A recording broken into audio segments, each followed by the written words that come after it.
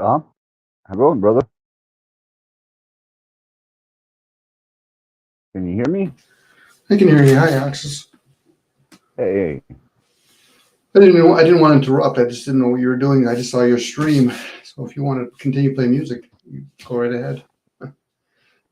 um, well, Dom, I don't always play music, but you don't always get a chance to talk to good people. Oh, thank you. Same mutual with me, buddy. Um, I got through the worst part of the withdrawals,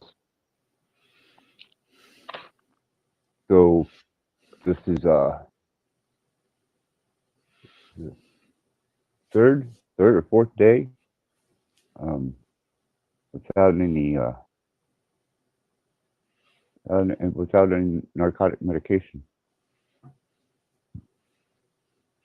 When you're doing the withdrawals, do you also do like some sort of fasting too, or is it just safe just to keep eating while you're trying to do the withdrawal? Fruits, vitamin C, melatonin, Mm. echinacea. Those are my multivitamin. Those are my go-tos. The thing about getting that shit out of your system is it really goes down to the bone, and you can feel it coming out of the bones. You can't get proper rest, and you twitch and you jerk randomly. And today, when I woke up, man, I had a good sleep. I woke up, felt great, and I thought, man, now let's see how this adventure goes and how long I can keep the system clean. It sounds like the body was having the withdrawals initially. How's your mind handling all this? Well, that's the peculiar part, Dom, is when my mind and body work in harmony with each other. Um, it's a strange relationship, but it's a unified. So in my mind, while I'm going through this physical torment which I brought on myself, my mind was looking around at all the distractions because your Mm. senses start coming back. You know, all the ones that you've deadened out and kind of become numb to.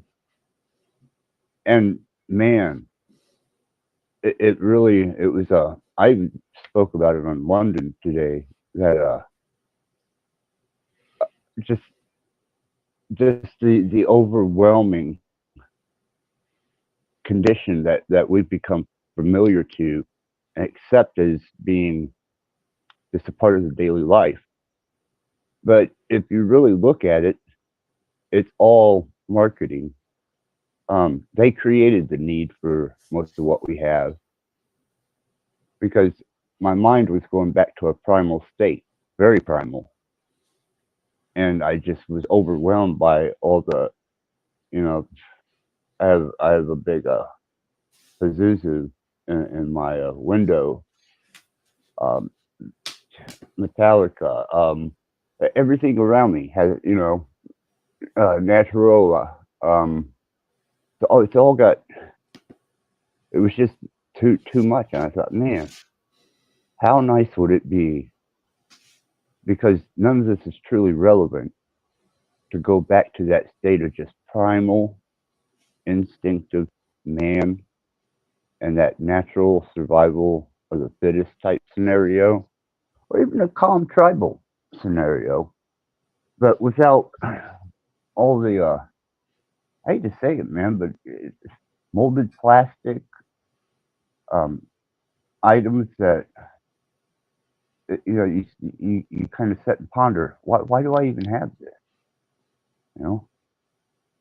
So I suppose the mind was doing a purge itself because I'm really disgusted at forced um, marketing and im- imposive marketing.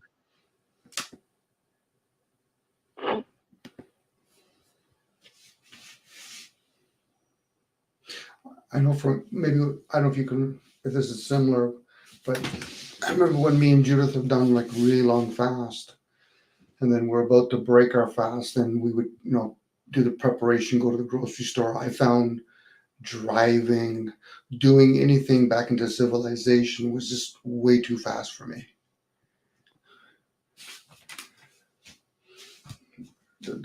Plus I weaned off of all that other stuff too when I was doing it, such as computers and all that stuff, because I know the mind Right.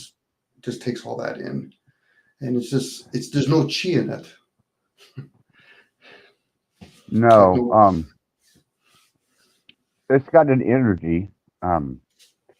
Anything that, like I said, I keep that balance between binge and purge, light and dark. So it's that way I'm getting the whole spectrum, and so a lot of places I go with my mind and my energy are generally places people don't frequent, and you're not going to find too many people there. But whenever the body, which has been doing for the past few days, getting all that nasty out of it and just secreting it, I suppose the mind just followed it, Dom. So I can relate to, it wasn't I stayed on fruit the whole time. Um,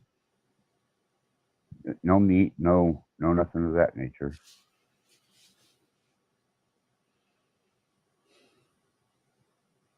Do you do a lot of fruits, or just enough just to get a little bit of sugar in you? Um, I have no, I don't. I don't know. Fruit, whatever's in fruit, because Mhm. you can't hold things down very well. The stomach and even food is repulsive, But I learned a long time ago, because I've done it not too well. It's been a couple of years, and I didn't know, what to use to help me get through this shit, Mhm. and that was really a really bad ride, and even the mind recoiled in horror on that one. But after listening to a lot of like people that I've been on their panels or in their chat and watching their cast, I I learned, exactly what I needed to get through this with the least amount of pain and suffering. Mhm. And that was great, because I thought, man, I really don't want to go through that nightmarish hell ever again. Uh, but yeah, the things that we've become used to and have become accustomed to having, and all the marketing labels, it's a mental clutter they impose, and just I felt like if I was on another planet without any remnants of what this planet was about or anything on it, how the mind would be. It's a nice place to take yourself meditating, Mhm. I don't and know if you use. Go ahead. I do whenever I go through a purge, I do meditate. Um, I find that helps keep you coherent, because your mind doesn't really want to go along with the body at certain points. You'll get a craving, and it almost feels overwhelmingly powerful to the point where I have respect for anybody who's detox, um, fasted for a while.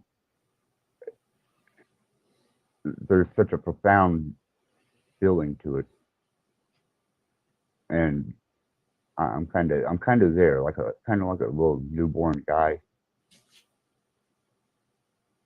fresh eyes. What does tomorrow hold? Um, At what point do I slip back into a state of numb, being numb, and not realizing or recognizing that this is not home. You're just visiting here. You will be leaving soon. Hmm.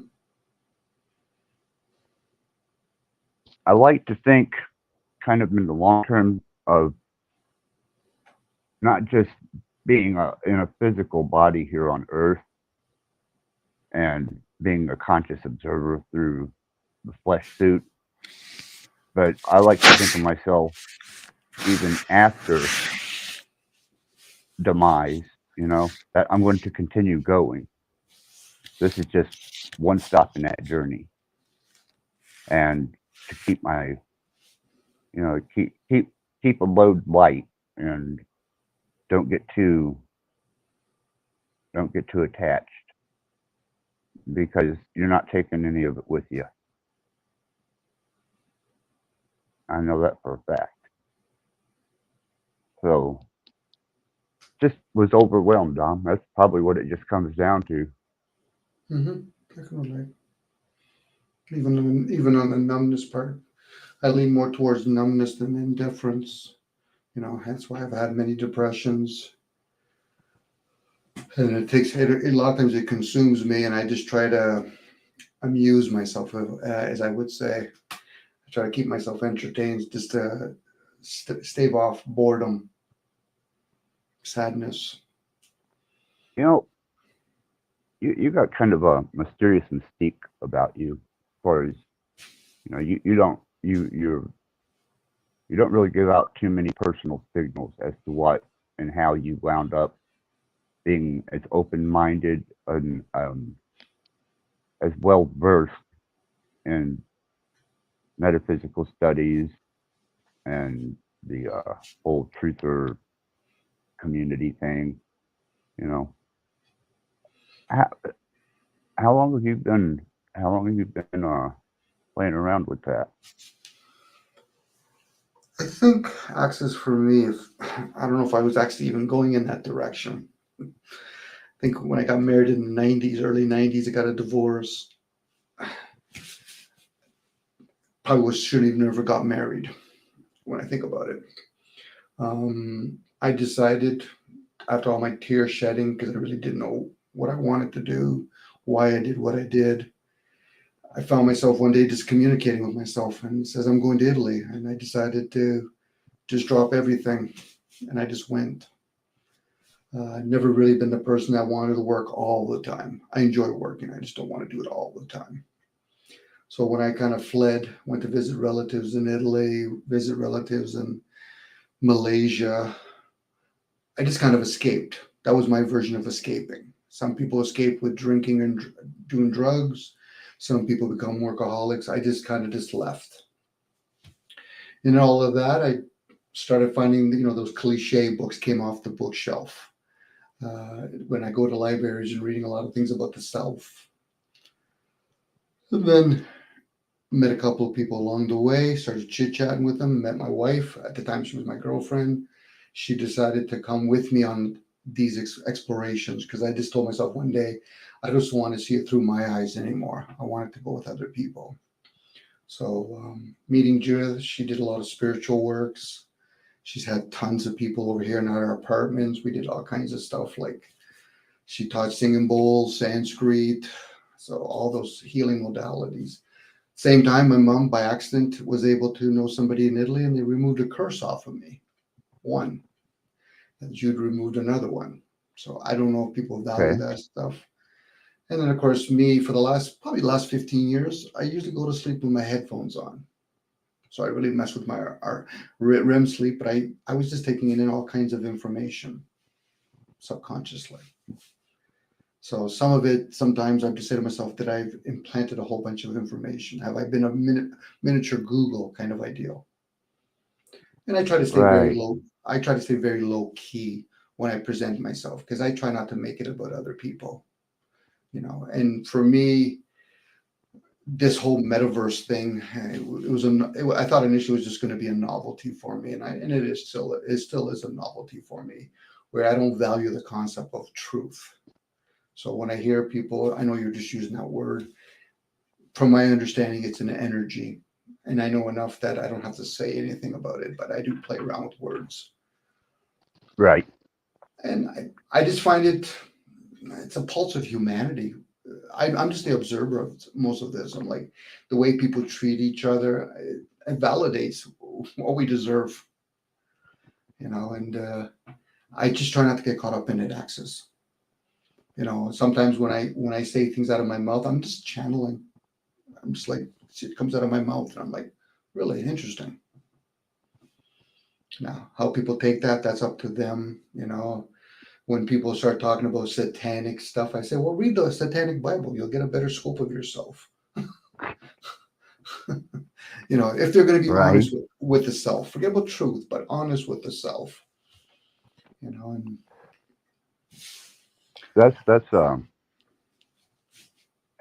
it was said in a statement that I really to this day still appreciate, is that you can overcome fear very easily, but it's very, very difficult to overcome shame. mm-hmm. And the perspective of that made a lot of sense to me.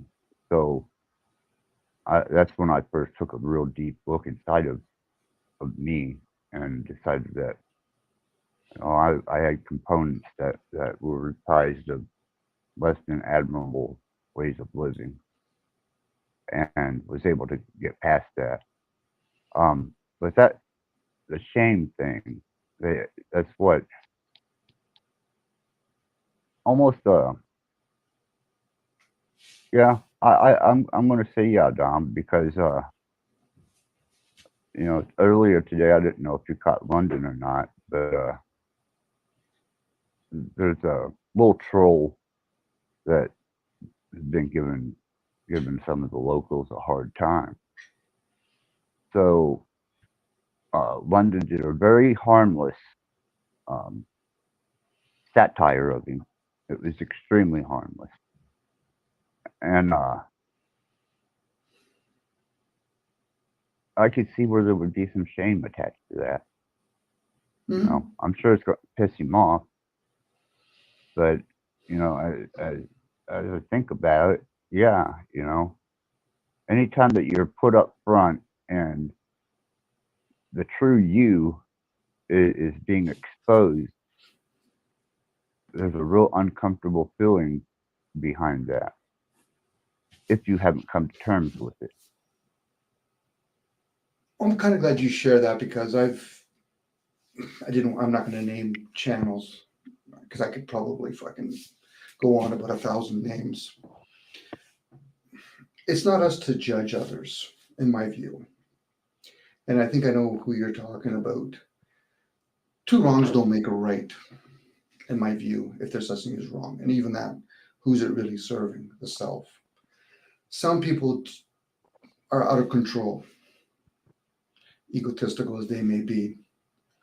I still don't think it's somebody else's role to think that it's their job to put them in their place. It perpetuates it. And Well, I know, go ahead. I don't think there was any harm intended, but it was funny and it was humorous, and if he's got a light enough heart, then maybe he'll see the humor in it more so than feel like he's being attacked, because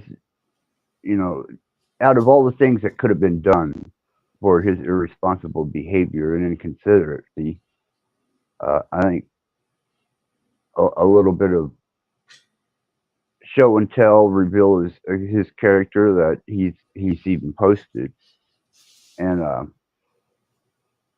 let him know that, hey, you're kind of kicking dirt in people's faces, man. We're getting tired of it. Well, that's valid. I think the energy of silliness and seriousness usually doesn't serve as much as sincerity. And unless we're talking about people that are killing each other, popping aside of these forms, think of war, think of abortions, somebody Oh saying man. something out of harm verbally, for somebody else to do it back, what do they really get out of it? Are they trying to straighten the person out? Are they trying to get even with the person? Should it be done publicly? Should it be done privately? I get Right. I get some people think this is humorous, but they're wasting so much fucking energy on it. Like, I mean, so much energy. Now, if one person decides to be a little bit crazy or cuckoo pots, then maybe we need, as a collective, say, listen, let's play for keeps. But most people aren't ready I to I, play for keeps. They're I not. do understand that, Dom. Oh, I know you do. If a person wants to Yeah. fight fire with fire, do it privately. So I know who you're talking about. I know his channel. It's not like so he hasn't Yeah. done shit before himself, but he's going to do what he's going to do, and he's going to say what he's going to say. You don't go on one day and turn around and say, I don't like how people are treating people on my panel, but at the same time, turn around and say somebody else that's probably out of control, but they're doing it publicly. And everybody else, what is it, the Rocky Horror Show? We're all laughing at the expense of some other human being. We all lose at that point. We all do. Yeah. I think I think as far as that situation goes today, I think it was done in a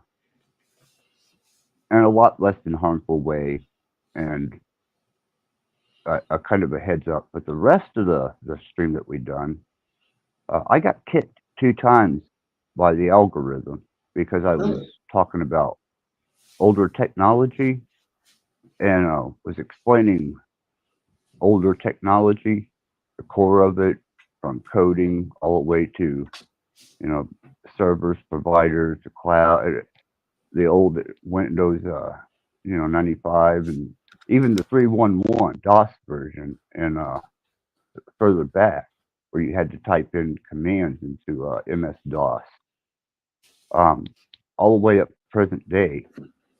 And when I was telling everybody, which the stream is still up, um, the ins and outs of how to kind of really get the most out of your computer and the internet, and yeah, nailed me twice. Completely threw me out of the room, and I thought, wow, man. So it's real subjective, I guess. He didn't get he didn't get no slack from doing a kind of a montage of this character. But if you talked about anything that could be vitally important, oh man, they they didn't like it. That's for sure. Well, that could be a saving grace too, because what access shouldn't really be fed to the masses anyway. The Right, masses are getting exactly what certain channels offer. They want entertainment at other people's expenses. So let them fucking burn. I say right, that ever so lightly, out of sincerity, polite. Let them fucking burn. They honestly think they're trying to help each other growing as a human race, but yet they'll tear down fucking another person. I'm not here to defend anybody, but I'm surely not also here to attack them. That's for them to learn. If they think something is worth their energy, and most people, they like to be entertained. So entertain. They can do it in good jest, whatever. Hopefully the person that you're doing it with is in the presence. So for you to share that kind of information, sometimes they don't deserve it. And the universe, or whatever we want to call it, we could think that they're hideous. I like to think that technology is, people are allowed to receive it when they're ready. I've been around the community long enough to realize most people aren't fucking teachable, and they're not even in the student role yet. They're just yapping intellectually. And even that's because they read books or they've been on YouTube. right, That might seem right. harsh. It might sound harsh or whatever, but most of us aren't creating the internet. So the ones that are doing it, they should be able to make the rules. And if they got it in the bot that say certain information shouldn't be shared freely among the masses, because then there'll be abuse of. Right. And what I gave them the layout for was basically how to bypass a lot of uh, the censorship, how to but this is stuff that so I got on computers way back in '93 and '94, and I had an 8088 at the time. That's an old IBM. Everything was DOS, Mhm. and I watched the operating system develop over the years, and I had to stay up on that because of shit that I do personally, and they started taking out everything that allowed you to tweak your system or to operate certain programs which are necessary for a function. Mhm. And I was I stopped at Windows 7. Now I'm aware of 10 and 11, but Windows 7 is that's my multimedia. Everything else I do is on Windows 95 or 98. Mhm. I can still access the DOS. I can get command prompts. I can get to all my internal tech.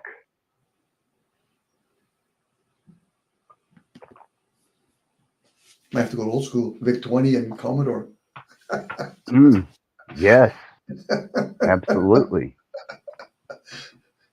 As everybody Yeah. else using the new technology, we go under with all the older tech, like the military. Well, back in the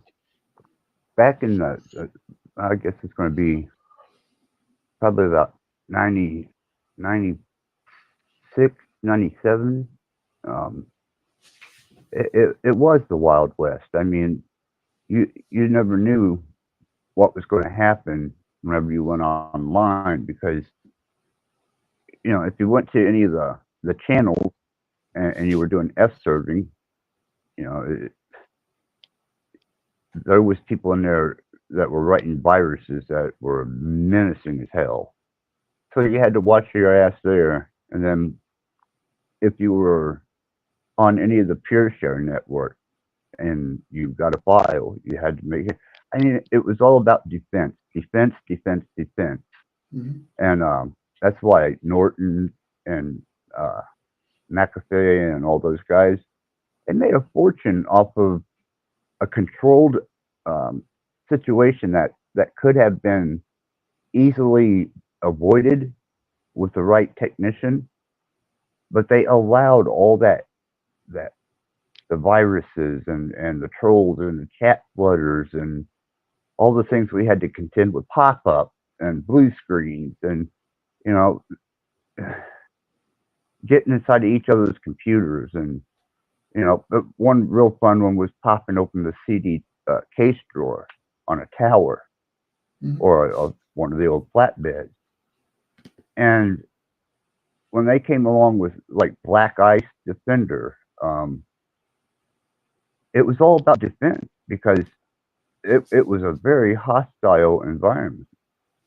And whenever there was MySpace, yeah, that was um that was one of the first kind of like Facebook type Mhm.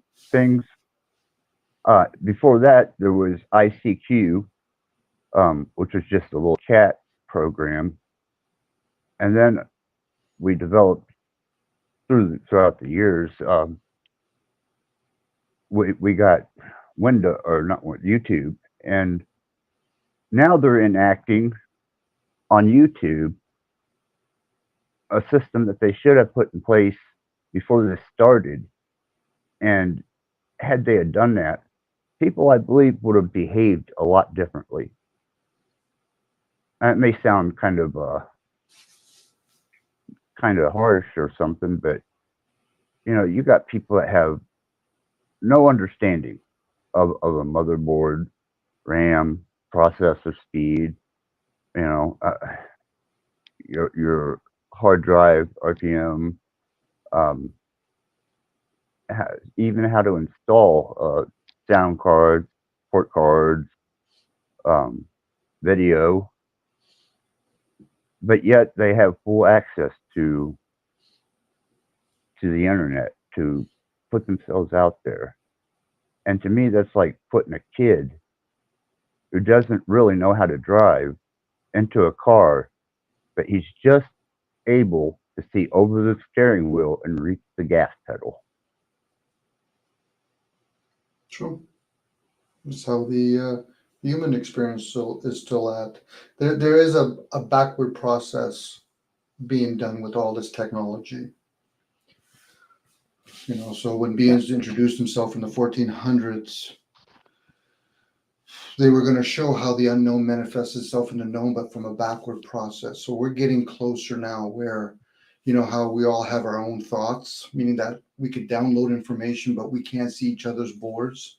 The computer is going into that same way. So as you're talking about the boards, it's kind of like a sigil downloading all that information. Like there's certain text now that people can take from a chip and it can download all kinds of things from the ether and also energy.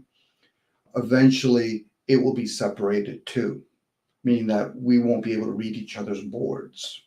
So, and of course, when a person, obviously you've seen it, when you look at a board and you look at the city, Okay, it's the same ideal. It's energy everywhere. So for most humans, they're not, the beings that are in it. It's like me. You're presenting it to me, I'm not going to grasp most of that unless I go inwards. And then I can visualize it. Like I can have big words in my head, but I can't pronounce it outside. So a lot of us have those abilities. And so a lot of people just want to get out of the matrix, but not understand the matrix. They're just being spoiled at that point. They're selfish little beings. If anything else, the best thing I ever tell them, I said, just get ready to fucking be rebooted. Why? Because you're not doing nothing right now anyway. You're just fucking yapping for the sake of fucking yapping. But that's their choice. They can do whatever they want. But when they think, well, I understand the matrix, I don't like being here. I'm like, yeah, okay. So what do you understand? There's much worse places. And you're valid access, but unfortunately for most people, they don't even know where they're at. So for them, they'll get stuck on concept like belief systems. Even knowledge has its fucking limitations to it. But again, it's each their own. For me, it would be harsh on me. I could say with you, I know it's, even though this is being recorded, where other people, it would be taken like candy from a baby for most of these people. Now they can have very intellectual lingual and all that, and they can be fucking long-winded. But outside of that, I'm like, so when are you going to learn to be still and be in silence? Why? Because most of the information you truly need is inwards, through a receiving mechanism. But again, that's just me yapping for the sake of yapping. People get offended by some guy that's yapping. How many people read books? That's a guy reading, or a person that's putting a whole bunch of yapping inside of that. And when I say yapping, I'm just talking about chatting. Right. Yeah, well, they're subjected to it 24/7. They're waking hours. Yeah. Yeah, valid point. Waking hours. Whatever they do in their sleep, unless it's a calm room without a whole bunch of frequencies running through it and nothing's on, your mind will probably relive the course of that day in some significant manner to the subconscious. But if you're constantly in that state of, and it's really bad, Dom, because I've had to deal with it. When you're the only person that thinks you're right, you're probably wrong. It's a bit of both axis. It's still serving the self. Yeah. It's serving I know that. State. I know that I am not. I know I'm just your. Well, I'm not average. I'm bizarre, a little strange, but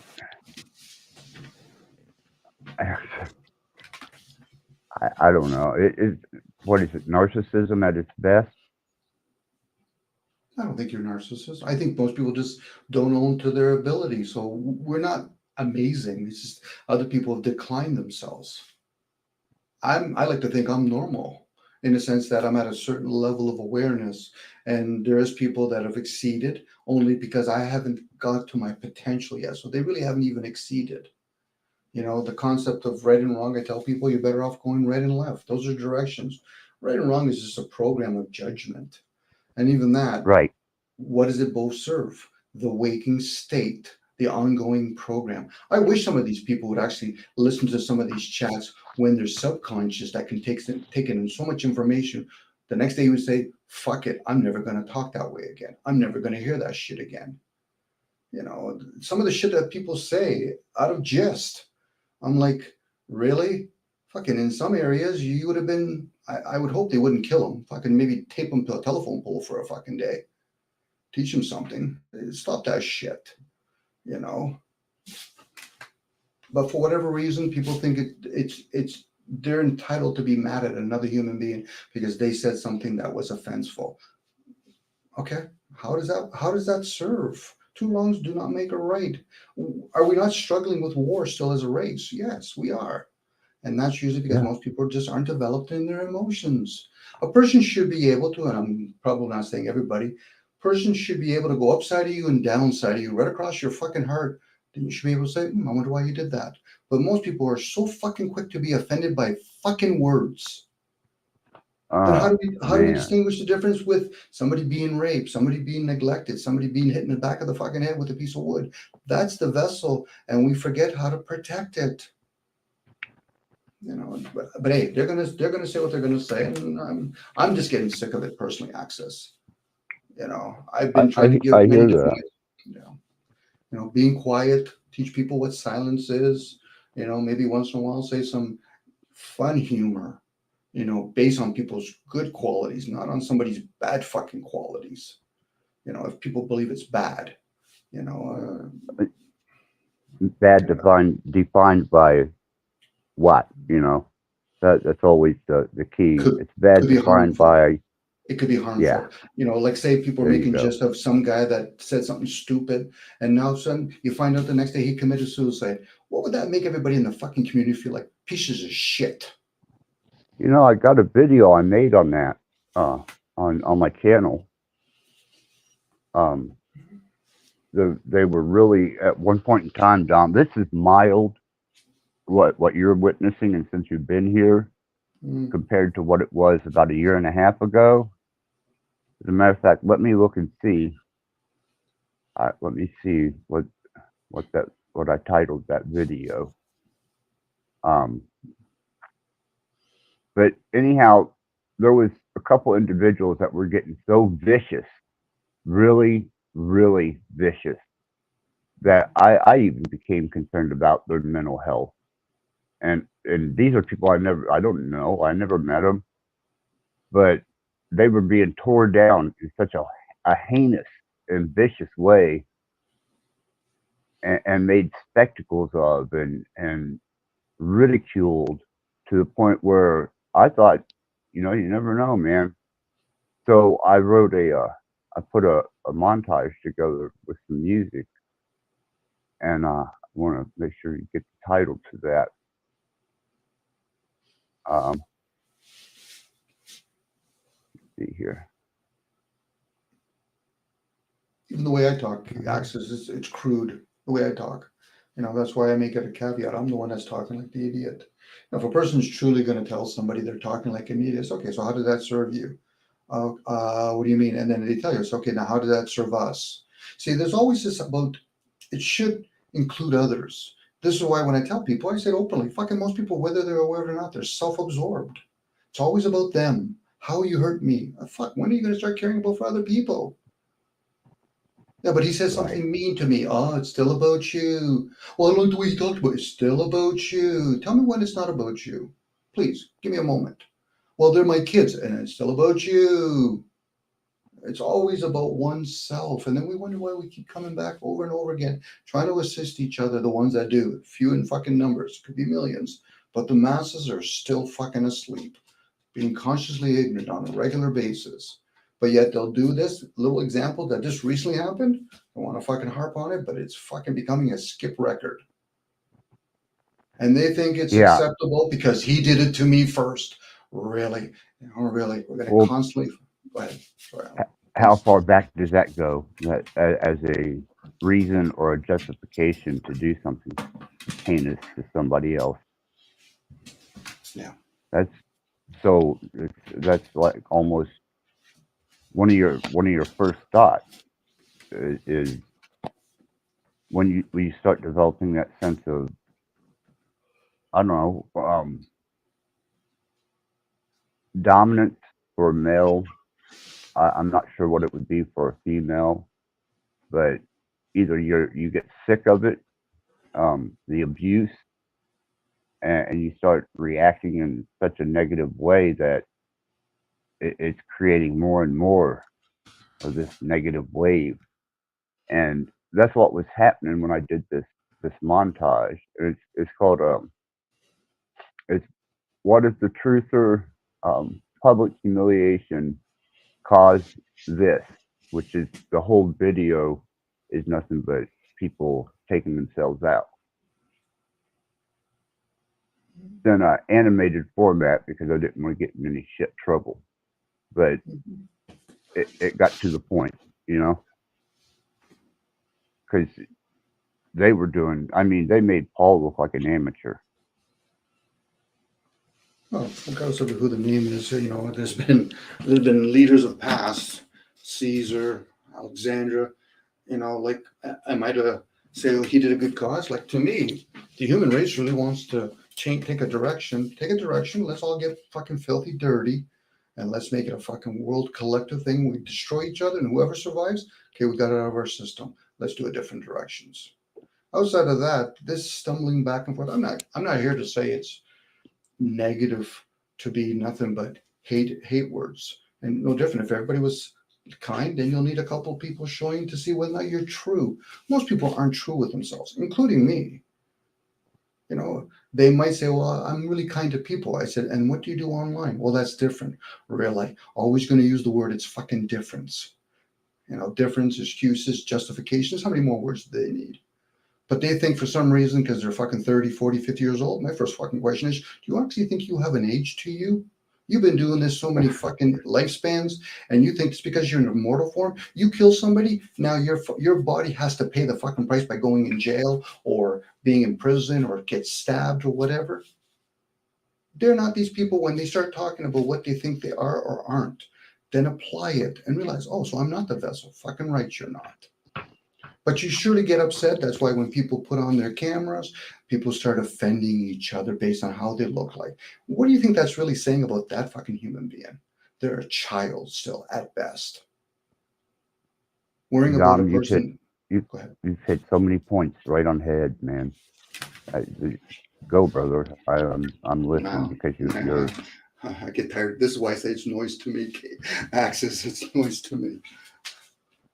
uh You know, to me, it's like if people want to debate, do it for keeps. Do like the samurais. We'll do it for keeps. You want to debate me? No problem. But the loser has to take that fucking gun and point it to their fucking head. Play for keeps. Or you don't want to play that game? Okay, then shut up for a whole fucking year if you lose the debate. These people like to debate. I tell them, I said, debate and masturbate by yourself. But they think they're trying to prove them something. What are you proving? That's a question. I always put it out loud. It's a question. What are they trying to prove? Win an argument? Okay, so put a gun to somebody's head. You'll see how quickly you'll win that argument. And then people right. worry about the color of their skin, or they worry about their fucking gender. Once again, are you the body? Well, no. So then what are you doing? Right. Well, it's like Fucking I said earlier, if people would take a little bit of just observation and conscious understanding, they would understand that when you're not here in this flesh suit no more, you're going to be a different type of energy, a different kind of frequency, and you're eternal. You know, the things that you learned and stuff that may not have, any real true significance on in that position, but you got to think not only of this life, but when you leave this world, it's you're still there, you're still going. What are you going to be, Mhm. the same kid? Once you find out that everything you thought was one way turns out to be another, and all the things that you gathered together in this little menial amount of time that we get, you blew it, and then you get to move on through the eternal fractal order. And you Oh,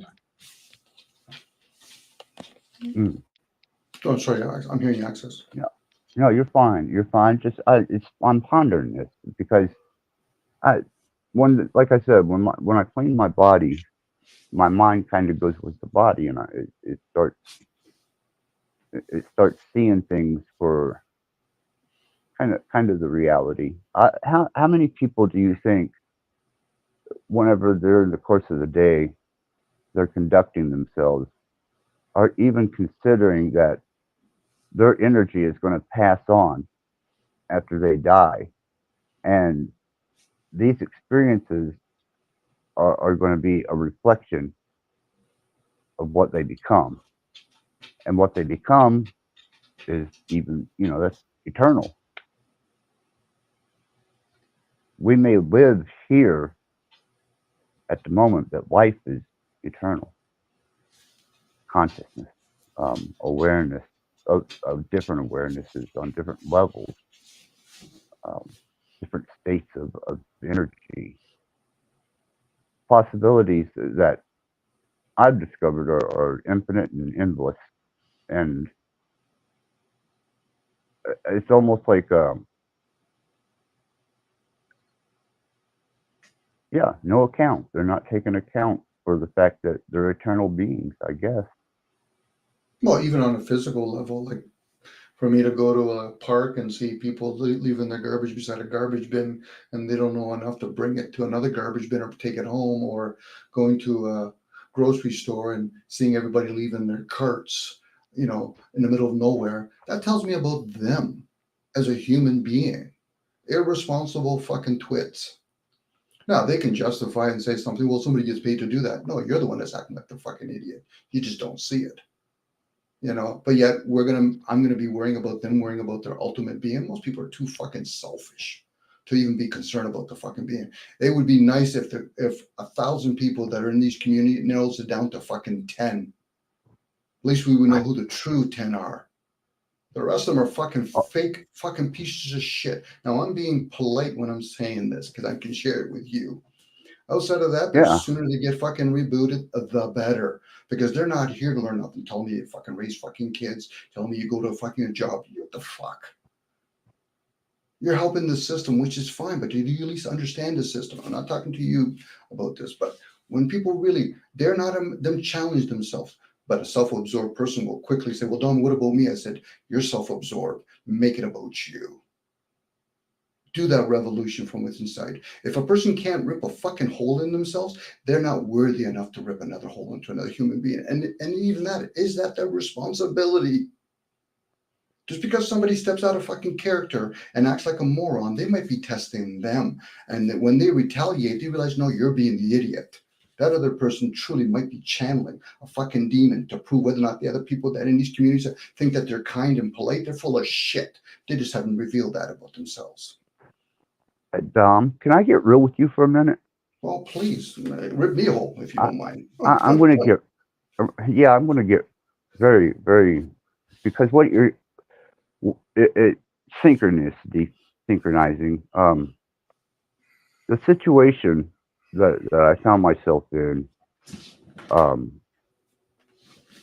I can relate to, and what you're saying applies to this whole, mom, my son, and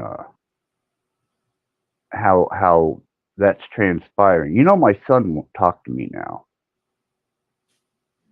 It's his loss. Eh, That's his loss. Yeah.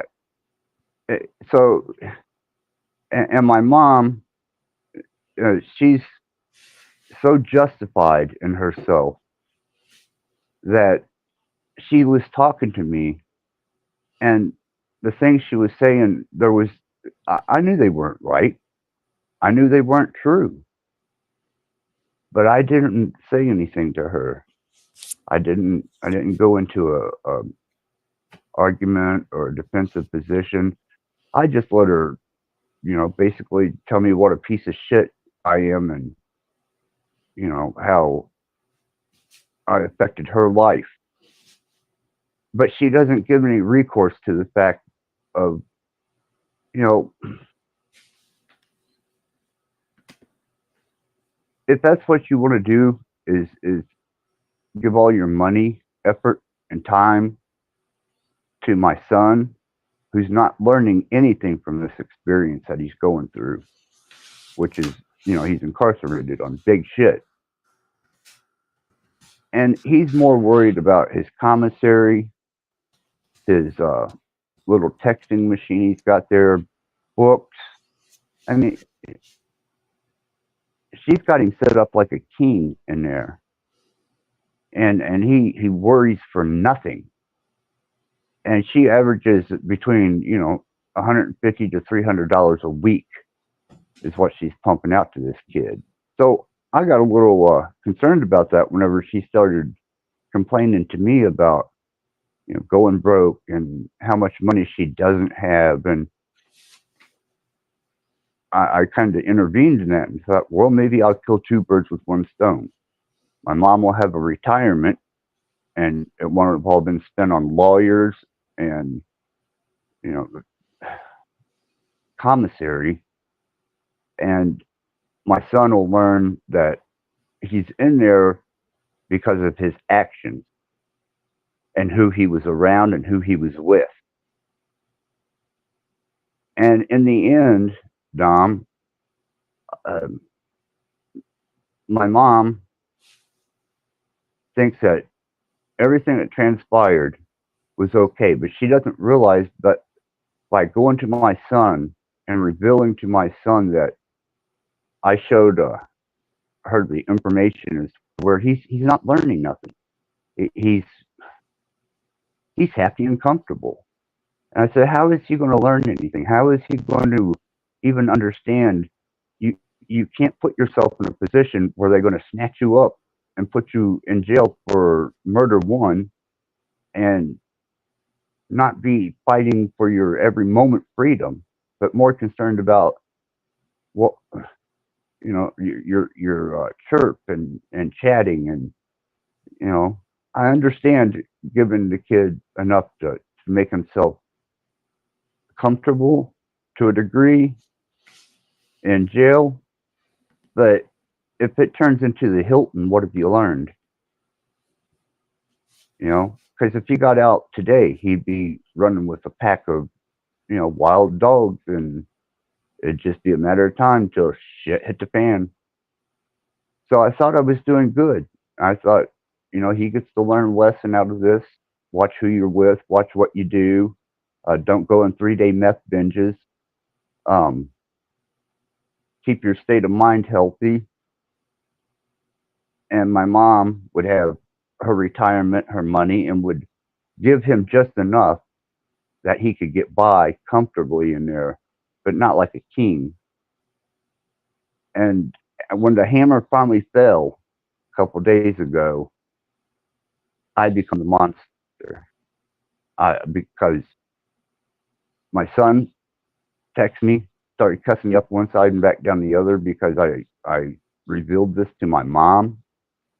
And then my mom, she comes at me because I'm the one that's easiest to extend. It's easy to step on me, and I've allowed that with her, and she just couldn't get the whole picture, Dom. And neither could my son. It was in such. Sorry about that. It's like I did that in vain. The test probably will be for you. There's a lot probably you're going to learn from all this access. You're not there to learn for them. You'll learn for you. I could, not to take away from your situation, access. I sympathize with you. No, you're Well, fine. You're fine. yeah, I'm comfortable, laid back. I'm being real, man. yeah. Um, The scenario could be spun.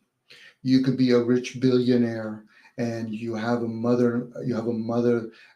You know, giving your son way more money in allowance in a regular month. You're giving your son $20,000, but she wants to give him an extra five, and he's always in debt. hmm Again, everybody has to be accountable for their own program, their self, and whatever decisions they make or don't make. Now, some people have to distinguish what is theirs. Like, I get it. Some people want to blame their parents. Okay, you go on that. Not you, but these people go on their little rant. So how do we now know we're not looking in the mirror within the mirror, that our parents did not grow up in misfortunate situation? Eventually, a person has to take accountability. If your son's being accused right now of murder, but his behavior is spoiled, I'm not saying he's guilty, but he's surely acting very immature. That's not on you. right, That's not on you. Now, somebody could turn and say, "Yeah, but you weren't always there for my kid." I said that may be true, but you're not the one that did the thing that's supposed to be he's being accused of. And if your mother wants to help financially because your son probably or it still is innocent, so be it. But if she didn't have the money, should that be on her? No. So again, and this is where people start getting into, well, I don't like cops. I don't like the prison system. Yeah, the world's not a fucking perfect world when it comes to humans, but we still have to take accountability for the way the system is set up. Now, if a person is not aware of the system and then they want to play dumb, I said, well, then you're just dumb. It's not the system's fault. It's like this is the whole thing. People want to play this. Well, I don't agree with the governments. Well, then fuck, go take a chance with nature. Then, well, no, you want your cake and eat it at that point. I know I could say that, but I don't go around bitching and complaining about it. Now I'll bitch and complain about the fucking beings that are inside the human form. Because really, why should it be a million people having to speak on behalf of the billions of people? Now, I'm over exaggerating on that statement. There could be billions of people that care. And, typical Canadians or Americans fucking being totally ignorant of the fact that there's other species in this world, in different parts of the yeah, world. Just because it's hurting you a little bit in America and Canada doesn't mean it hasn't been happening to countries like Argentina or Jamaica. Where was everybody when Venezuela fucking collapsed or the yeah. ruble I was about collapsed? to say, It's a bunch of spoiled fucking kids raising fucking kids, having more kids, you know. But they're in and good this company. that But, I tried Dom whenever my son was. I had full custody of my son, mhm. and I would take him camping. I would take him ginseng hunting. We'd go critter hunting in the woods. Um, we did a snake roundup in the creek. I mean, we were always doing something that was associated with nature and wild animals, and I tried to teach him responsibility, not in the way of being a drone or controlled, but an individual with very good hands-on skills that would be able to take care of himself. And along the way, he became so um, I, I guess it was almost a total resentment towards everybody. I mean, the kid had an absolute horrible state of being, and I tried to work with that, but I had family interfering. Um, because I'm the dark evil Satanist. Um, they felt that Josh needed protection, and they didn't allow that natural course of becoming a man happen to him. So he's got that juvenile state of mind. And whenever he found out that I was the reason my mom was going to slack his money down. He went from, "You are a great dad, I love you, dad," to, "You are the biggest piece of shit, and if I can get my hands on you, I give you a good whooping." And I thought that defined him so incredibly well that he would choose to not aspire to learn something from this, but to sell everybody out and up the river so that he could have his commissary. You know, all those years of us being father and son, or dad and son, were just washed away over the love of the self self indulgence. And I can understand on the inside where anything you can get when you're on the inside is awesome. And if somebody adds to your commissary or sends you a piece of mail or a book or something, that's absolutely amazing. But it went further than that with him, and he tossed me off to the side, and I'm hoping they don't get a hold of the messages and shit that he popped off and was spouting. But it almost made me feel like, where did I go sideways with him? And was it me, or was it just his nature? Because his mom was much the same way. Well, Axis, whether it's a single family or a single parent, they're already going to be at a disadvantages because the community is already broken down in most places. So it was never really raising your kids by yourself, you and your wife. It was your aunt, your uncles, your immediate community. So today, there's a good chance your son got bombarded like a lot of people get bombarded. Single dad, mother somewhere else. And even that, the only you guys can only take so much because then there's the extended family, there's the community. It's that's just the way most people are living in developed countries. When they start having a bunch of immigrants coming into these countries, you start seeing how a lot of people used to live. Like it was extended families. So you're at a disadvantage. So I wouldn't would be unfair to put any onus this on you, let alone on his mother, let alone your mother. It's a group failure. And the child, in this case, your son, is going to have to pay the price. And then he'll be another adult that's going to be way behind the eight ball. Oh Whether man. it's whether it's in jail, whether it's a single dad, a guy that's broke all the time, or he's been enticed to go in the military because there's no fucking healthy job to be like a farmer or a hunter. So this is the breakdown of the community. And this has been going on for generations. So this was way before me and you. Right. So at this So point, I we're can only seeing the residues. So the commissary, but whatever you're talking about, these are big corporations. They've got their prisons privately financed, and now they're saying, listen, well, you're going to jail, no problem. Most of you drug lords or whatever, you're going to pay while you're in there. But they've got away from rehabbing. So at this point, it's encouraging in these developed countries to be third or fourth time offender. They're not ever apply the theory, or not the theory, the practice. First time offender, you lose a tongue. And we hope none of you guys do that. But this is an economic game that these guys are playing. So your son is just right now, he's not even in jail. That's economics now he's in now.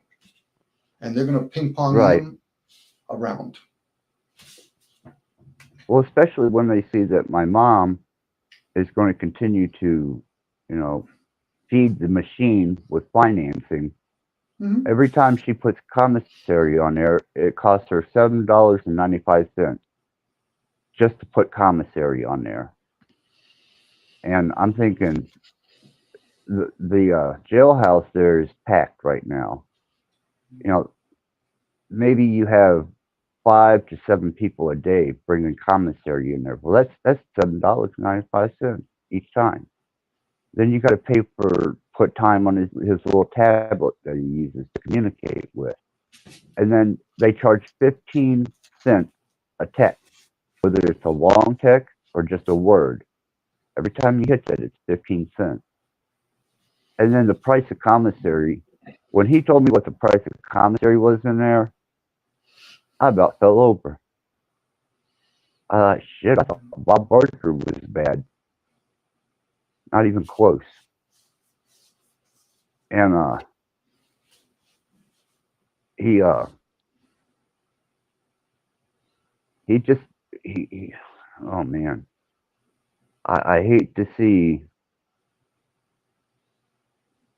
and I really don't want to predict the outcome, but man, how do you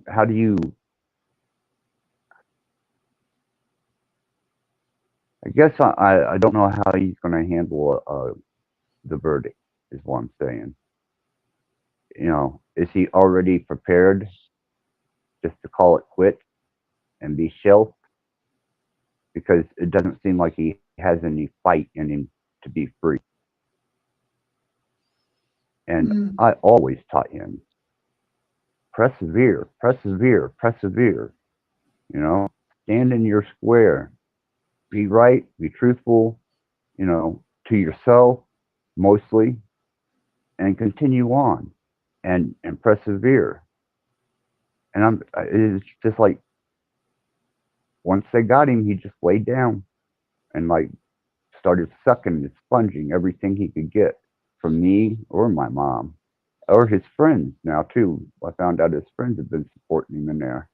That's persevere. It was never intended to be good. It just persevere could literally be manipulating. The fact that you stay true to the way your intent is, that'll be your test for you. Same with your mom. If she's a religious woman, her being kind, oh boy, she might be doing that for her faith. Again, we do a lot of these things for ourselves. If your son knows how to manipulate people, he's persevering. That's on him. Whatever he'll reap whatever he sows. If he wants a different outcome for that, then he's full of fucking shit. And same with your mom. If your mom is being kind because she has faith that whatever she's doing, that there's some outcome, let her be. Again, we're too quick to judge beings that jump into these forms. Just because she looks like your mom, she could have been your daughter a long time ago, and vice versa. Or you might have jumped into a different family lineage just to experience something. Everybody has to take accountability for the self. And being ignorant doesn't count. And if he turned around and told you, Dad, I knew before I went into jail that I understood commissary, whatever these terms are, good for you, son. If you didn't, you're going to learn when. And if he bitches and complains, I said, reap what you fucking sow. You'll learn something from it. I know you don't wish that for I your did child. tell him that, Dom. That's all you can do. Whether he grasps it or not, that's on him. The last conversation that we had was him completely going off the left field with me and belittling me to the point where I was like, wow, man, I hope there ain't no jailers reading this shit. But I said, I'm not the one who fired your lawyer and decided to get you another one. That's basically paying for two lawyers.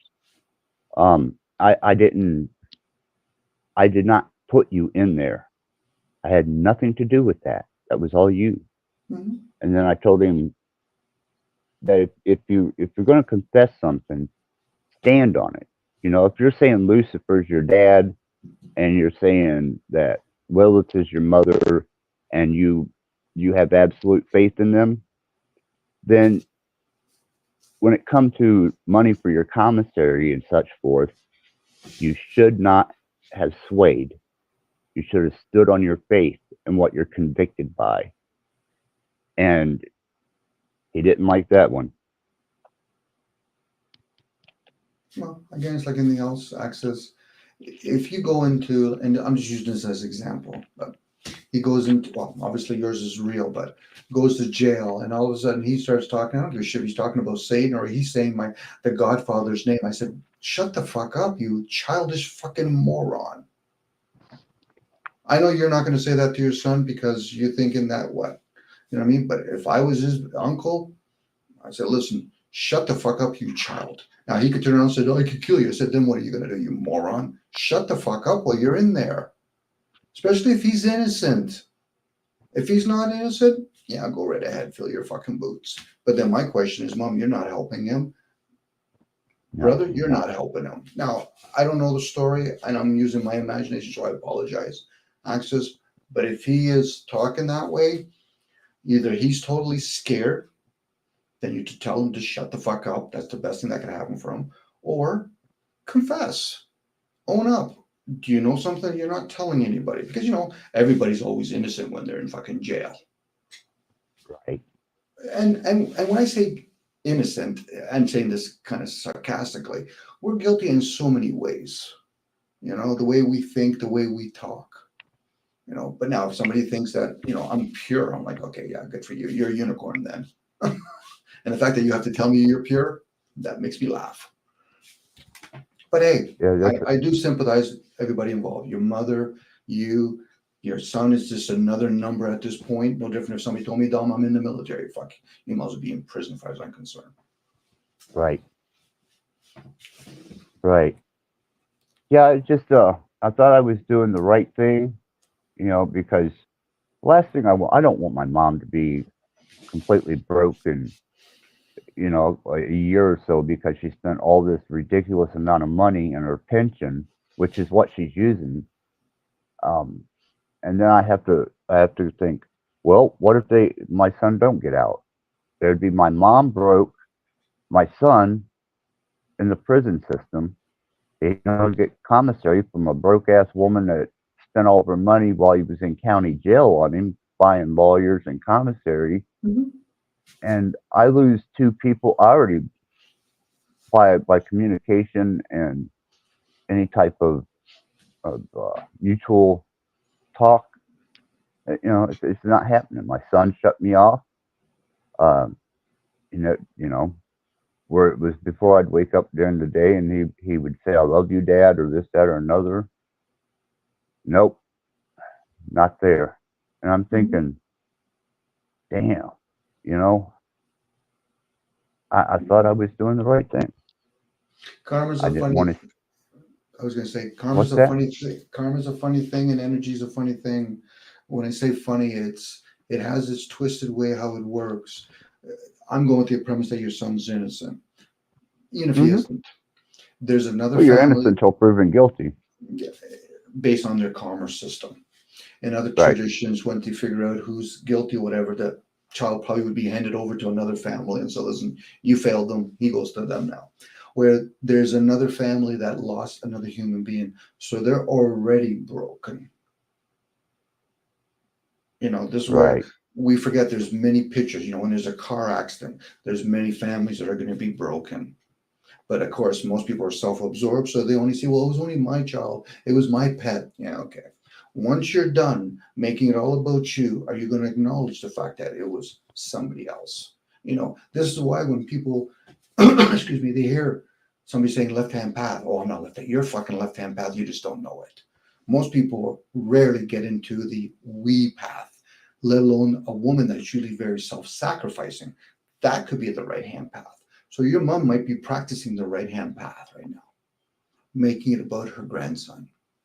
It's not all about her. Because if it was all about her, you wouldn't have to be telling her about the money. She would probably already be saying, it's all about me. Why would I give him money? This is why there's always a bigger picture going on here, Axis, whether we're aware of it or not. Yeah, you're right. My thinking was forward thinking. I'd really hate to see my mom destitute because she didn't have enough self control, or she was so compassionate that she led herself to the point where she couldn't sustain herself anymore. Mm-hmm.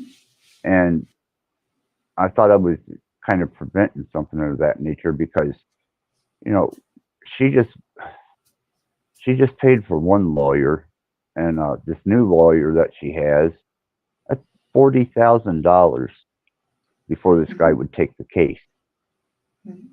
Now, I don't know about you, but $40,000 to me is a nice vehicle. I wouldn't have 40,000 to give, first of all. So I'm shit out of luck already. Yeah, 40,000. That's a nice vehicle to me, or something. But that $40,000 out of her retirement, not including the money she paid for the first lawyer, and I think that was it was $20,000, $10,000, and then the medical she had to pay for his psychological evaluation. I mean, geez, we're talking on close to $100,000 here. Okay, put aside money just for a second. I know we all get caught up in money. Does your mom have faith? She's a pay-as-you-go Christian. Okay, she will go into the she'll do the shittiest thing in the world, convince herself that it's right, and if she gets caught up in it, she runs to Jesus, throws on the armor of Jesus, and then beat you across the brow with Jesus, because she's forgiven, she's saved under the blood of the Lord, and Jesus is on my side, and she's got her church, which she pays tithes to every week, backing her on this. Okay, so I'm going to assume that she has faith. So there might come a time when that faith will be tested, and that's her own journey.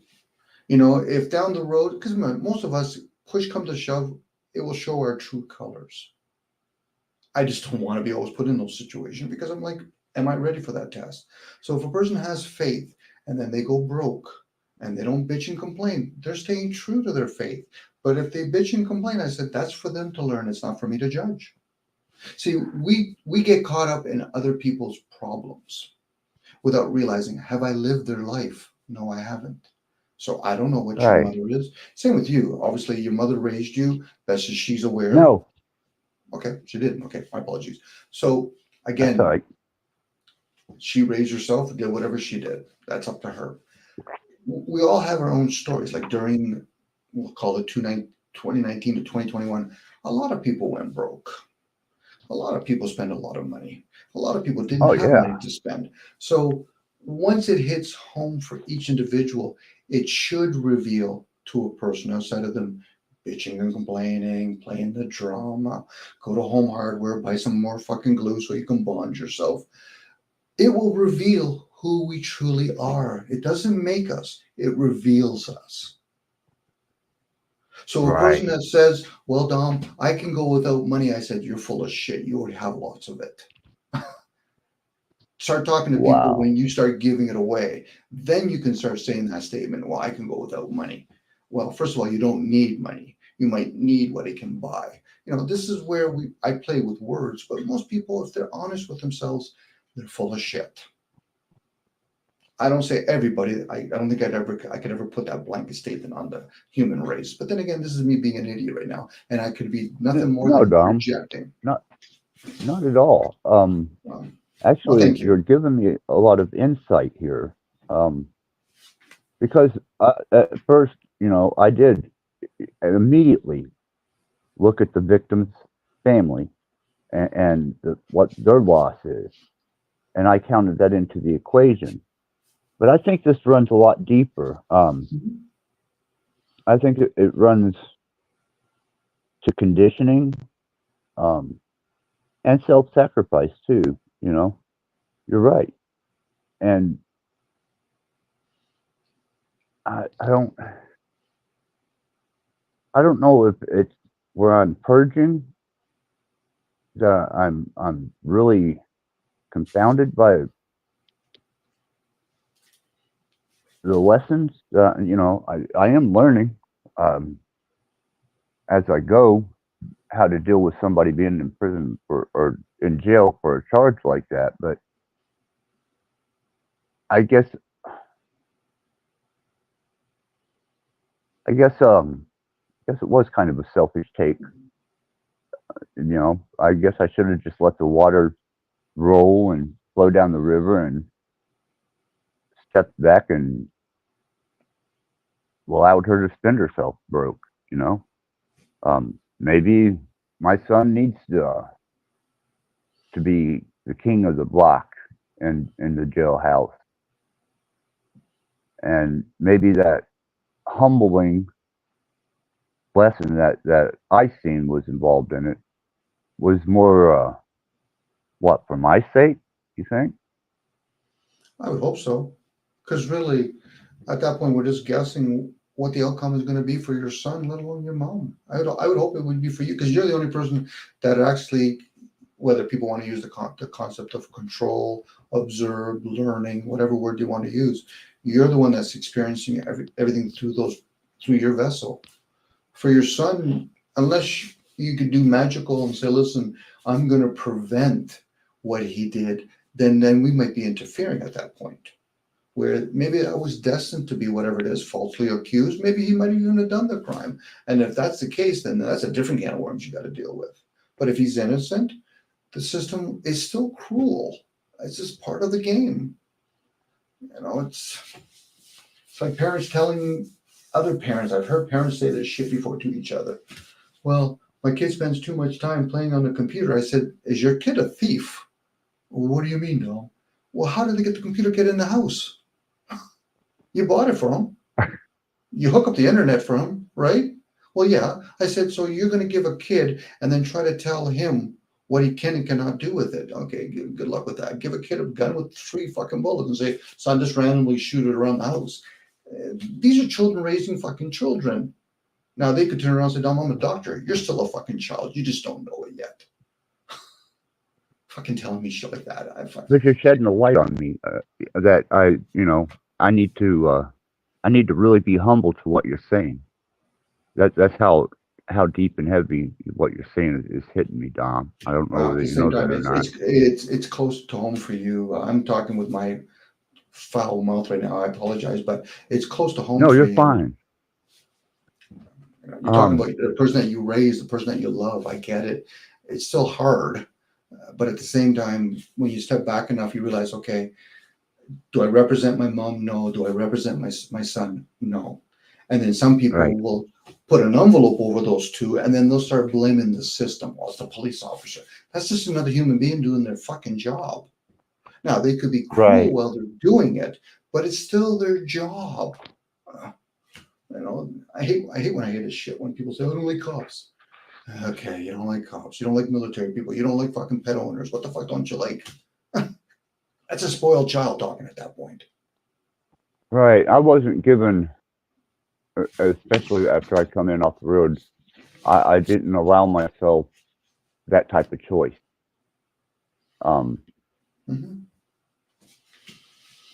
I became socially inadept and very self-sufficient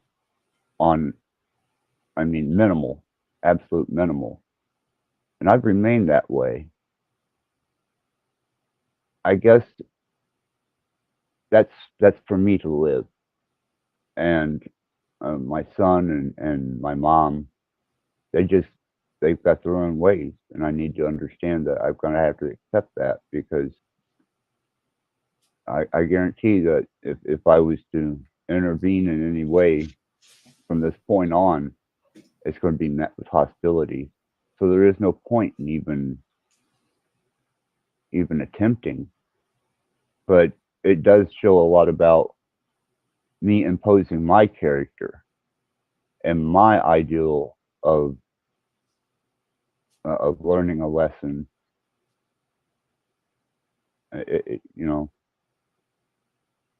Puts that right out there.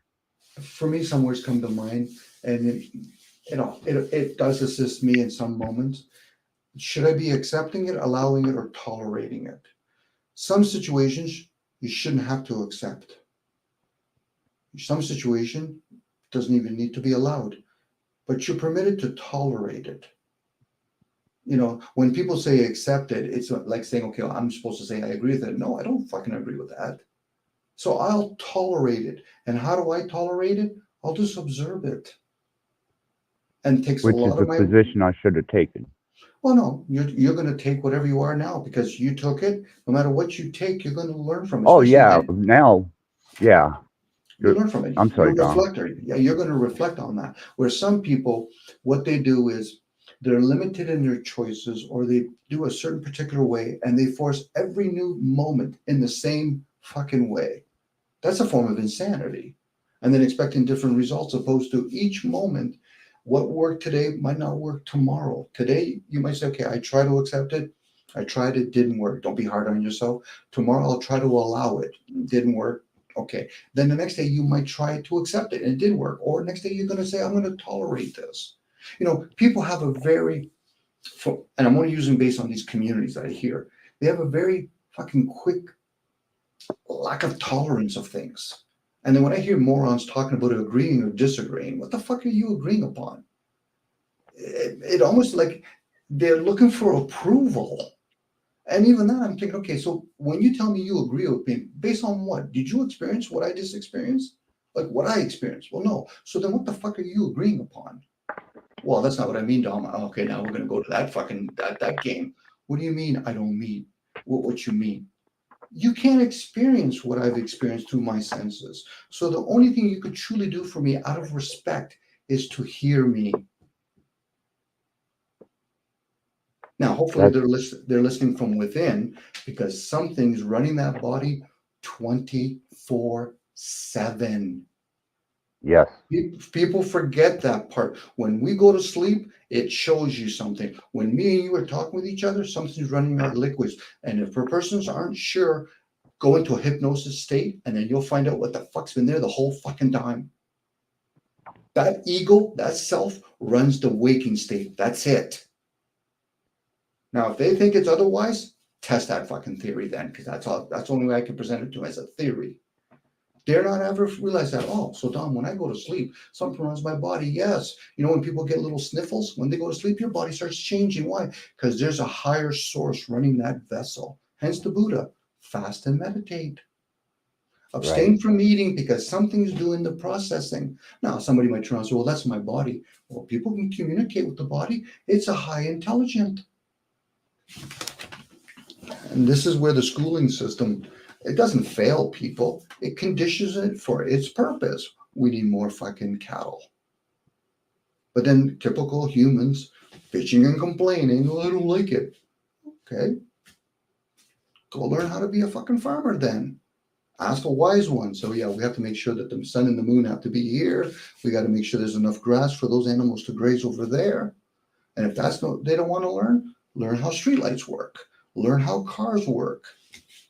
Fuck, we're really like what's the word to use? Nanny state. Most human beings are fucking in a nanny state. Yeah. Wow, Dom, you got me reflecting inward. Um, really, really, really deep. A lot of And shit comes out of my mouth. A lot of shit that comes out of my mouth. I'm hearing it for the first. Sometimes I'm like, fuck. Dom, as long as you at least are aware of it, doesn't mean I have to practice all this stuff. You know, this is why I make it a caveat. I understand health, but it doesn't mean I have to practice it. Now, for a person that's striving for balance, yeah, that makes sense for them. Sure, you're going to have to do a little bit, talk about it a little bit, think about it a little bit. Sure. You know, the richest people in the world aren't the ones that are working. Go figure that one out. right, right. Well, you got me reflecting and thinking that, even though I see two cars getting ready to collide into a wall, at what point does it become necessary for me to, you know, stop them? Interfere. Hence this is where when love becomes unconditional. Who am I to interfere? If I don't interfere with somebody that's being kind, why would I interfere with people being cruel? Unless something's pulling you from within and say, Dom, it's your turn to sharpen up. You need to intercede. Oh, okay, it's my turn. A lot of times I just observe it, said, who am I to interfere? Yeah, but Dom, that's wrong. I said, well, then why don't you do something? This is people love to slant what they think is truth and love based on their likes and dislikes. Same with philosophy, same with science. Well, this is the way Axis and Dom should live.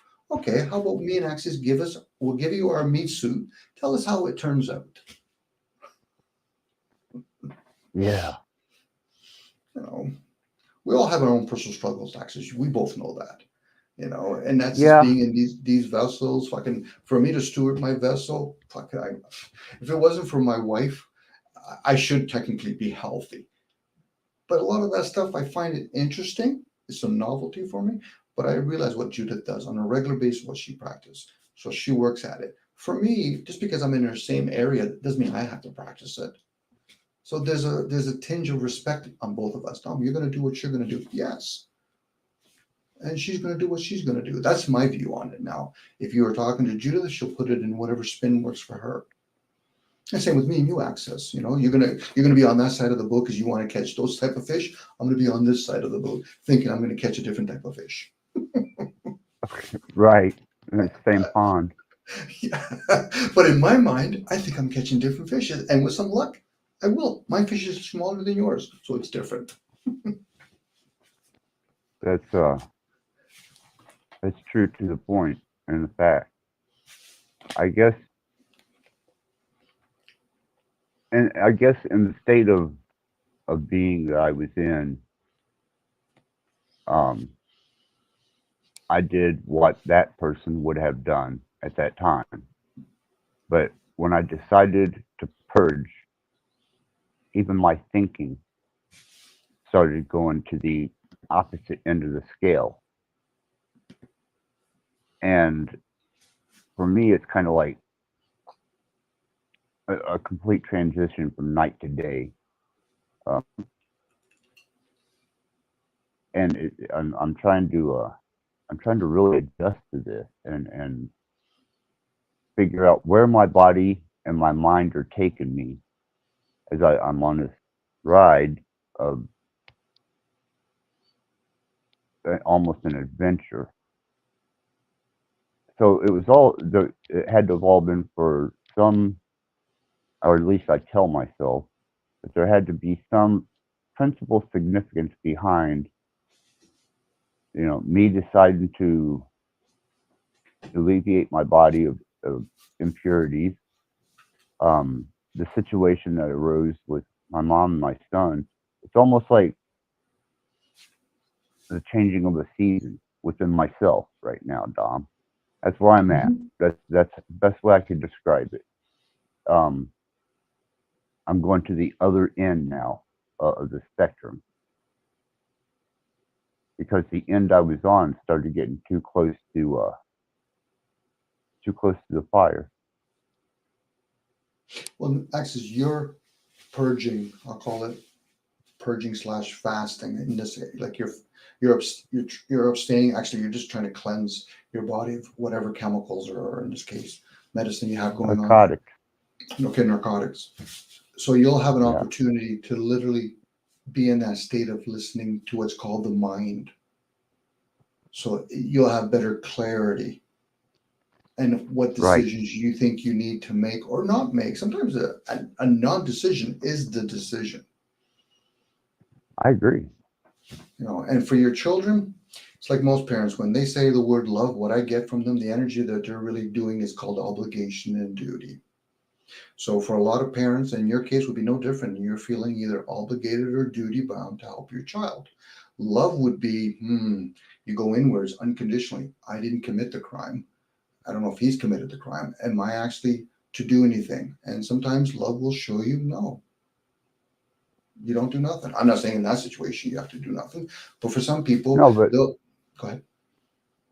I need to hear this. I need to be exposed to what you're relaying,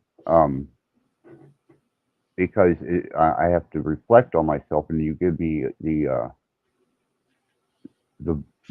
sounding board to look at aspects that I wouldn't have before, and that is so valuable.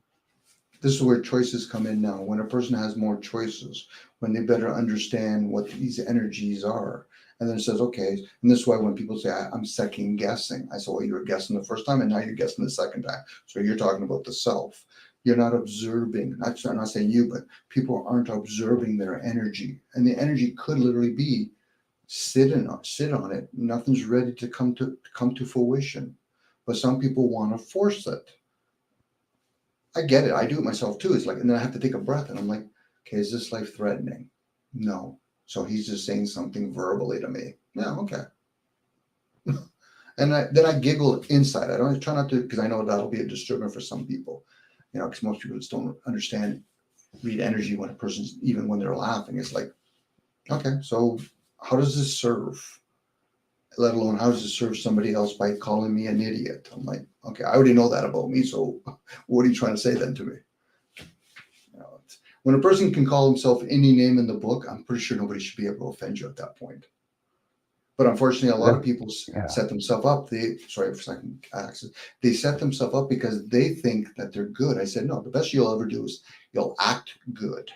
You're not good. I would never want to condemn somebody by calling them they're good or bad. You're acting. And in those moments, we all act. And this is why when people get mixed up when they say, well, that's reality. Okay, so what is reality? What you touch, what you taste, what you smell, the words you use, the thoughts you have, which one's reality? At that point, Kate, Access, I already know I'm talking to a person that's not developed yet in a lot of areas, but they could pretend to be developed. Well, Dom, I got a degree. Okay, whatever. Dom, I understand all this. I mean, okay.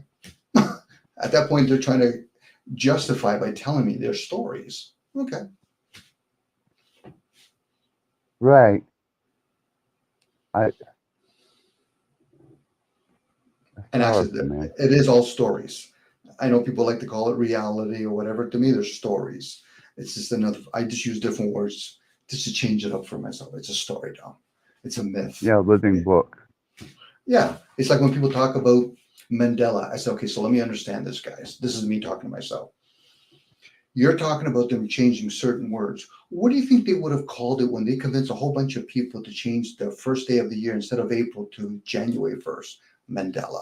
What do you think they called it when they changed it from one calendar to another calendar? Mandela.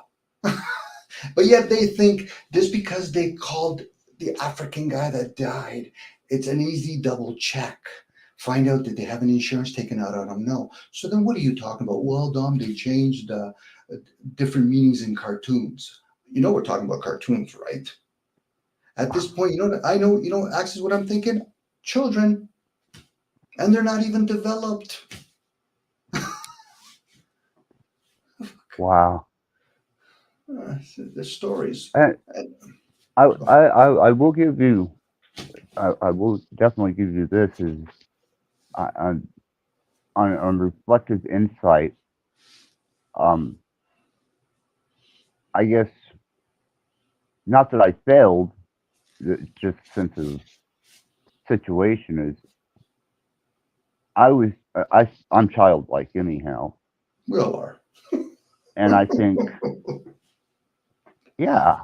And I think instead of taking on that parental role as a dad, I took my son on as like a friend, like my best friend or something, and I didn't award him that sense of strict discipline that I suppose might have sent him on a different course and direction. Well, you can play the shoulda, coulda. You can play the shoulda, couldas, but Access, you only have those moments. Second guessing how you should have done this or that. You can't denounce the fact that your son, if this is what you're saying that he said, well, Dad, I'm following Satan. Well, that's on you, son. And what is Satan? Because more times than not, when people say they're following Satan, they're following themselves.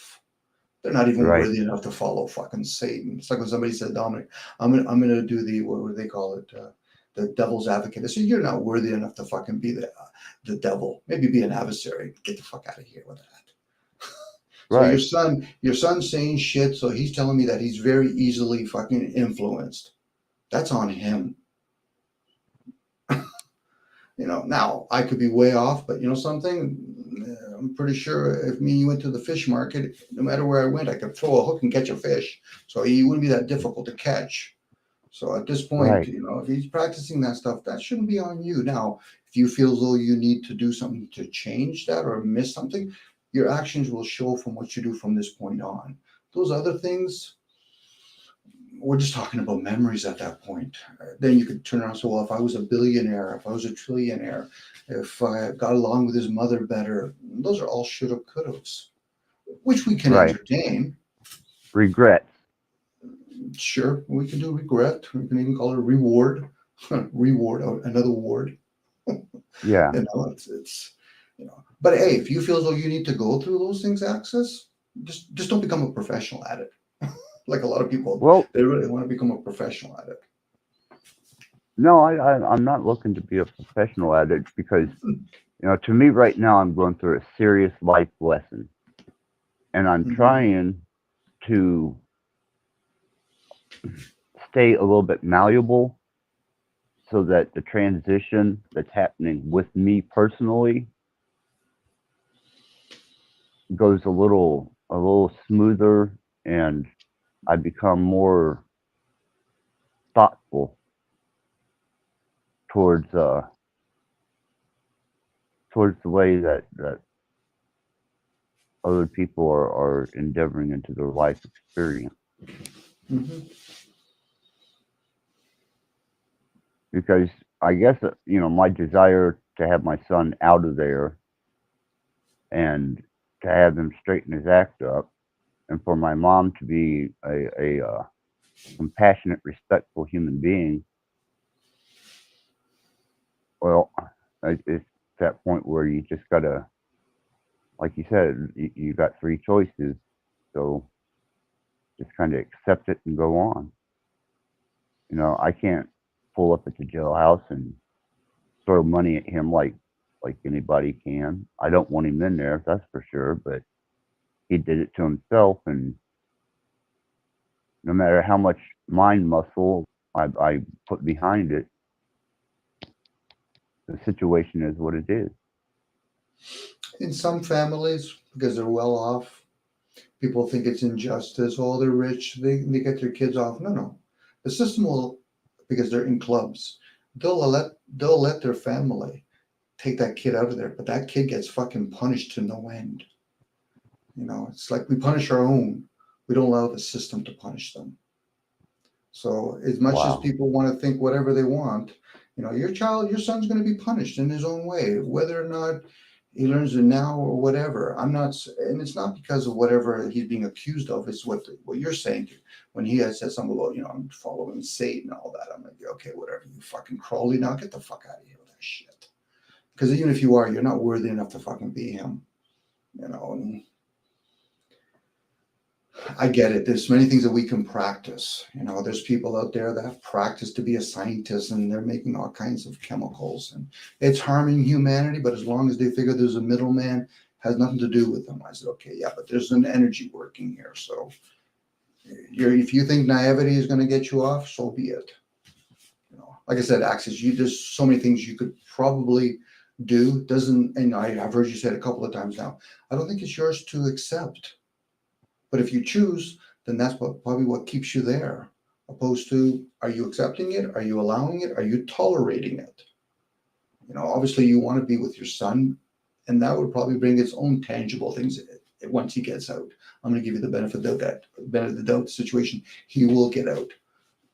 Outside of that, son, it sucks to be you right now, and this is how much it costs to feed you there. If not, maybe you need to do some work inside the jail there to see whatever you can get out. If not, you're gonna have to practice fasting for a while. The system is not perfect for all of us. It's just the way the system is.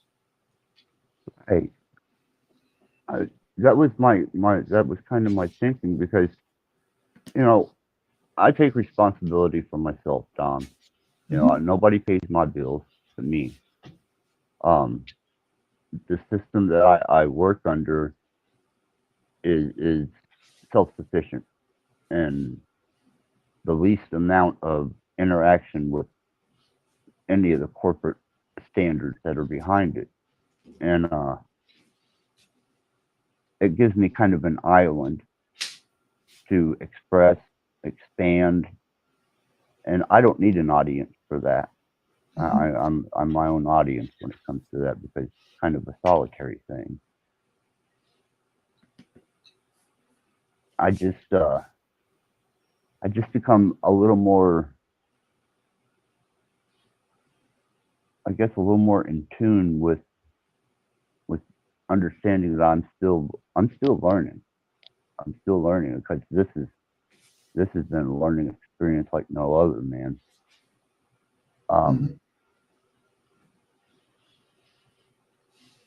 And wow, Dom, you really got me really thinking about this really hard. You know, Well, how do I want to proceed from here? I'll have a clean vessel. My dependency on pharmaceuticals will no longer be a concern or an issue. And do I, continue growing and sharing, and just allowing that which is to be the is, or do I apply energy to it? Yeah, that's you can probably apply energy to it, but would it be better served for you or for them? Because I just heard you change the word now, which is great for you. You might have to allow it. Maybe that'll be a better word opposed to accepting or tolerating the situation. Now, if you think you yeah, can change the situation, you also have to take into account what others are participating, such as how your mom thinks of things or your son. If your son's on board and he's innocent and he looks like he's changing or he's going to change his ways, then you applying energy would serve. But if not, you're throwing a temporary solution and then he's just going to go back to his old ways and probably even resent it, especially if there's some sort of energy working within him saying this is for him to learn, not for you to interfere. Because there is demons or daemons, whatever we want to call them, and they're there to help people's characters. It's usually the self, the egotistical person says, "Oh, I don't like demons." Well, then you don't understand what they're there for. right. He might have. And He might, that is go ahead. absolutely. I mean, that is dead on right there. They're not they're not they're impartial in a manner seeking that type of energy influence, because I think my son feels that from my observation that has some type of power to it. That maybe the name Lucifer and Lilith, which are just names, Mm-hmm. you know, until you attach them to an energy, that's all it is. Words. You got to apply the energy behind it before that becomes, something that could be malleable or actually tangible. Much like you, I understand a little bit about you. You know how to work with energy and even manipulate if it need be, but you probably have discernment where somebody else will do that and have this selfish and not care about anybody else. I said, okay, so let me understand this. You're sending Reiki energy to somebody unaware. Does that also open the door that somebody can send some negative energy unaware? Well, yeah. So don't you think you should at least tell the other person that you're working with energy? See, this is where when people want to do energy work, they're so disrespectful. Now if somebody is being malicious with you with energy, oh, then you could be malicious back with them. Then, if you feel as though there needs to be a lesson, but then you're forming a contract with them. This is why when people get into these little games with other people, they don't realize the contracts they're actually building with this. I'm just saying it out of joke. No, you're saying that because he hurt your little feelings. And then they wonder why they have all these karma connections, actions. Yeah, You but think Dom, maybe yeah, go ahead. you think maybe I was a little became a little reckless with my own intent. With who? Oh, with my son and my mom in that situation, because I'm really thinking, I turned out to be the villain, um, and that's fine, you know.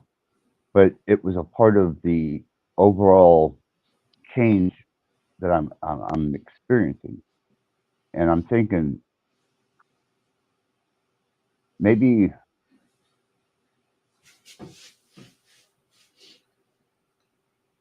sometimes it's better to love at a distance. Well, if you're going to use the voice of reason, of course you're going to be perceived as the villain.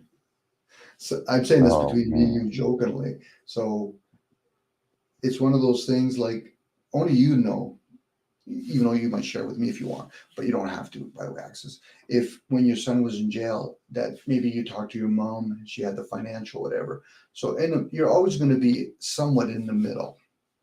And this is where people make police officers the villain. No, they're just the voice of the system. It's usually nobody ever gives them enough airtime to say, but what about you? It's like when people talk about narcissist, psychopath, and sociopath, but they never talk about the person that's talking about these people. What about you? What kind of person are you to be with a person that you know, truthfully, they're underdeveloped, their emotions, and they're a narcissist or a sociopath or a psychopath? They're not ever talked to a psychopath that knows they're a psychopath. They're not those people say, listen, I know I'm a psychopath. I'm not saying me, but let's say I know I'm a crook. You think they're going to say that to my face? No, they're hoping for the person that's naive. So then what type of person are they? And they're everywhere. Spoiled little fucking brats. Oh, I married a narcissist. Okay, so why did you get married then? Did he fucking tie you down? Or did she tie you down? you're right. You're This is where absolutely we're right. at. This is where we're at as a species. Now that's not to say, like a person can say to me, Dom, I'm a monk. I said, okay, so you're a monk. Let me grab this. You're being taught about attachments, right? And you're trying to disattach for attachment. Well, yeah. So then why do you fucking shave your head like the rest of them and wear fucking purple? Uh, Because you're still attached. yeah, part of the cult, the clan, the Sure. tribe, Yeah. my group. If they feel as though they're trying to teach something, I'm allowed to question it. Now, they could turn around and say something about me. I said, but how interesting. You're going to defend your practice by accusing me on what I am doing. That doesn't resonate with me. If you're a Christian, stand on your own 2 feet. Don't bitch and complain to Muslims, and Muslims don't go bitching and complaining to Hindus, and Hindus don't go bitching and complaining to Jehovah Witness. And if you're going to start talking about all the isms, let's bring in all the state. This is when we become the observer and find out this is a fucking joke. Oh yeah, yeah. But this hit so close to home, Dom, that I lost perspective. Of course Um, you would. Of course you would. When my cat died, fuck, I went on for a good day crying, and then I realized, Dom, it was all about you. What about that poor creature? Yeah, poor cat was losing its teeth. It was probably suffering, and even that, I'm guessing it was suffering. We always make it about ourselves. It kind of resonates. Sure, you're going to make it about you, and then occasionally you're going to think about your son, but at the same time, your son doesn't sound like as though he's ready to change the leaf yet right now. Access. no, he's not. He's If not. anything else, he has to fulfill that one particular leaf that he wants to do, and then it might take him hopefully less than a year, but for some people it might be fucking 20 or 30 years, and then they'll have a story behind it. Yeah, I spent some time in jail. Okay, what does that mean? You spent some time fucking in jail. Huh. I learned something. Well, Really? he What? uses it as especially, I'm sure if he got out now, he's going to use that chart as a badge of to lesser-minded people that look up to such characters. He's going to carry that around like a badge of honor. I'm a gangster now. I got knifed Oh 14 times. I got run over by 3 fucking scooters. I can make up all kinds of stories. You should have seen it. Axis. It was me and 14 fucking aliens and a couple of refugees, and they had me cornered. And I was like a scared cat. Actually, no, I was with 3 right. cats. And Axis, I can make the fucking best stories. You know, They're not my dad come with me. He can even make better stories. Go ahead, sorry, Axis. My apologies. no, you're fine. You're fine, Tom. There's been so many steps forward being taken in my life right now. That this is one of them. You're giving me what I need, because when you change, or at least for me, um, your state of flow, your circuit, instead of running left, it's now running right. You tend to you don't want to be a hypocrite, but you are aware of where your prior thinking was probably not in your best interest. Mm-hmm. And now I have to understand that. I have to work with that. I have to overcome that stumbling block that I put in my way. Mm-hmm. So true, Access. Well, you're in good company, Access. Most of us are hypocrites in many moments, so it's not like so you're not gonna be alone on that. It's just most people just aren't honest about it. Yeah, and you Right, don't have. because go ahead. I Go was ahead, saying, Dom. I'm listening. you don't have to be honest about being a hypocrite if you're not professing to think that you're righteous. It's the person that think that they're righteous, then they're setting themselves up. They could be a hypocrite, and then that's when they play that perpetual defense and attack. They start defending themselves, or they start attacking others. I said, you're just revealing yourself more. How much more deeper do you want to go in that quicksand? Because I'm not going to throw you the rope, because it's of no interest to me. It has nothing to do with me. If I'm going to make it about me, this is why when people start talking about right or wrong, I said, fuck, it's a pious position no matter what position you take. Because Yeah, it's about the self. Now I play with the words. I say right and left. So it's a direction. Use one of your hemispheres, do a roundabout. You do 4 rights in a fucking England, you've done a roundabout. But again, that's just me. I play games with myself. Other people, they don't want to play game. I said, okay, then what are you playing then? Well, it's real. Okay, what's real? You're living in poverty. That person's living in wealth. Which one? We have people in the world that convince a whole bunch of other people to build them $1 billion boat. Am I supposed to think that's wrong? Especially if it's me and Axis are trillionaires. Is it wrong then at that point, or is it business? It's yeah. Determining your skill level and what you allowed yourself to be subjected to has a lot to do with I think a lot to do with your state of mind as far as your riches go. Because I Mhm. feel that I am entirely, and I've got all the music equipment and computers and laptops that I need to produce music. Yep. And and to me, I'm comfortable. You know, I, Mhm. I I'm happy that way. I got a bed. I've got my own studio. I got good people in my social arena on social media. I've got food in my fridge. You know, I consider myself living quite well right now. But to somebody else, like my mom, she comes here and she sees, you know, I guess destitute to her, impoverished. But I'm not. I'm I have the best gift in the world. I can create music.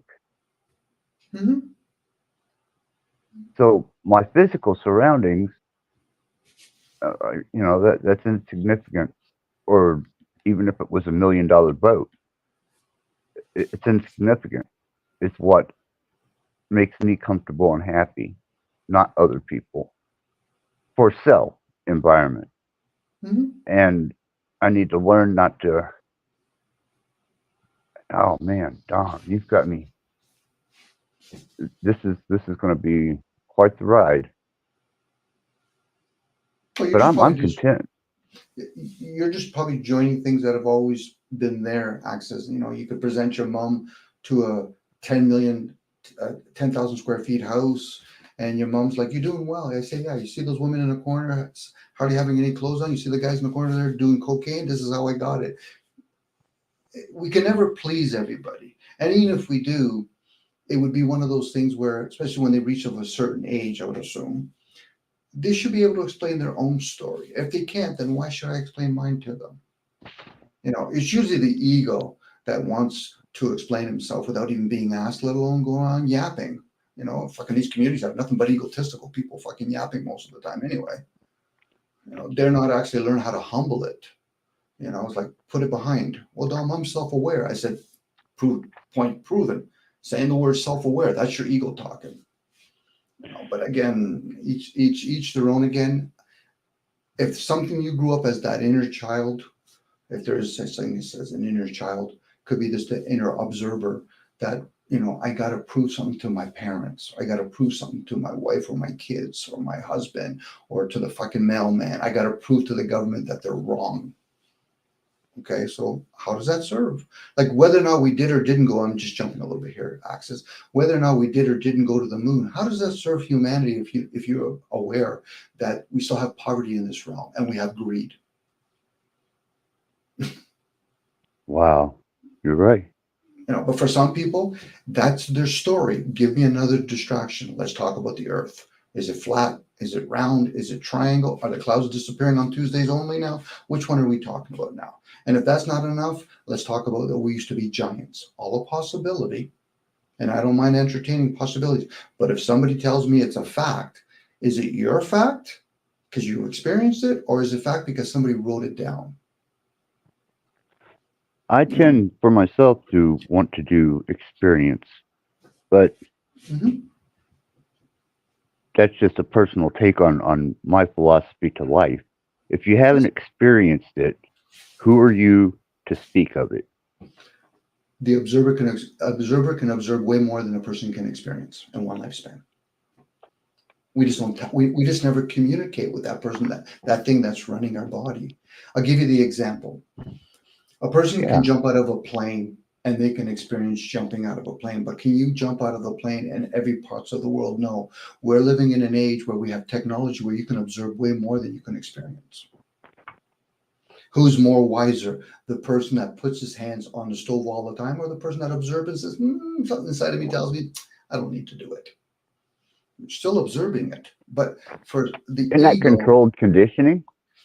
It's conditioning. It could be controlled. Yeah, it could be. And again, a lot of people want to experience things. I get it. I've experienced it. I can't turn around and say, Dom, you never experienced it. I've enjoyed playing sports. I've enjoyed having a girlfriend. I've enjoyed being married. I can't even say I enjoyed it, but I got to experience those things. And some of those moments were enjoyable. Other moments, probably numb, indifference, But a lot of us forget. We're kind of like the spectators. Not everybody's on the football field. Most people are watching it as the observer. Now, they might say, I'm experiencing it. How are you experiencing it? Are you experiencing the guy throwing the touchdown, or are you just experiencing it, observing it from a distance because you're experiencing sitting down on a chair? And that chair, you could be sitting anywhere at that moment. But there's also something that's always observing us. Whether we can call it prana, air, the light, many different things. But when we do come into this realm, we're going to experience certain things. And obviously you do too. The fact that you just shared about all the different instruments, I don't hear you talking about the elites are good or bad. But when people start doing that, I'm like, okay, but hold a second. Isn't most of your instruments, most of your devices made by their wealth? They pay people to make that stuff. So then what they're really saying is, I want to live in my parents' house, but I want to rule it, but I want them to pay the bills. Oh, okay. And that's so atypical. I mean, that is prime typical. Sure. Or you get parents that try to advise their kids. Maybe you don't agree with my rules yet because you're not old enough, but hey, you want to move out of a house where mom and you will help you with the food and laundry, but meanwhile, you'll help somebody else become rich and rent under their roof. And then that kid will turn around and say, I'm independent. No, you've never been independent, and you'll never be independent. As long as you need somebody else to make that car, those clothes, spend that money, the best you'll ever be is interdependent. The best. And most of us aren't even that. We're independent. We're actually dependent. Oh man. That's a tough one. But Yeah, actually, I get the impression my actually you're very aware. my go-to whenever such as a state as this, my go-to is just get in my truck, which Ford company, I depend on that for my truck, and I go out into my backyard, which is the United States. And this is my backyard, the whole thing. And I get back into that serious primal state of living, which is where I'm comfortable. And I think that because my go-to is to just go, fuck what I got. It's replaceable, but I'm not. And I have survived out there, and I didn't have the luxury of shit, but I was content. Yeah, you probably And I'm learned a wondering lot of. Sorry, Alex. Sorry.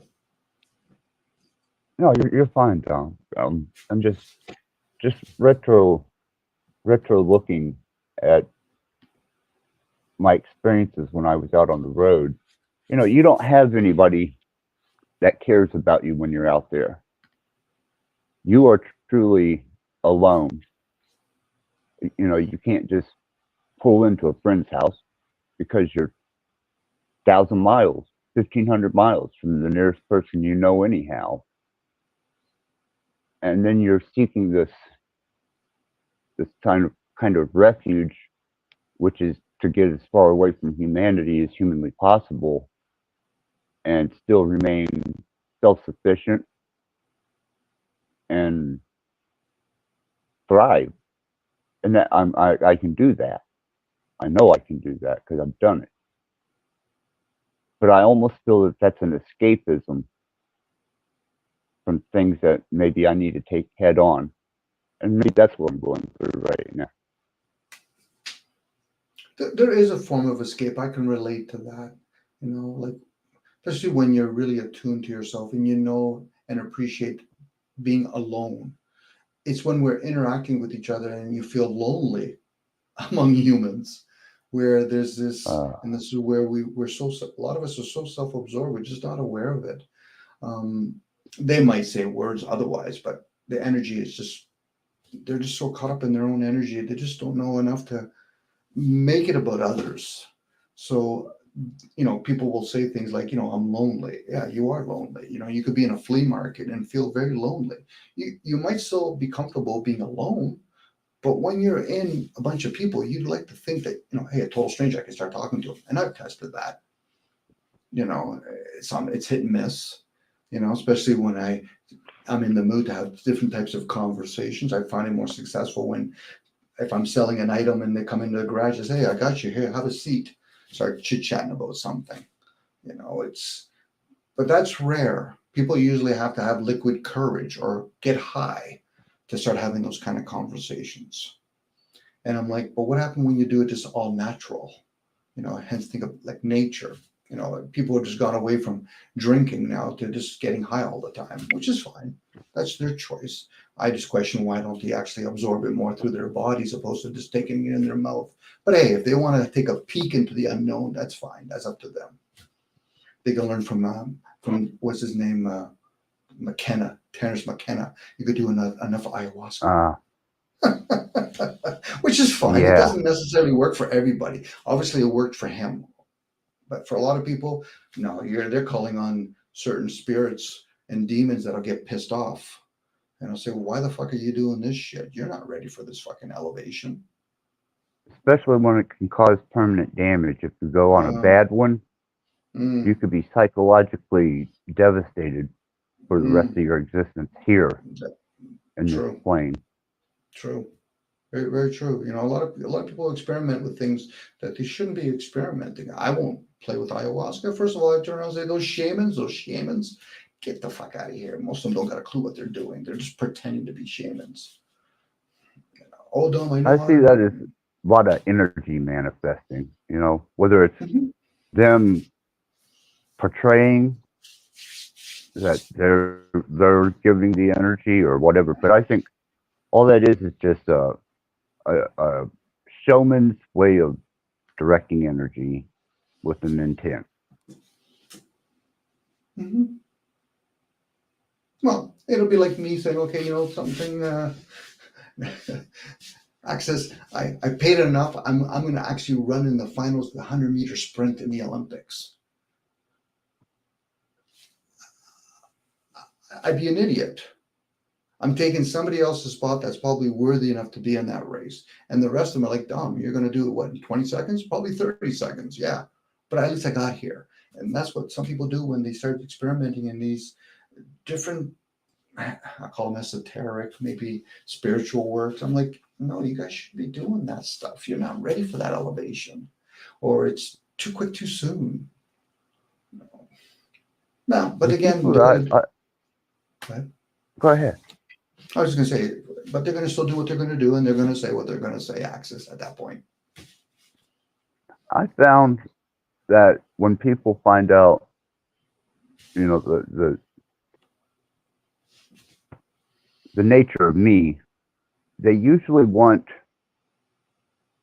they always want to learn, but they want to learn for a self-satisfying reason, and that's why I don't ever teach, Mm-hmm. because I haven't found too many that I would entrust in, especially when they come in with a self-servingness. So, True. and I got to be careful that I don't fall victim to my own self-serving, which is my concern. True. No, You know, I respect that about you, actually, Axis. It's you have that ability, and for most people, it's like when people do theosophy and they understand about magic, or they think they do, they want to see what they want, the results from it. They don't want to understand the power that comes with it and the responsibility. It's like learning and the martial dangers. arts. Oh, it's especially if you don't have a well-tuned emotion, you might end up harming another human being just because that person said something out of stupidity. And there's a lot of them that do that, Access. And they're just lucky they're in a community that there's very few people in the community that can actually do damage. And even that, I'd be questioning, why are they doing it? Why would you harm another human being that's not even in the same fucking league as you? Just because people are talking about spiritual work doesn't mean they understand it, let alone what to do with it. And when I talk about understanding, I'm talking from the intellectual point of view. I know that about me, where I'm not going to start interfering with somebody that understands energy and how to manipulate it. No. I'll gladly ask questions, but not because I'm here to learn and practice it. I'll just ask questions. I like to share awareness. So if somebody shares something like that with me, and if I feel as though it needs to be shared with somebody else, I'll pass that on. But of course, most people are egotistical. I want to do everything. Oh, okay, there you go. You're going to climb Mount Everest. At the same time, you're going to surf the ocean, and you're also going to be a trillionaire and maybe have 15 kids. Okay, maybe. Wow. The advantage that I got, Dom, and it's, I guess that's a dividing line between me and most people, is I did everything I wanted to do in my life. Everything that I set out to do as a child and set my mind to, because that's what I wanted. That's what I wanted to do. That's what I wanted to be. I satisfied all those cravings. And I have remnants of it, you know, trinkets and tokens and such forth. But I fulfilled my earthly desires. Can you understand that? So I treat everything like it's a play. So yeah, I can see that. The Are you talking about? satisfied man. Mm, mm. you're probably a vessel that you're probably at that point where you probably just want to share, teach others if need be when you find somebody, and then you've done your role. But it sounds like you've experienced quite a bit. So yeah. Yeah, that's, I'm, if I was to die tonight, I've got no regrets because I accomplished and managed to do all these magnificent things that I set out to do. And I lived it. I experienced it. I was a part of it. And once they were accomplished and I'd reached the pinnacle, and that was becoming completely self-sufficient in the middle of nowhere for several months. Well, generally between 2 weeks and 30 days would be my longest spouts out of no service zone areas. I just did it. I've been cross country, stage, TV, everything an entertainer would want to do. I accomplished my art, my craft, honed my skills, and fulfilled my dreams. And I don't think, especially my mom and myself, I don't think they're fulfilled. Maybe they cut themselves short in life somewhere. Maybe everybody did. They weren't embracing enough to take the bull by the horns and do what it takes to achieve all those little goals and even the big ones. Maybe that's where that loss of each other's connection comes in. Well, you I'm probably satisfied. touched a lot of people. I play with words, obviously, Access. So if you ever decided that you want to remove yourself from that vessel, opposed to die in that vessel, you might choose to come back again if you're attached. And this is where some people, they come back as a cat. They want to be close to their kids. They feel as though they've missed something. Sometimes a cat can bring love that an adult can't. Especially when they can come back when they know and they can read the energy of a person, and you can see a shift in a child, and then you can come back now as that cat. You just have to pick the right one when that person's ready to get a cat. That's why when some people say, "I think I need to get a cat," or a cat comes to the front door, we move around a lot. So the whole concept of dying is kind of like saying I'm 40 or 50 or 60 years old. It's a form of an attachment. We don't age per se. And some I like to call it shedding, but yeah, that's a good word. Yeah, you're right. Well, different words. We're just using different words. So you might have come in and said, I want to entertain people. I want to learn, because you obviously you've entertained a lot of people in the music industry, regardless if you were being pulled by yourself. So you got that opportunity. You got to have a lot of bandmates. I can imagine that was quite a fun thing. To me, it's like me playing sports, and I got to lead when I played sports. So I don't know if you got to lead when you were in these bands. Lead guitarist, and the solo endeavors I've done, lead guitarist and vocalist. Like Ace Frehley. Well, actually, Ace Frehley wasn't a singer, but yeah, Ace Frehley from Kiss. I'm thinking of guitar or Beck. Is it Beck? Yeah, I think he was. Yeah, Beck. He's the one that grabs every instrument, and he can't play any of them to a skill level that somebody who honed that instrument, but he is capable of playing many instruments and doing it to the best of his ability. That's about the only thing I admire.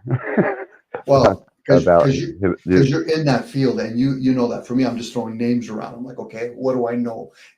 But meanwhile, it's like when somebody plays an acoustic guitar opposed to an electric guitar, you can understand that. For me, I just know little tidbits, so, but I can appreciate when I'm talking to a person that's in the industry and you've lived it.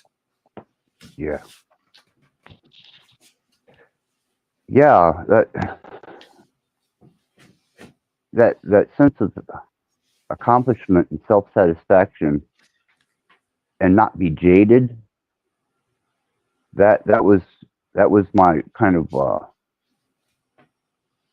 my jumping over the hump, and getting over that hump was when I got past the jaded part of me.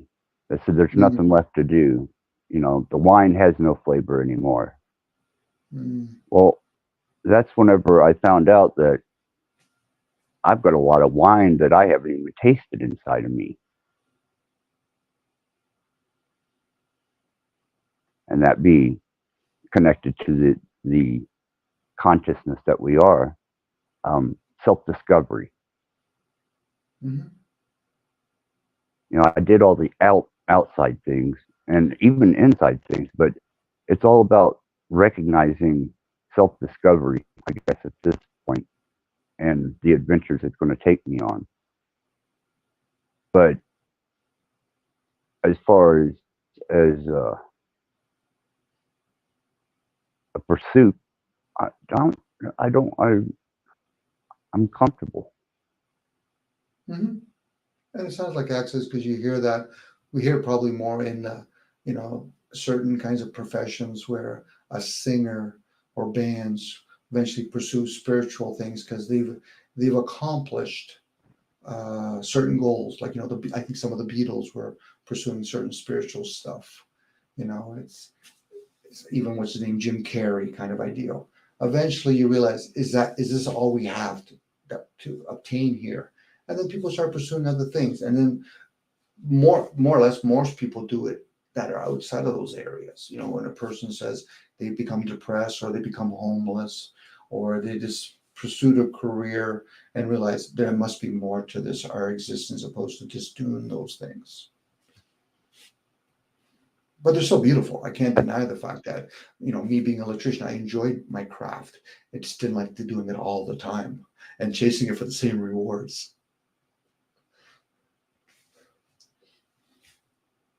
Yeah, that's a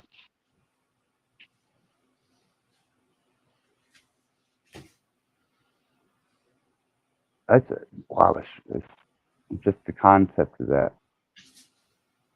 When I reflect on the day, like today, and what accomplishments that I managed for, you know, staying positive, self-affirmed, and understand that I'm going through massive, drastic physiological changes, which is going to affect the psyche, and have an introspection on that, especially with you, because you sniff this out so well with your words.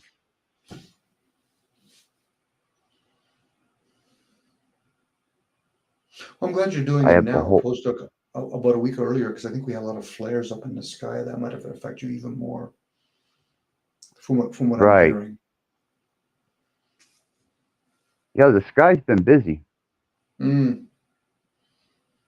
Yeah, it's been real busy up there. Yeah, I, I'm kind of left speechless, Dom. I mean, every time I reach that point, Well, thank you for entertaining me anyway, because a lot of things that you're going through, you don't really even need to say anything because obviously you're attuned to yourself inside. But it's nice to hear it once in a while when you choose to come out to share, break your silence, and talk with us. yeah, I try and filter um, what I say to make it more impactably understandable in a short term. Because if I was to try and lay something that I didn't have a full grasp of, I'm just going to rattle around like the rest of them. I think Kind we of all do. pick your We all moment. do. We all do to a certain point. After a while, there's times I want to say things. I'm like, it's going to be noise now. Keep quiet. Right, right. Keep quiet. And then once I hear other people talk, I'm thinking, okay, that's probably why it would have been noise because these people are rambling and they're just talking about their latest. This is what I did today. And I'm like, okay.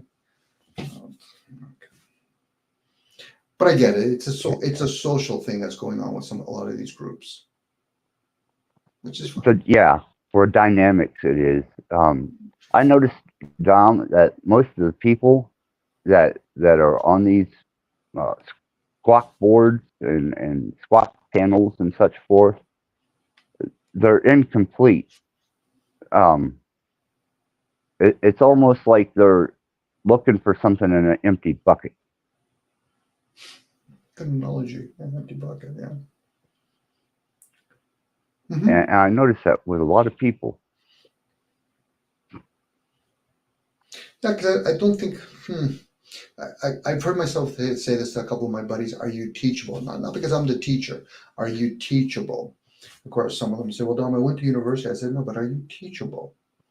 Like, Right. are you willing to learn?" Where a lot of people come to these things. I can't say a lot, but people come to this because it's just a novelty right now. Come to these things. A lot of them haven't done their own personal homework. Now, homework could come in a form of they read books, they've listened to a couple thousands, if not 10 or 15,000 worth of audios. And then they can say, okay, so now I've learned something. So have I taught myself to be teachable? And then the inner world can present itself to them because they've been listening to the external world. Other people that are probably channeling information. But what I get is a lot of people want to become specialists or they just want to bring the same old, same old. I want to make a buck here, which is fine as long as they're honest about it. I love it when people try to play games. Well, I'm not here for money. I said, okay, so you have to pay for the internet. We're here paying attention. Which one are we playing here? And then of course they play this denouncing each other because they think it's their audience. Like, I'm your audience? I belong to you? Get the fuck out of here. That's like when people tell me it's their sport team. Do you pay for the players? Well, no. So then what are you trying to say here? I know I play games with people, but they're playing games with themselves. Right. And as kind of a thumbs up to understanding what you're saying is, I had a fellow musician who was in the music industry, and we had parted ways whenever I took off one direction, he took off the other. We both wound up where we wanted to be, had our moment, and it was almost 20 something years later, we ran into each other again.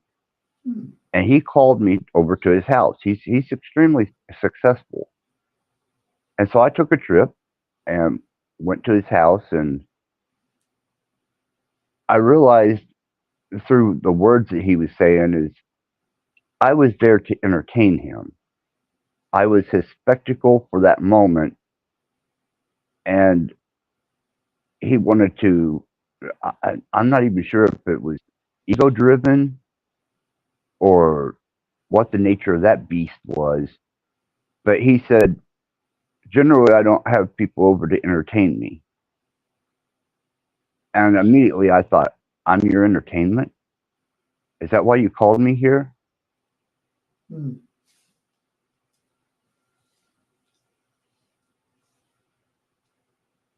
Yeah, that was a pretty powerful moment. Well, I can only guess at this point where you're in an industry where you're probably more times than not entertaining others, your musicians. So, and him saying, I don't entertain, he could have been clever. He was just trying to prove to himself, based on what a few remaining acquaintances that he have, that he's succeeded. That doesn't mean he's succeeded then. He's just desperate. I'm just guessing when I say this. He might be just desperately looking for validation. And he's probably going through some sort of midlife crisis. I don't know. Wow, I didn't think of that. It could be. I'm guessing at that point because we do funny things, right? Like, I won't talk about myself anymore, so please talk about me. Okay. I give that hand gesture. Unless he wanted to jam with you, that would have been different. Hey, I haven't seen you in a while, Axis. Come on over, let's jam. I got this latest equipment. Okay, no problem.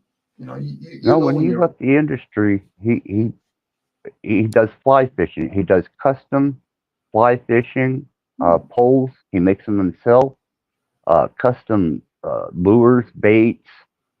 He has a business, a manufacturing business that, he takes special orders only once a year for however many fishing posts that he's going to put out that year.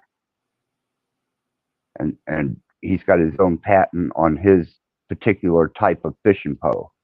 And he's become extremely wealthy at this. And he don't even touch a guitar anymore. That shit's all been put away. And he focuses everything on his business now because he can sit back and just ride that. Oh, so but to me, I was. Go ahead. So he never really continued with the music industry. He made his wealth in a different industry. No, he made his wealth in the music industry too. He's a very well-known artist. Oh, okay. Oh, yeah, he was extremely successful. Yeah, he was extremely successful. Two success in one career. Well done for him. Yeah, you can't help but to admire his integrity for perseverance over music, and then he used to do fly fishing with his dad when he was younger, and that's what drove him to making a fishing pole. He wanted perfect bait and the perfect pole. He designed it and made it, wound up getting noticed for it, and just blew up. So he was already priorly wealthy from the music industry. This was just icing on the cake. But when he called me over, I thought we were just going to maybe sit down and, drink some coffee and talk about the old days and, just be content with the fact that we're still alive and we made it through. But that wasn't the case. I felt like I was a spectacle at that point. I don't generally bring people over to entertain me. I did. Well, I guess the only way you would have known or find out if you ever asked him what he meant by that. But you might have even picked up when you were there what maybe that meant. Again, it goes back to we say things sometimes out of character. He probably a genuine, kind human being that's probably very successful, because to accomplish those two different things. Now, there could be, I don't know who this person is. There's people that abuse those abilities and then they become, hovering over other people. But I've never met him, so I wouldn't know that about that person. Well, and this is a plug out for him. It's Bricker Bates. Adam Bricker is his name. He used to be a lead guitarist for a band called Industrial Strength. They were around for several years. And he has a website. And it's teaches his fishing poles and stuff. And he's also on Facebook and all the other platforms. But if you ever want to see what he does with fishing poles and stuff, it's amazing. Absolutely amazing. I got the gist of my buddies when they took me one time portaging through Algonquin Park, and then they did fly fishing. It was a neat craft to watch. And like I said, I enjoyed observing it, wasn't interested in learning it, but I can appreciate when I was watching these guys. I get them asking questions. How do you do it? Why do you do it that way? And they're in the water with their wafers, whatever they're called, high wafers or whatever, and doing all of that. It was quite neat looking. I like to ask questions about that stuff.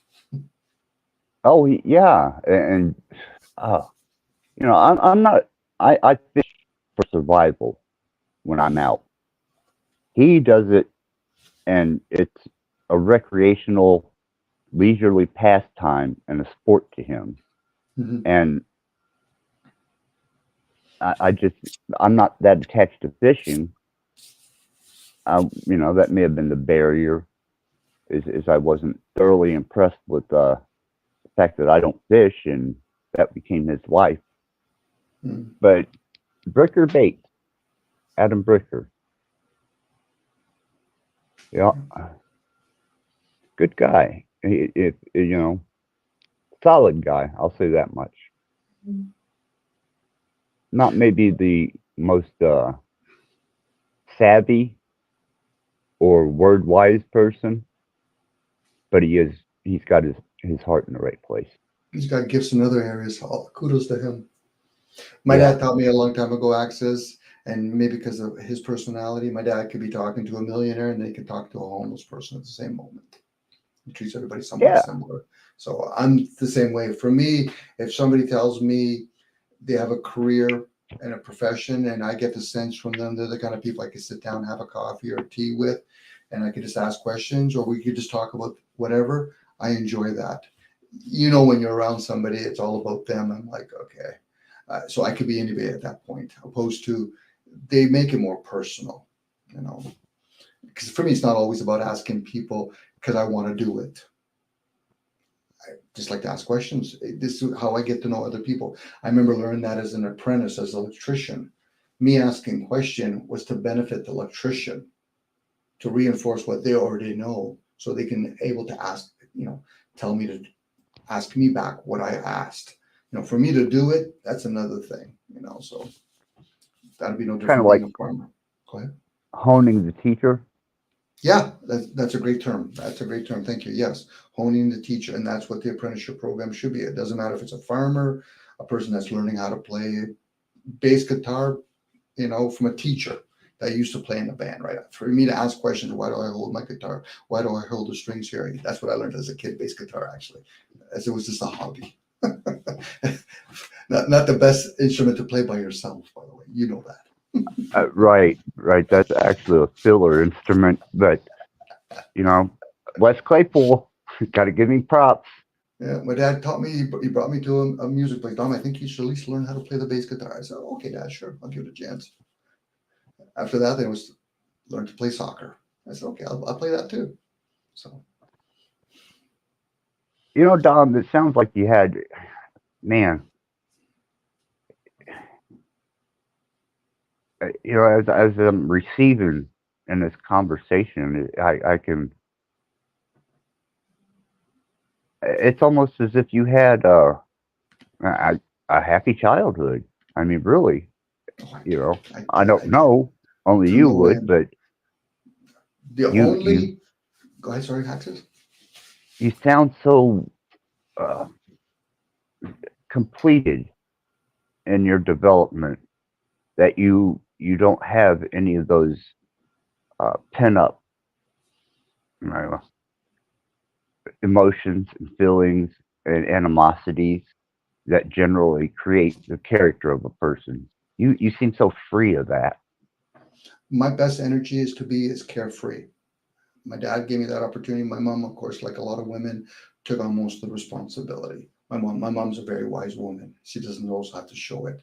So for me, I'm somewhat balanced now, but I have to learn more about my feminine energy. So I, go ahead. your parents had uh, really, Donald. I don't. If you are an extended expression of what your parents exposed you to and developed you under, I am thoroughly impressed. On their part, sure. My struggles is Yeah, financial. Financial. I just don't like to work all the time. I just don't like it, and I will a lot of times go short on money just because I don't always want to do that 9 to 5 or 7 to 3 and 5 days a week or 6 days a week. It's just that's my struggles,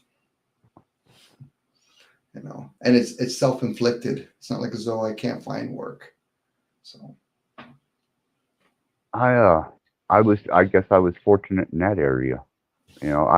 I retired and was able to keep royalties and an income and residuals. So my concern about even approaching a 9 to 5 or some type of odd job is it's obsolete. I've got the money I need to get by. I've got all my necessities taken care of. But I'm just amazed at the that sense of disassociation not really disassociation, your ability to project the energy that you receive from your parents through you to me. Mhm. Because I can almost feel that contentment that you had and still have reflecting back on your life. Oh, yeah, my parents were a big influence on my life. Both of them were very young, and to a certain point, naive. I've had many conversations with my mom.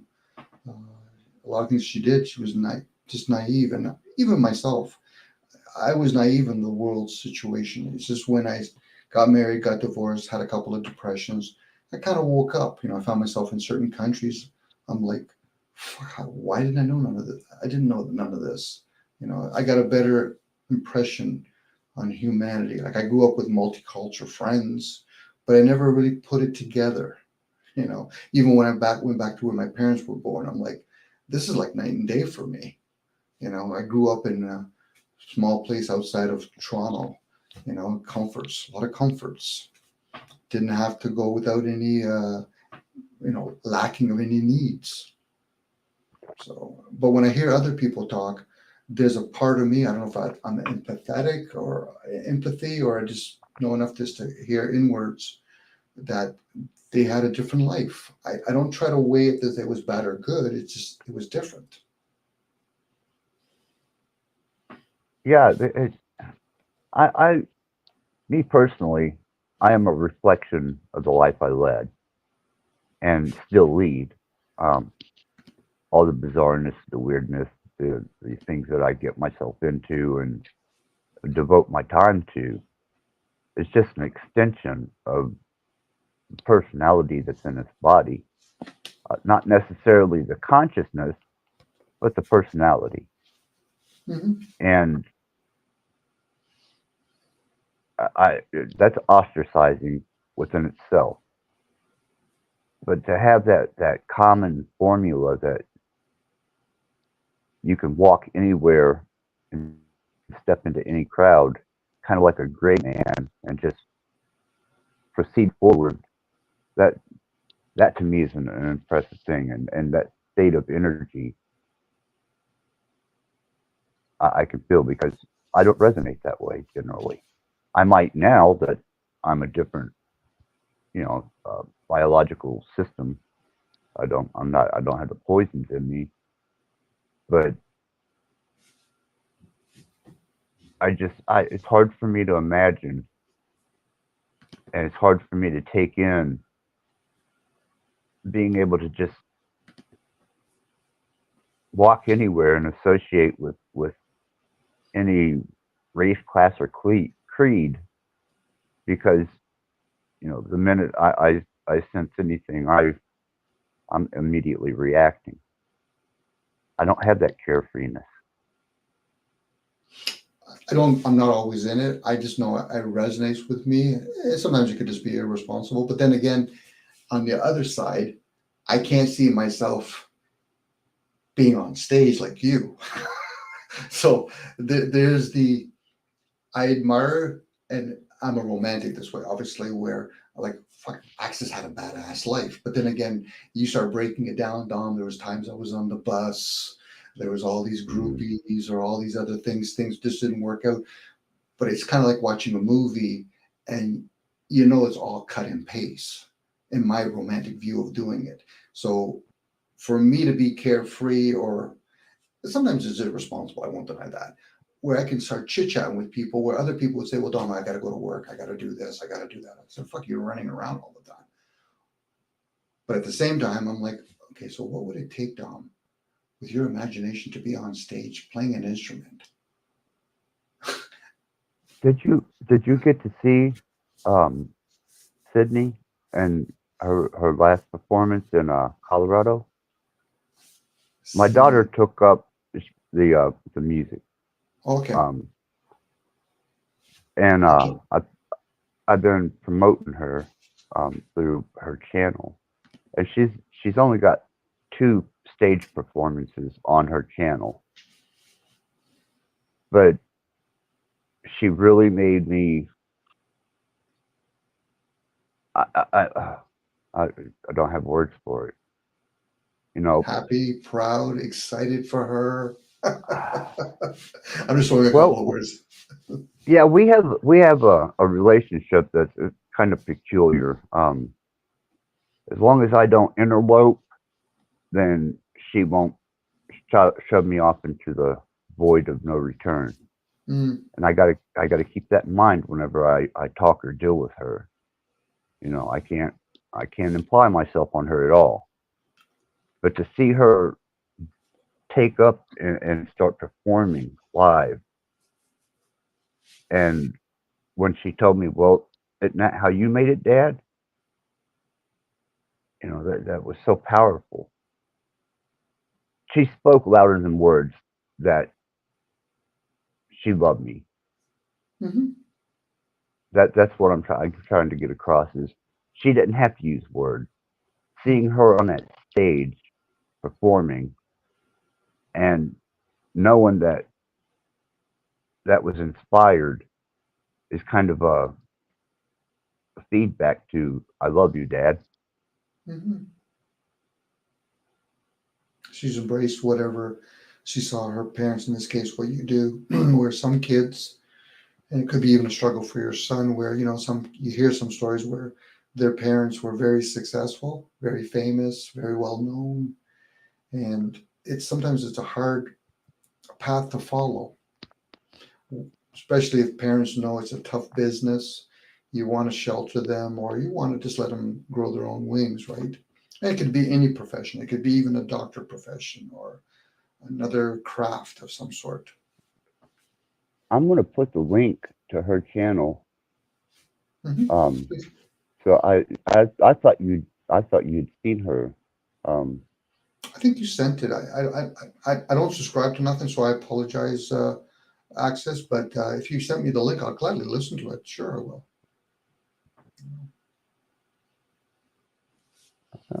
it's just I think I did.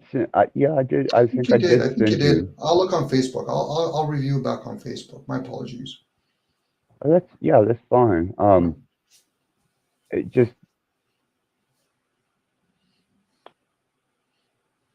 I'm looking at this. I'm speechless. As long as I you're mean, happy, that's the how? most important part, because it's your daughter and you're excited for her. And I think any parent would be excited knowing that their kids are succeeding and hopefully being happy and enjoying their profession, whatever that may be. I I have a feeling that she's going to be as satisfied with her life as I was or am, as I Mhm. came out to be. You know, I think she's going to be able to fulfill her goals and dreams. And then when she reaches my age, she's going to look back in retrospect and go, "Cool, Mhm. I did it everything, did it my way, and I did it to the max." And that's Well, living. it's also nice to know that whether she does it now or later, she can always bounce things off of you because you've been there in the Oh industry yeah, itself. yeah. She's wanting me to. She's actually wanting me to do some mastering work and some management production for her. Nice. And you know, Are you under gonna? the circumstances, well, that would require me picking up and moving back to Arizona, which wouldn't bother me at all. I mean, I can pick up and go at the drop of a dime. There's nothing holding me back. But I want to make sure that she's ready Mm, for that type of discipline that comes with what I know of the music industry, what I experience, what I know the pitfalls and the do's and the don'ts. And I want to make sure that she's going to be receptive of that and understand I'm not being an asshole. I'm just helping to direct her in her career. Or you can just guide her. Hopefully, if you get a sense that she knows what she's doing, you can just give her a second or third view on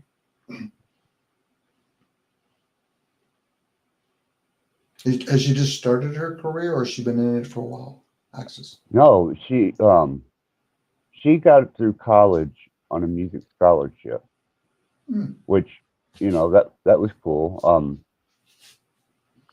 My bloodline on my dad's side were all musicians.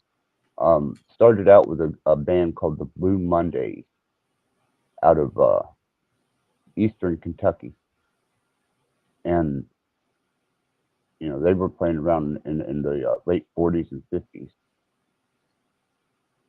and I wound up with that, I guess, that musical gene, and the only person that I passed that on to out of all three of my kids was my daughter, Sydney.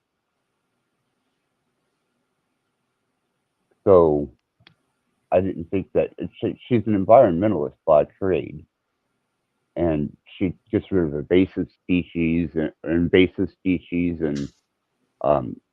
refurbishes land to make it fertile. That's what she does or did at one point in time, and that was her contribution to Mother Earth as she sees it. She come out of the blue with the band. That was all works that she had done herself behind the scene. And when she sent me this performance, I was like, holy shit. She did all this on her own. Never even told me it was happening until after she had done it. But that's the nature of my daughter. Very, very independent. She's very what is she? Self-reliant.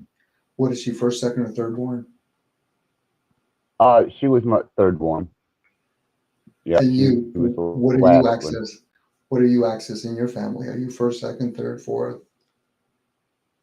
I'm the only child. Oh, you're the only child then. Okay, so that explains why you're strong. Yeah. You're very strong. You're firstborn, and she's third. Okay. Yeah.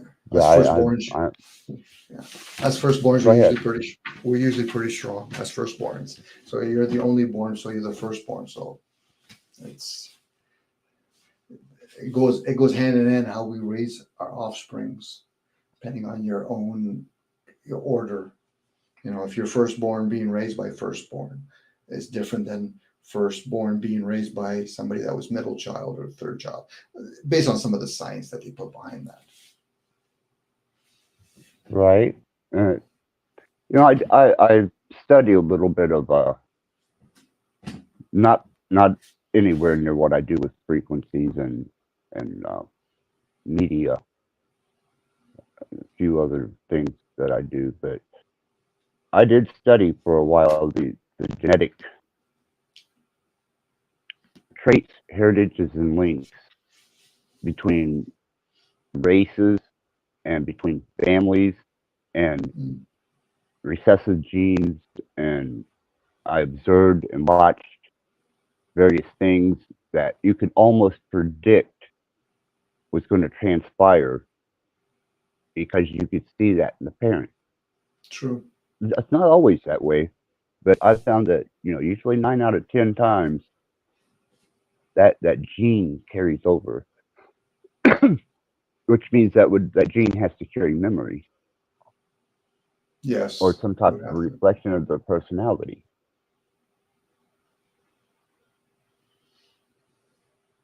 Because, I turned out a musician, very, very professional one. My daughter did. My dad was. So those are what, hereditary genes?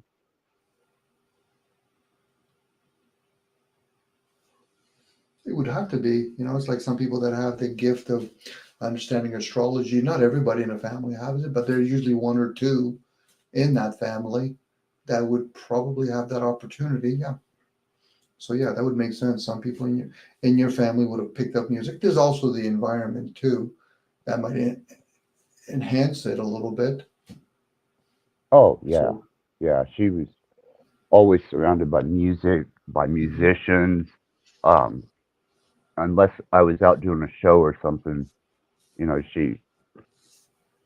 I remember her being, she was just a young little squirt, and she was mimicking playing the guitar and singing a song. And that was, I didn't want to push it. I wanted her to develop it. And what I thought might have passed on to my son or to my first daughter, Lacey, wound up eventually coming out. And I guess that narcissistic part of me, or that part of me that has pride, is looking at her thinking, that is such a, a profound way of honoring my lineage. Do you have kids? no, my wife has a Megan. I think would be 32 now. Oh wait, Judith has a daughter, but no, not me. I'm still a child. But no, I never had that privilege of having children. Really? Hmm. I guess that's not that far fetched. I mean, do you feel like you see? I was born under the Southern Baptist stigmata of, you get a picket fence and a wife and a house and, a kid, and that's success. You know, though I went a completely different direction. Uh, I just you don't. I guess I got under the spell that I had to have kids. You know, I thought that was a part of the human experience at one time. Now, You don't get me wrong. I'm not disappointed I've got my kids. They can be trying, but there's a sense of there's a sense of fulfillment, Dom, when you have a child. hmm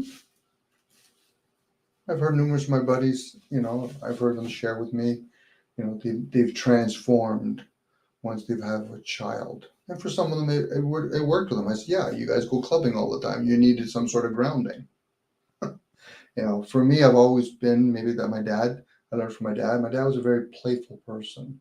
So I like to play. I have a lot of fun. And as I say, sometimes it could be very irresponsible based on what people think it is. But at the same time, having children, I think it's a beautiful thing. A lot of people like to experience many things. Some people have kids, some people run a business. I've had some of my buddies play this moronic game, I call it. Well, Dom, you don't understand. You've never had kids. I say, okay, but I'm still a child. And if I turn around and say I have a company with 50 people working under me, would that make me more responsible than you? Everybody has their own reason why they do what they do. Some of them is by accident, and then some of them is planned. I think most people have children, it's usually by accident, but some people truly do plan and they want to have that. And like you said, Access, you grew up in a certain tradition or this religion or whatever, and that's part of the process. If I had a child, it would have changed my outlook on life, obviously, but I didn't, so I can't, should have, could have. Even Right, my wife, right. even my, yeah, Oh, go ahead, man. I'm just agreeing with you. yeah, I'm I was just I'm gonna say, being fed. yeah, like my wife's daughter Megan. Like to me, I was never her stepdad. She has a dad in her life. He's a good guy. I get to be a friend if she ever needed to be a friend, but that wasn't my role. I've never really enjoyed when other people try to force themselves onto other people's kids. I said if they choose to accept you as a father or a stepmother, so be it. Outside of that, let them come to their own term. But be a good person. And eventually one day they'll turn around and say, oh yeah, you were a good person in my life. You didn't interfere that much. That I did my job. Well,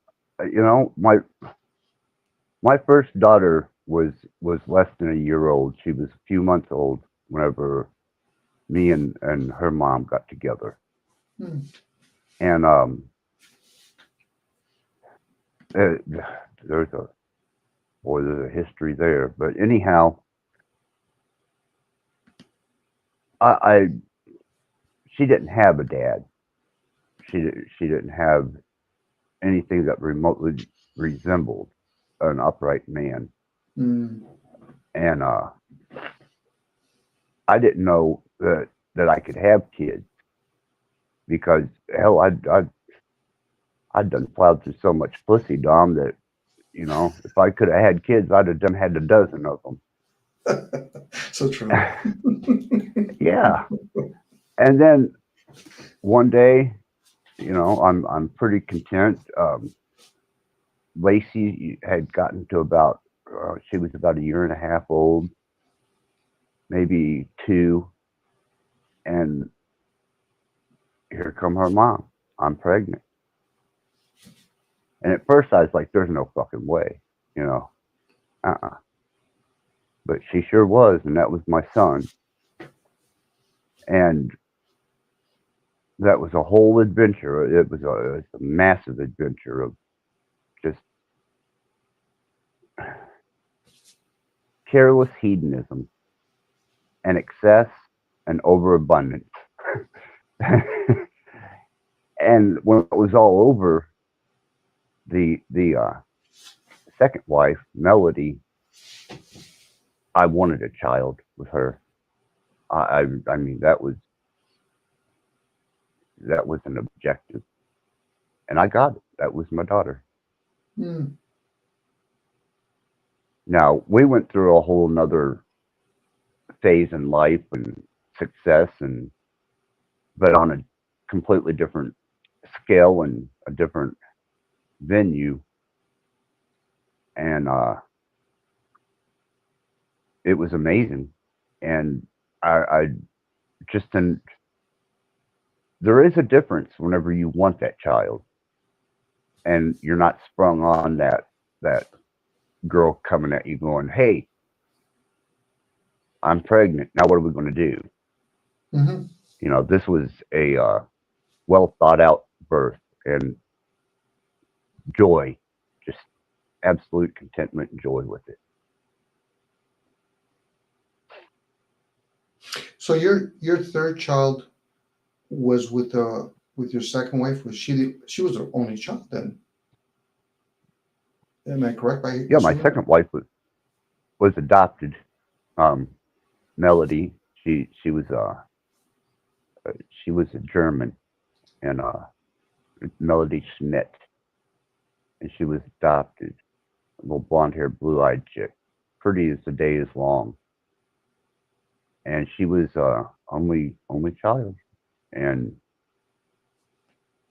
but she was only child in an individual way through adoption. They got her from an agency, and whenever we met, it didn't take us no time for that chemistry to work, and it took several years for it to wear off. And when it wore off, it really wore off. But I was, yeah, I was so devoted to this individual that I wanted those genetics passed on. So your daughter, that's a singer now. Yeah, That's her mother, right? yes, And she's a single child with that marriage, right? right, Well, that makes sense now because you're an only child. She was an only child. Your daughter, she's technically not the last child. She's actually a firstborn child with that marriage. yeah, Yeah. Okay, that yes, makes sense. Okay, that there's a lot of strength in that. That's probably why. And who knows what her uh, genes are? So that explains a little bit if somebody wanted to break it down. Because I was right, under the assumption that she was the third child from the same woman and you, but no, she's actually a first child and the only yeah, child. The way you got raised resonates a lot. yeah. There's a bond and a tie there genetically of kind of that first child, only born, independent.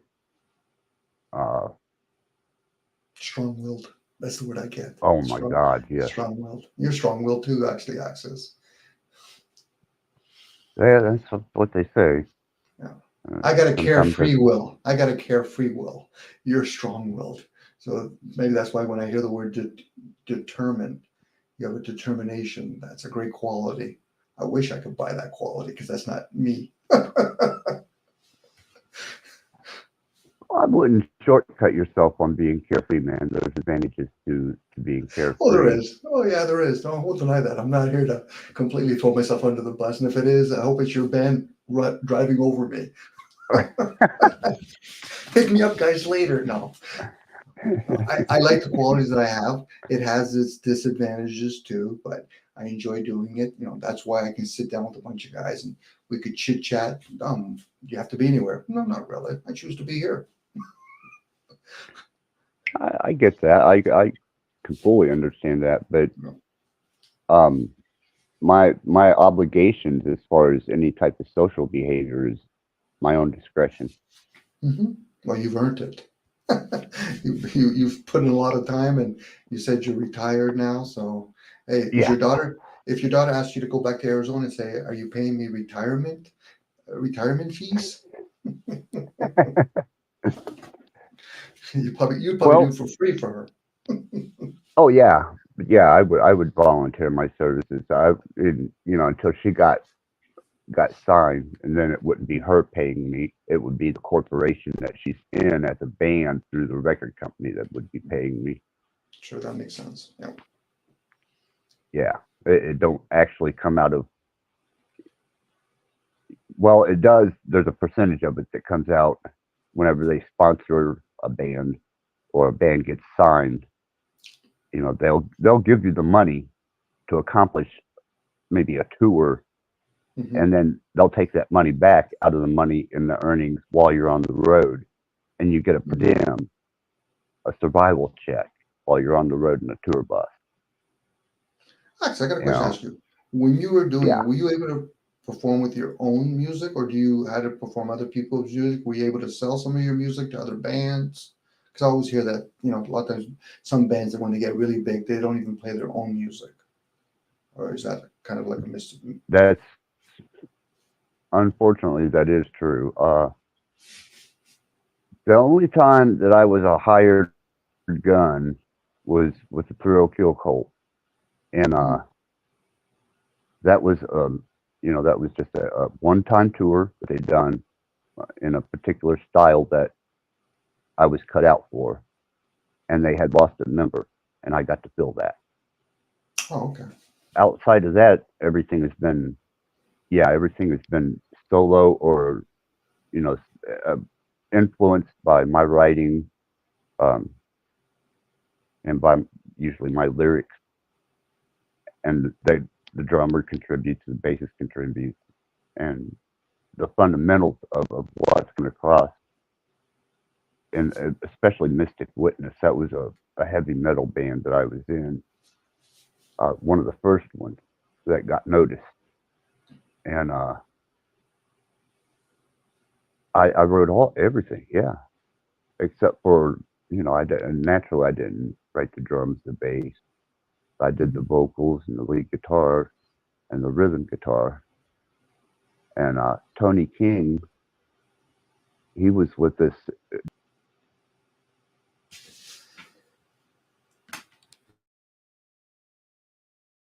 playing. So it was collaboration, but the overall influence was songs that I wrote, and that's what got recognized.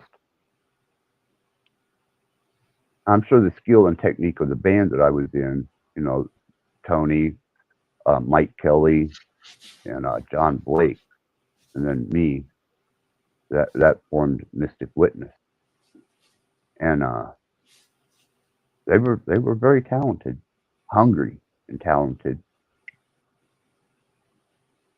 Were these school buddies, or did you guys like form each other through the industry? You met each other and you guys formed a band? If you don't mind sharing. If you don't, I'm okay with that. Yeah, Guy Rhodes Production in New Albany, Indiana.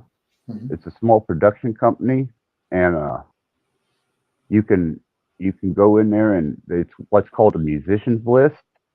And if a band is looking for like a drummer or a guitarist or something, they'll Hmm. have a whole list of people and their skills and what genres they play, everything. Just a small bio, and they'll give you the printout sheet of that.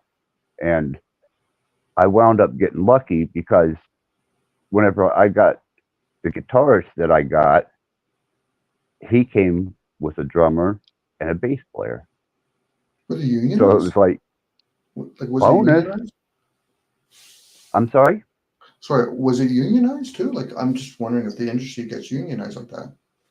There are parts of it that are unionized, and then there's other parts of it that's direct corporation. Ah, Um, okay. yeah, you become an individual entity as a band underneath of the corporation, and you have a head of the corporation. One member of the band is the voice of the corporation, and the band being the entity, and then the record company being the funder, kind of like a bank lending money. You're going to have to pay that back, but this is how much you're going to make in X amount of dollars, and we're going to sponsor you, but we're going to sponsor your corporation and your brand. So Ah, okay. that's how Mm. that works. That's why when a lot of people talk about, well, they did this and they've been, man, you got to have a lawyer that's watching your lawyer that watches your lawyer, and then you got Mm. to have insurance before they'll let you go on tour. You've got to have checkups, and they before they'll insure you, you got to be healthy enough to make the tour. They don't tell you what you're going to do during the tour.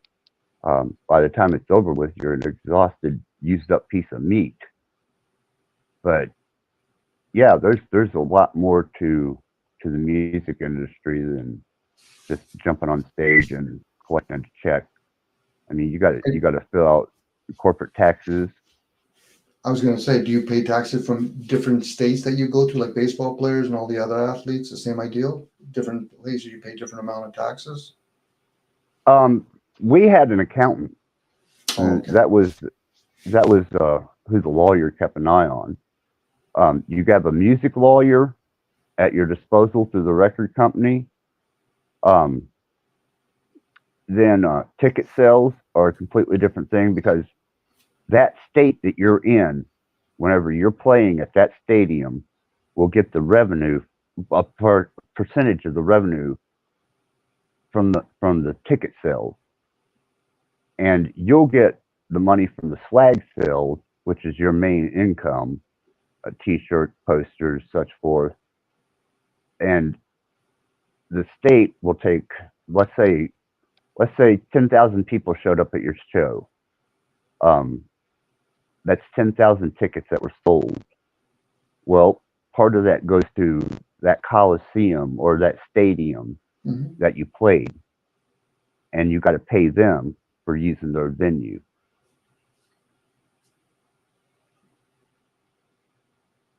So everybody makes money all the way around. Always. I'm just wondering how much you got out of it. Probably a small percentage. Not, not. I didn't get out of it what I put into it Mm. that I wanted, but I'm satisfied with what I got. I'm glad you have the right attitude for it. Yeah. Because I've heard, like bands, what they really, when you hear stories about how much they do get and really the industry, like I think there's only like a handful of major places that can do all these tours or whatever. Like I think they're Jewish families. So I hear, like when U2 wants to go out or Madonna, there's only certain big industries that can perform all those stages, I guess, or go on tour. Right. They would be considered in the music industry the prime or the elite. Mm, Um, not elite in a sense of there's something that's malevolent or malevolent, but there's something that is like the Rolling Stones. If you achieve that type of success, then that's probably 1 in 50 people in the world that will Yes. achieve that type of success. To me, success in the music industry was I came out of it with more than I went into it with. Yeah, because a lot of those bands probably lose themselves, or they're under somebody's thumb for a long period of time. Wax Trax Records, the reason, well, we didn't want out of that. Wax Trax wound up going bankrupt because, after heavy metal, there was grunge. Hmm. And the alternative to grunge was the Rust Belt industrial scene. And that's where I got into doing industrial music. And suddenly, rap shows up, and they're promoting it so heavy that it took such a toll on the record company because you couldn't get booked nowhere. Everybody was wanting to go hang out with their gold chains and their shiny teeth, man. And the company went under. Now, there was some scavengers that come in and bought out a lot of the bands and bought their contracts, but you know, I I I decided to go solo, and I'd rather done my own thing than to have been swept up by Cleopatra or TVT. Now, Interscope and Nothing, they came in and pulled a lot of bands, but me and Trent Reznor don't get along. So, big conflict of personalities there, I guess. Was that socially engineered to swing the industry to like rap, like they did with new wave from disco and all that kind of stuff? Do you think a lot of Yeah, that's okay? Thank you. You're just yeah, it confirming is. what I had a suspicion. Yeah. Yeah. Um, and the interesting thing is it's not a trend, a natural trend. Um, you have marketing and A&R, but marketing, if they decide to change the platform of what would be considered popular music at the time, it changes. Mm. It's not just a natural ebb and flow of the music industry. It's actually chosen, by marketing.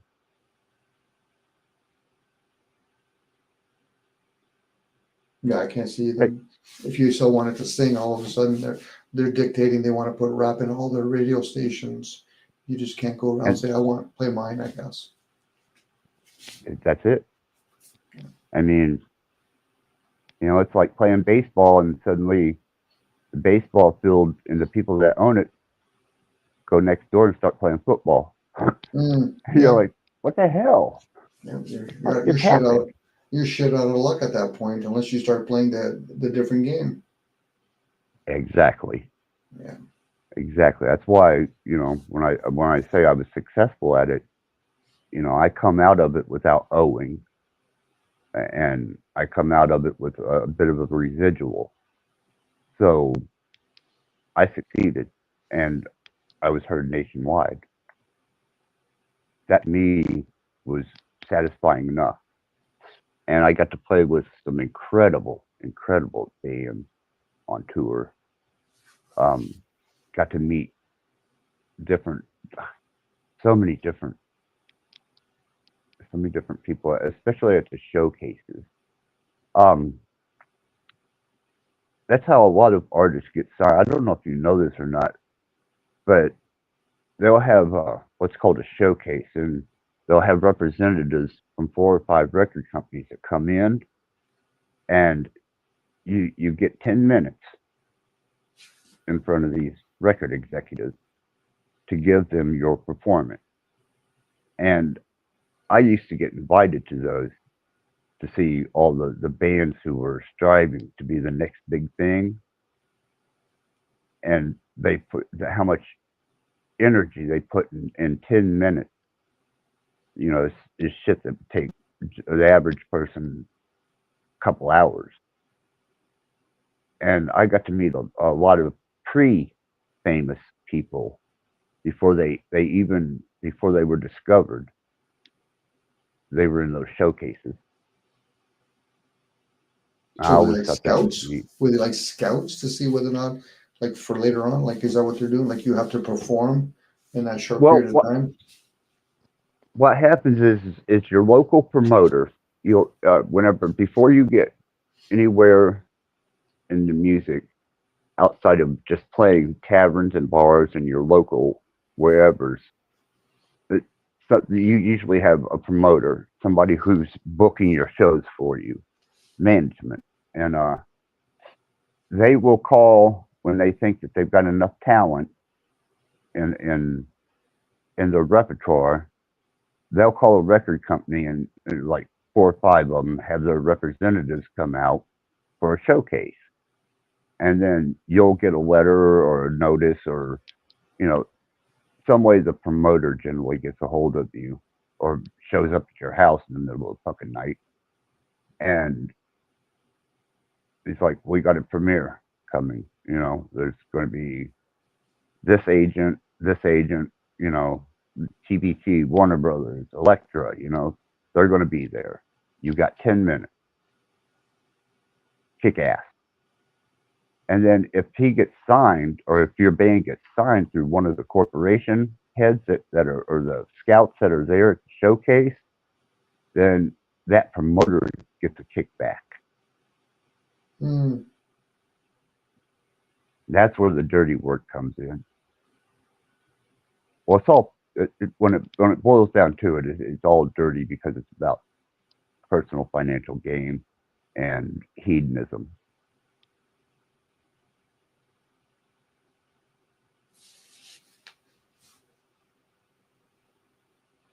Sounds like you got to be on your toes all the time. Sounds like almost like it might be the wrong analogy, but like a beauty pageant. You're out there, and if they like you and they need you, and you got to be chip chop ready to go, I guess. Yep. And then when they're done with you, they're done with you. You're done. Guess they've already moved to the next ice cream flavor. Right. Right. Disposable idols and stars. Oh yeah, it's like I used to talk to my buddies. I said, "Well, think about it. We're in the trades. Can you imagine, like what they do in sports? Like, oh yeah, they just drafted a new player. Yeah, that's your replacement for tomorrow. Right. We're And that's disposable. the way it is. Yeah. We didn't know that we were bankrupt until after we were bankrupt. And it's like, you don't have a tour list. Why don't we have a tour list? Because we didn't book you. Why didn't you book us? Because we're broke. Also, they siphoned all the money, then claimed bankruptcy. You guys didn't even know half that was going on. Wow. Yeah. And then you got to do it Yeah. all over again, looking for somebody that's going to take you on, I guess, at that point, Access. I went solo. Yeah. I went and started doing my own thing. That was twice that I got burnt. One was in heavy metal and through Guy Rhodes production, and that got burnt out by grunge. So we got dismissed, let out of our contract from Guy Rhodes, who was booking our dates and talent agency. And that's whenever I said I went north and started hanging out in Chicago a lot and wound up brushing arms. And then next thing I know, I'm doing massive shows until we didn't get tour dates. Wow. So if there's any musicians listening out there, that if you don't get your tour date, start checking the financial records. Wow. I can imagine. I know you're saying it because you experienced it, but you're probably downplaying it when you say it's a dirty business. I can only imagine how dirty it really is. Yeah, it's filthy. It really is. It's filthy. That's why,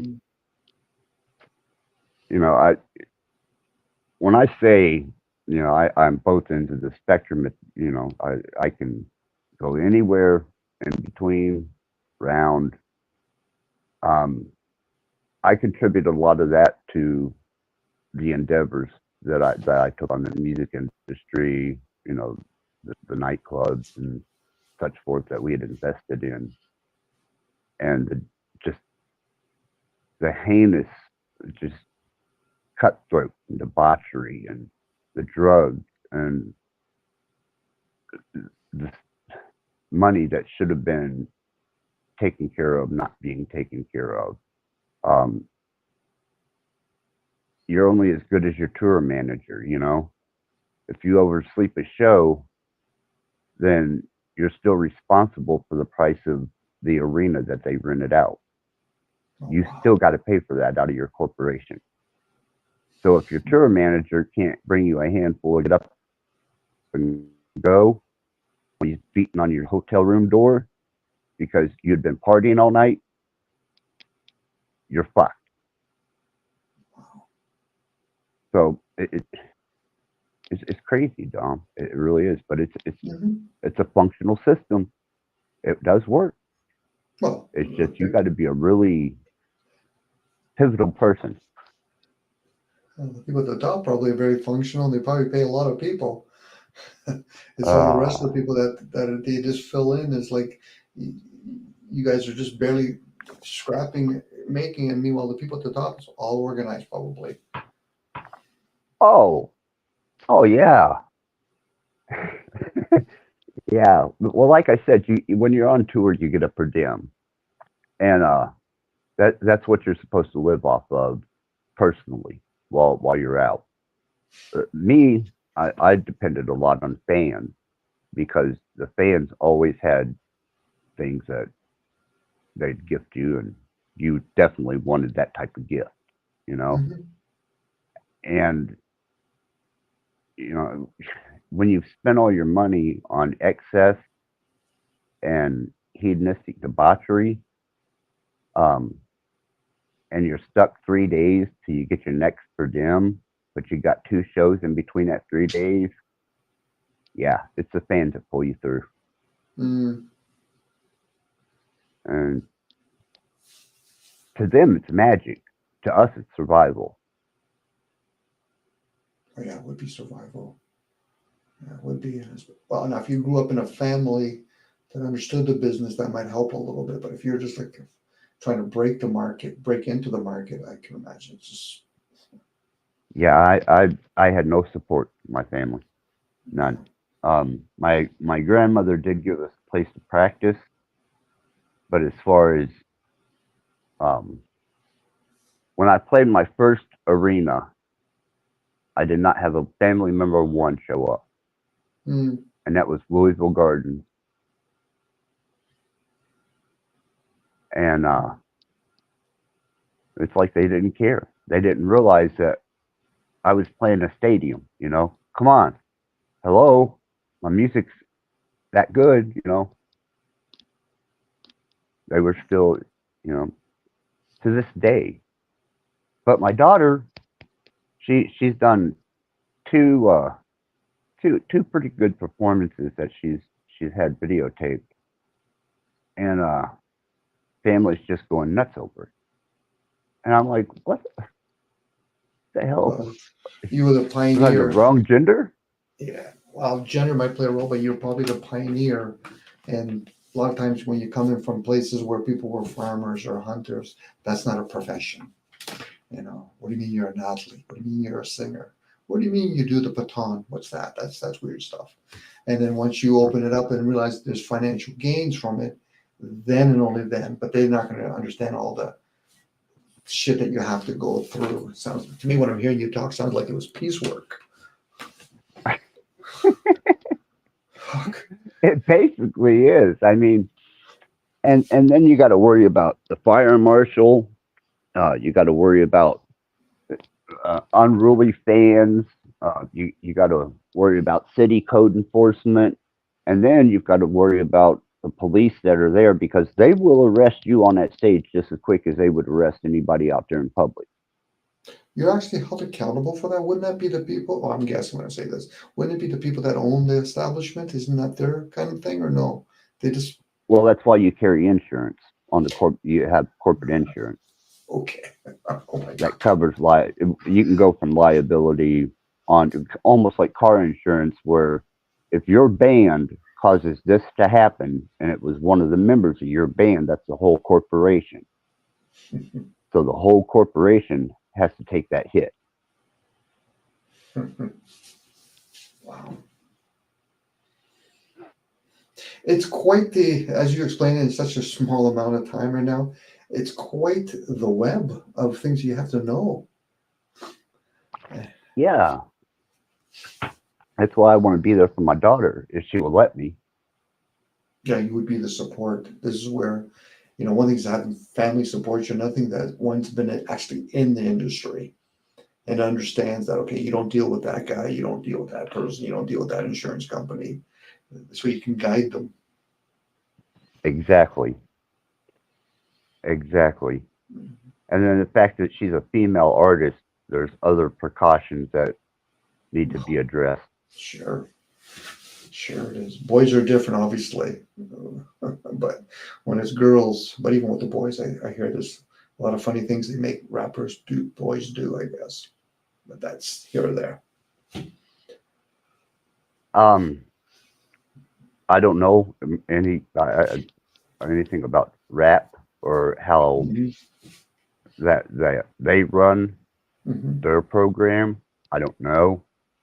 I know that it was promoted and it was pushed to the point where it dominated music. Mm-hmm. But that wasn't natural. That, like I said, that was all marketing.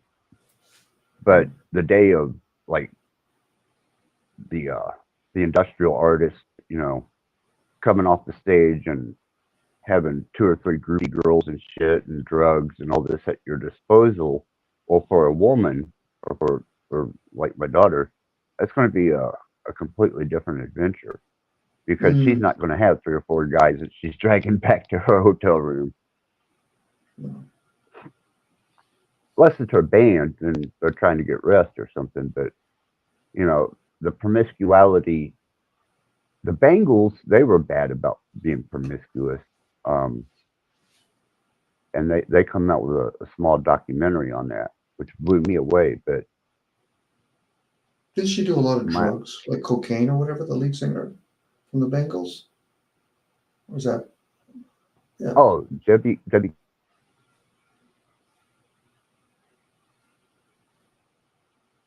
sorry, Access, are you there?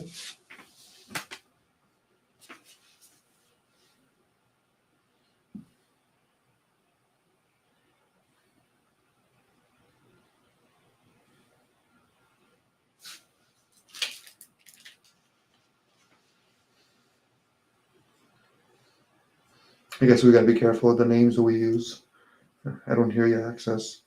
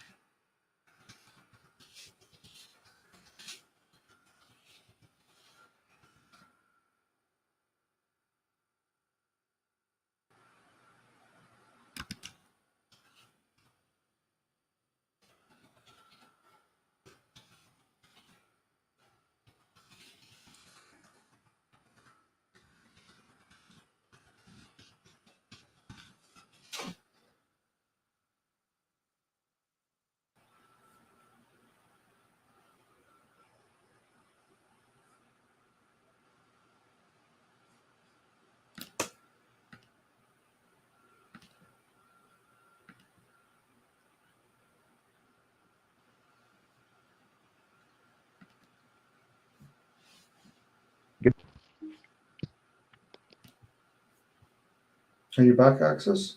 I hear you ever so lightly. Yeah, I think so. Can you hear me? I can hear you now. Okay. I guess we have to be wary what we say when we use certain band names, I guess. Well, like I said, I triggered them twice earlier on London's, and if you get a chance to catch that segment, Hmm. um, that's valuable information about computer technology. I won't ever be able to repeat that on the internet again. Mm. I get it. If we start using band names or whatever, in this case, you're, using maybe certain computers names or whatever, they might have it in their bot programs. It's very possible. Yeah. Things are changing so rapidly in the censoring department on social media that I can't keep up with it. Mm-hmm. Well, there's a falsity when people think, well, we have freedom of speech. Now, when it comes to commerce, Mm-mm. in No. government, yes. But if you want to go on the street and go and get some egg cart and start speaking, you fill your boots. But once you're using platforms, I think they can restrict that. That seems to be the situation because you're they they they justify it as it's their platform, and that way they can regulate it, kind of like Yes. being in a social club as opposed to an organization. Yes. And Especially when it's international too now, right? You have people promoting from London or India or Canada. So these are going across borders. So oh probably yeah, benefits them, not us. international. Yeah, absolutely. The international aspect of it alone, you know, that's kind of scary at times when you think of what the consequences can be for breaking international laws, Mm-hmm. Yeah, very which could true. be easily done once they put those algorithms out there. It says anybody that says these three words, go get them. And if you do that internationally, man, Well, especially if they start attaching, like in some countries with the digital currency, the credit system on it. It's like fishing, You fish out of season, don't have your license updated, you could lose your driver's license kind of ideal. So right? it's like a credit system. A lot of us are just feeding into the system now. They're probably just getting it ready. Like, I don't know about you, Access, but do you surf and do live chats with people from China or India? Are we even access? New Zealand, Australia, yeah, but naturally Britain, They'll probably not have China. I zones. haven't. Yeah. I'm not that brave. Mhm. Yeah. Eventually what they do, I know with my wife, what they do is Canada, I think they changed it. So certain areas you can't get, like when you're promoting, people that you say is subscribing to them from India. Now, if you want them back, you got to pay a certain amount of money. This is how they're going to zone people. So as people are getting used to all of this, if you want to maintain the subscription, even get some finances, you might have to, goes back to your profession that you just came from. You're going to have all these insurance maybe one day, you know. Well, they just canceled a massive amount of healthcare for I forget how many. It was a incredible number of medical insurance recipients from the government. They just cut them all. Mm, And my in-home healthcare worker was freaking out because apparently some of her clients had lost their medical coverage, which means that they don't get in-home healthcare no more, like I do. and she was like, they're gonna put me out of work. Mm-hmm. So she was concerned. I mean, she's genuinely concerned about it. I didn't know it even happened. Yeah, usually the main public, unless it's really affecting them, aren't really going to know until somebody close to them say, what they give, they Yeah. can take away. Well, apparently they did to some of her clients because she was I get different healthcare workers in here, but generally they're all from the same company, Hmm. and some of them I get along with, and I can chit chat with them, and they're not put off by the house because my house is very eclectic. Hmm. But generally they send the same girl, 3 or 4 times. We get to know each other and become casual chatters.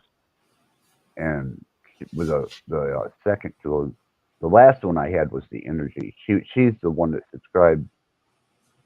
I believe she wanted to know about the Reiki, and I mentioned you and your wife, and gave her the link to your channel. Well, to But Judith the Chan, yeah, one, thanks. yeah, yeah, Yeah. absolutely. Um, the black girl before her is the one that was worried about the health care. But the last one that I had, she she's just good people, great energy, very uplifting, especially in the state and condition I was in. Um, very affirmative, very positive, and she's wonderful people. But I think I, I don't know if she's aware of it, and it just doesn't, it's not anything that gets under her skin. But for somebody who depends on their career or the healthcare system, which obviously, they're going to try and fade that out, is going to leave. Uh, People won't be able to, the quadriplegic, the bed fast, the physically disabled that have depended on that for their survival. Those are the ones that I worry about, Hmm. because I happen to fall into that category. Well, wasn't it I don't know if it's either from America, then it went to the German nation where they value the concept that, you should almost eliminate what they perceive as the weaker species, kind of like if you're handicapped or you're of no use, whatever. And eventually they might get to that point and we're going to be the recipient of some of that stuff. Well, It's like don't you have what is that, made in Canada?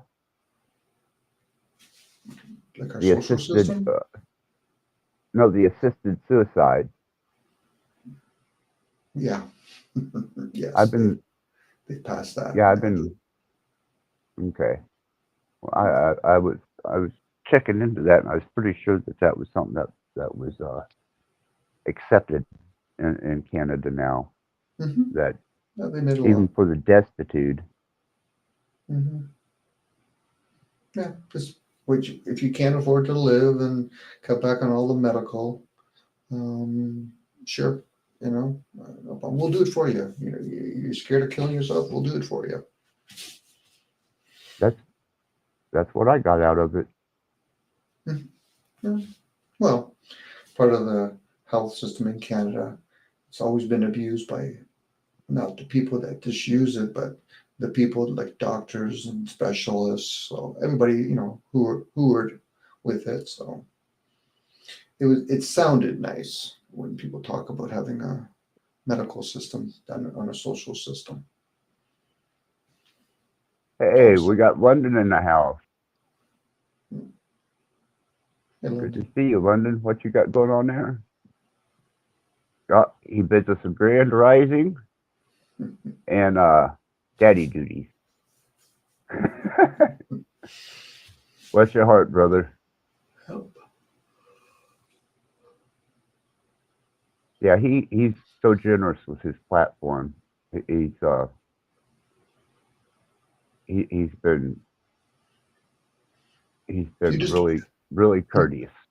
hey, London, you just give big up to the chat room. I think you're the only one in there. So big ups to you. Well done.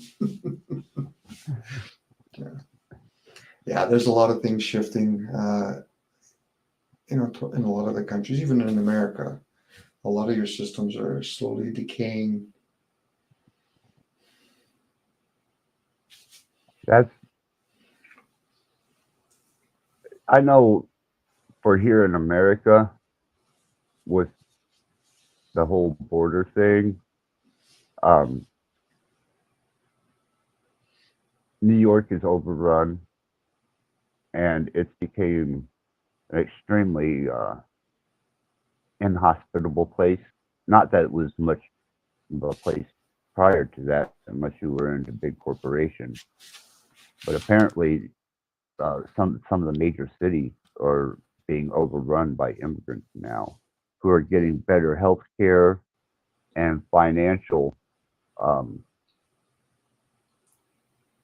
financial care than American citizens at the moment. It's probably to get their votes. That's what they say. In the grapevine is it's all about acquiring those electorals.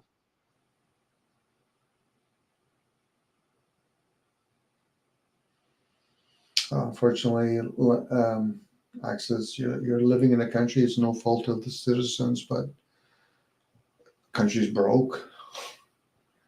It's been broke for a long time.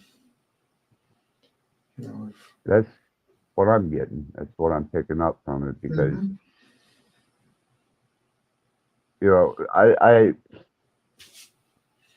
I always was you had the welfare class, you know, and that was just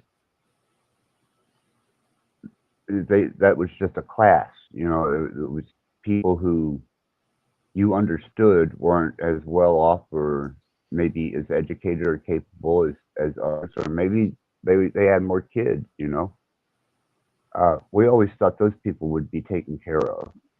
We never we always though some people look down on them, I felt that it was the country taking care of its own citizens. But Well, we are. apparently that no, well, they They were. were, How about how but about with that? printed money, they weren't trying to implement the citizens.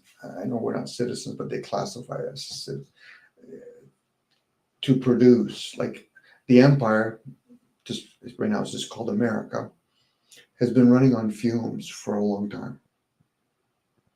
If it wasn't for the fact that they spend an enormous amount of energy and financial things that usually never go on to the depth on military, so they can man all their stuff outside of their own country. And they haven't, if you factor in pensioners in America, America's $300 trillion in the hole. Forget about their public reporting of $30 trillion. This is why, I Right. don't know if you know this, in 2005, America was valued at 9 cents to the dollar. They were broke.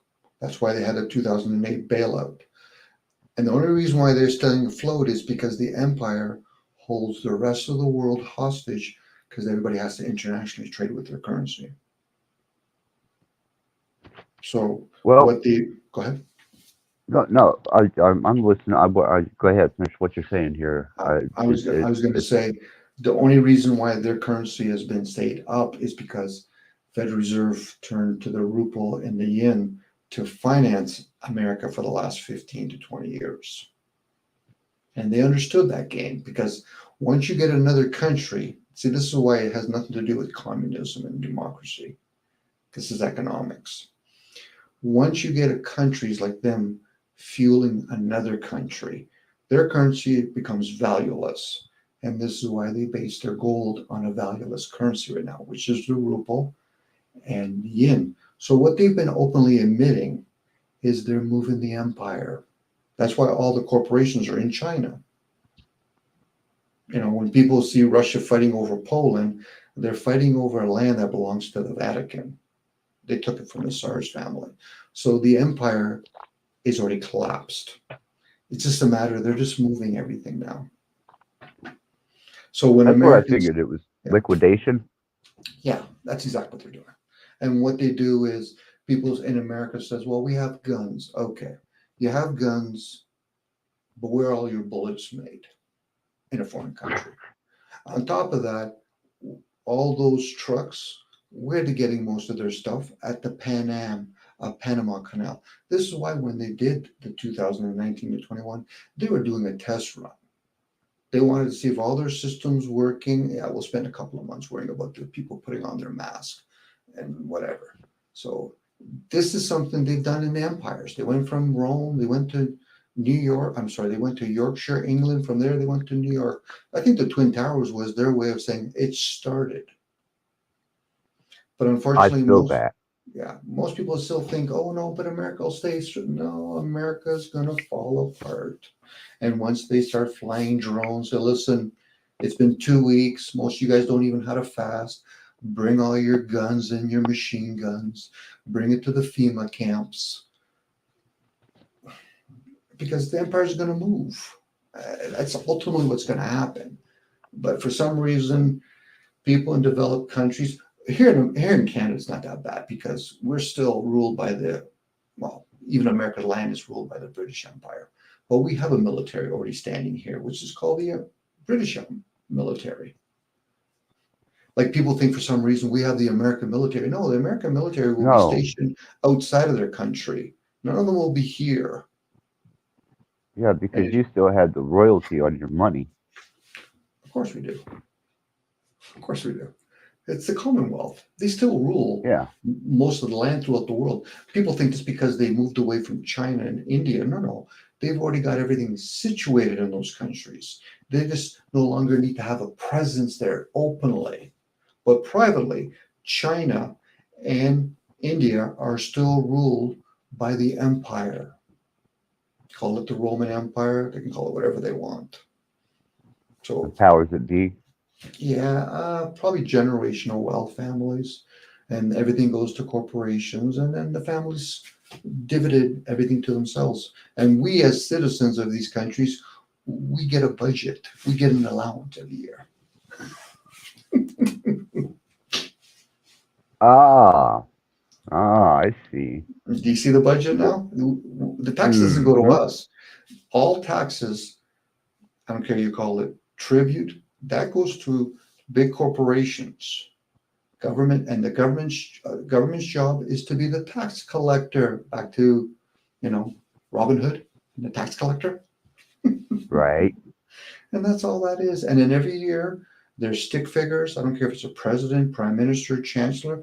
Say we're here to represent the people, the nobles, and we're passing a budget. Well, who makes the budget? Professional people. And where are you getting all the money from? From the Federal Reserve. Well, what about all the money you just collect? No, those goes to corporations. They would make the Dow Jones and all those stock markets look really small. It's like when people talk about the Fortune 500. Who owns the Fortune 500? Forget about who is on the Fortune 500. This is just a big economic game. I think George Yeah, Carlin it's a called it that. charade. Yeah, and we're not in it. Yeah, you're absolutely right. The only thing that, and if the average American knew this, they would either not believe it or probably just dismiss it with the rest of the important and significant information that they're fed at times. Mhm. You are a commodity at this point in time, and you're not even actually considered a, you know, you're basically cattle, Yeah, and we're they, sold to, yeah, that's why it says on the good faith of the American people on what used to be tangible money. you know something, actually the sad part about it, if most people were truly understanding this, but not completely understanding it, they would be so self-absorbed they would want to be in the club. I said, but you're not even worthy enough to be in the club because you would have to How's your have genetics? family. What's that? How's your genetics? Well, it would be like, do you have a lineage? Like it's like Musk would not be where he is if his family didn't have a lineage. The Gates would not have it if they didn't have a lineage. Meaning that you've shown over and over again, because we have documents that your forefathers knew how to keep their mouths shut. Yep. That's the only reason why they're in those clubs. And them, they don't pay taxes. And some of them, they have allodial titles because they're playing. What are they paying? They're paying high club membership fees. That's why they're called Freemasons. They're allowed to build freely on the land. That's all that Right. means. But you're going to still pay, you're not going to pay property tax tribute because you have allodial titles, but you're going to pay your club membership fees, which could even be more expensive. But for some reason, people think for some reason America is free. From who? That land is still ruled, not owned, because they understand demigods. That land is still ruled by the British Empire. Right. The only difference is we have the different faces on the currency. Well, that's all. And it's printed. I wish me and you could print fucking money like that. We'd have to print enough Yeah. so we can get police officers and military to protect us Right. from Right. other gangsters. Because the citizens, most of us are asleep. When I tell my buddies, I said, "Do you guys really think you understand what property tax really is?" Well, they collect it and they come back to us. No, it doesn't come back to you. Yep. And then when they do budgets, the first people that get the budget money is corporations. Do you need new fire trucks? You got to buy it from us. You need more police cars? Buy it from us. And then they start saying whatever's left, you can start paying some of your police officers and firemen and doctors and city workers. Yeah. At The least, distribution of tax money is not. I think a bunch of scripted crusaders dressed up like Indians had a tea party somewhere. Um, when but you pay parking tickets, goes to corporations. I pay for my electrical license, goes to a corporations. All that goes to corporate. All of it goes to corporations. right, people don't. They're under the illusion, from my observation, that they're under a safety net of government, and that it's operating in their interest to a way that they're going to be safe, socially secure, and the future is going to be smooth sailing. And America is probably going to have a war, an economic war. They'll lose the war, and then they're going to void their currency, and then they don't have to I pay could their debt. see that, because when they started, they took away the people that used to get welfare over here used to get food stamps, and they Mhm. were little coupons.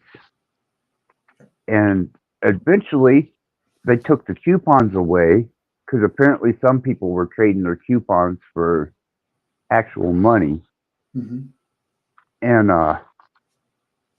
they just turned it all over into a card. So you got a card, and they would load that card. And then I started watching in the United States all these gas stations and all these different businesses had little card readers, and then everything became numbers on a card, Mhm. and tangible cash in the states, especially here in the city where I live. everybody's got a bank card. Everybody's got an EBT card. You got an insurance card. You're not actually physically holding, any fiat in your hand other than the numbers that's on that card. Mm-hmm. And that's when I was like, yep, I know where this is going. Mm-hmm. Like, I give kudos to people that want to fight the system, but they have to understand it's like people are still playing this nationalist game when they've been playing globalist back in the 90s, when they were actually doing a lot of international law changes. Pen to paper in commerce doesn't work if you start understanding, they've changed the rules, which, because it's been their rules. Like, if people study the European currency, when they first were going internationally with joining the European again, making the Rome again, should have been a government first they did. But what they did was intertrading. You could move around with your ticket. Then they played this hideous game of making one currency, and they kept England aside because they know England's currency is useless. So they force all these other countries that survive on tourism to now exchange all their gold reserves. So now countries Was like that Italy, was that the Portugal, euro? yeah, the euro. So Portugal, Okay. Italy, Spain, all these different countries have to give up all their gold reserve, if they even had any gold reserve, to base it on the French currency and the German currency. So they kept out England or whatever. So now if there's ever a war, your piece of paper is useless. Because at least the gold, you could give it to the Vatican, and the Vatican could actually give you some military people, because people don't understand how powerful the Vatican really is. Their cardinals are just politicians. That's all they are. But people are so focused in on America. The only reason why America has any clout whatsoever is because everybody has to trade with their currency. Wasn't And that designed in the well, that's petro yeah. only being able to be bought with American currency? And now I forget which country is basically taking over the taking over the oil industry by allowing the oil industry to accept their money. I can't remember which country that was. Well, I know Saudi Arabia, And so they have rights to their land. So I know Russia and China are going back to gold. okay, So all these countries that are aligning themselves, because typical in a war, America's going to force not American people, but the one that's in power, align all these countries. Because if you don't join, you're not going to get the booty of knowing that you can build these cities. But I think they're trying to get them all together so that the dragon and Russia could really show how powerful they really are. And America will collapse. That's just ultimately the way it is. It's not a personal thing. It's just the empire was built to move. But right. unfortunately, And yeah, go ahead.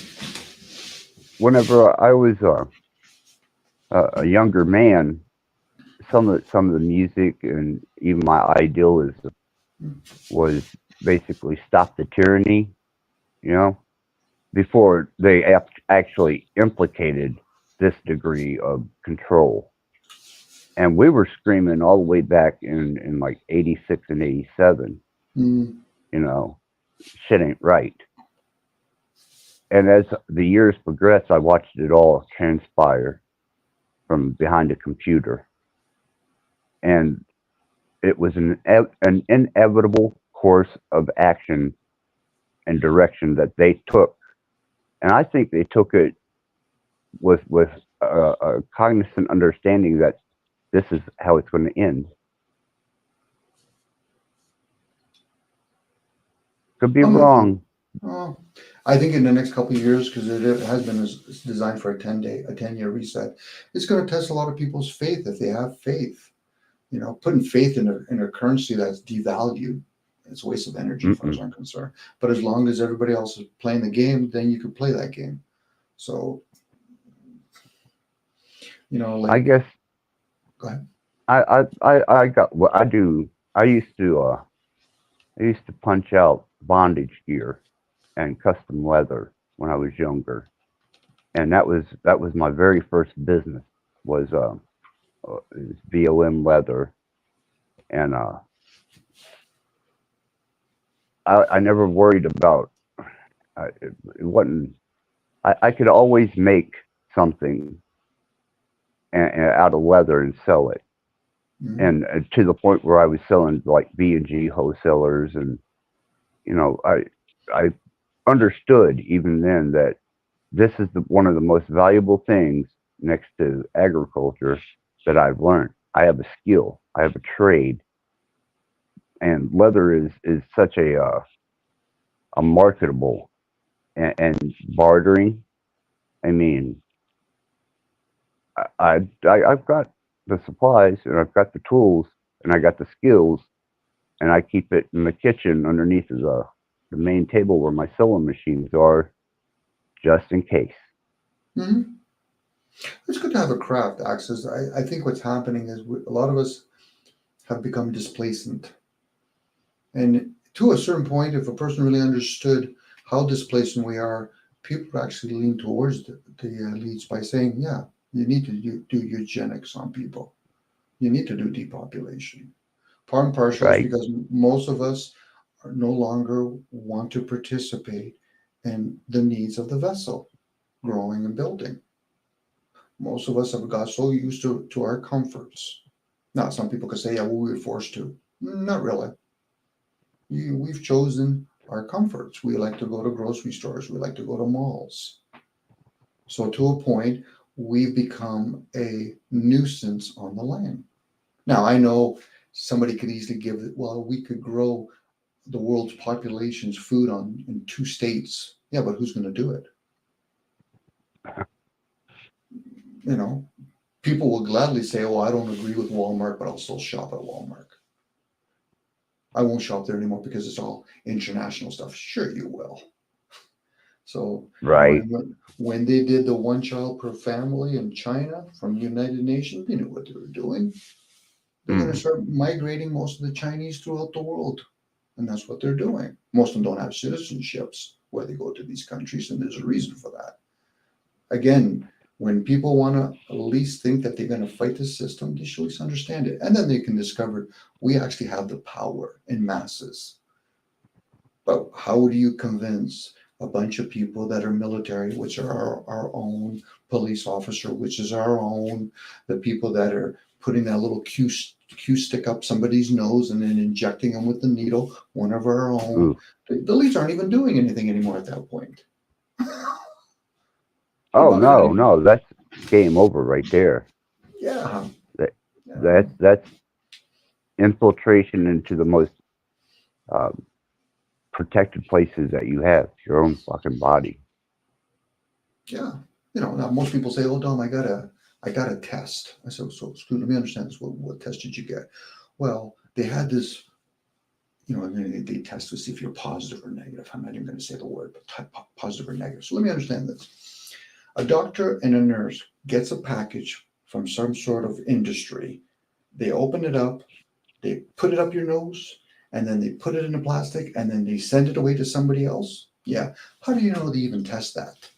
Well, they don't. So how do you know that they just turn around and say, yeah, that person's positive? Okay. Kind of playing a game of roulette. Sure they are. Sure they are. That's like cancer. People understood what cancer really was. They realized, also my body's in disease. Yes. And cancer cells have been activated. You have to do some fasting and What, detoxing.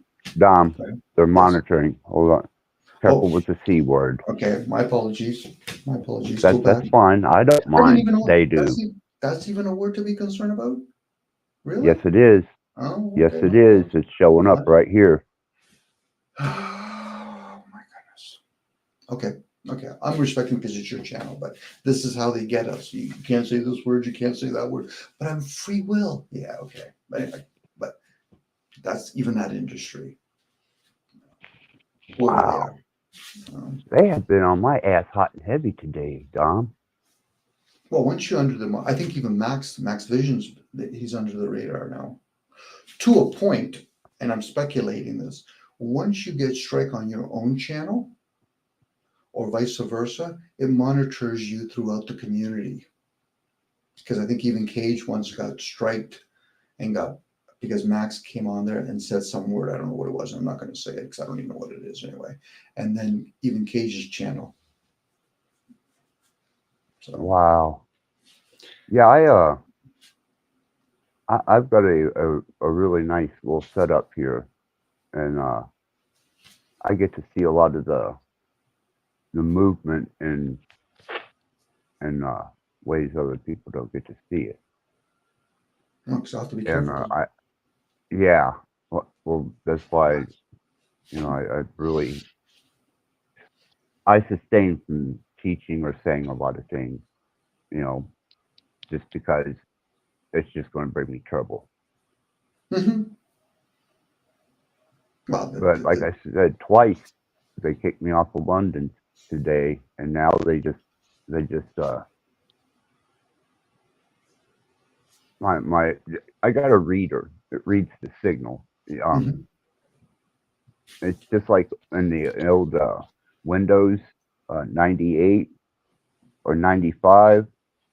You can monitor the bandwidth that comes into your computer from the Mm-hmm. router, and when that algorithm is on you, that bandwidth will start peaking. Wow. So it will measure, like right now, I think I'm at 2 gigs, and I know what 2 gigs and where that line is, and it'll fluctuate a little bit, 'cause you don't get a straight signal all the time. It comes in waves. But when they get on there and they start monitoring, this thing starts peaking. Mm. Well, the thing is, access to it's when we stop doing this publicly, then they're going to have a concern because it's easy to monitor us when we're using their platform publicly. It's kind of like any Right, kind of revolt. Once it goes underground, this is why they even did the movement. I got to be careful now the words I say. The movement in Washington, D.C. for the people of color. I got to be careful right, with my fucking words now. They just wanted to see people come out of the woodworks, and they used one of their own club members to bring them out. This is like when I hear about people talking about their 5%ers. Fuck, they're 4% over 1% milk.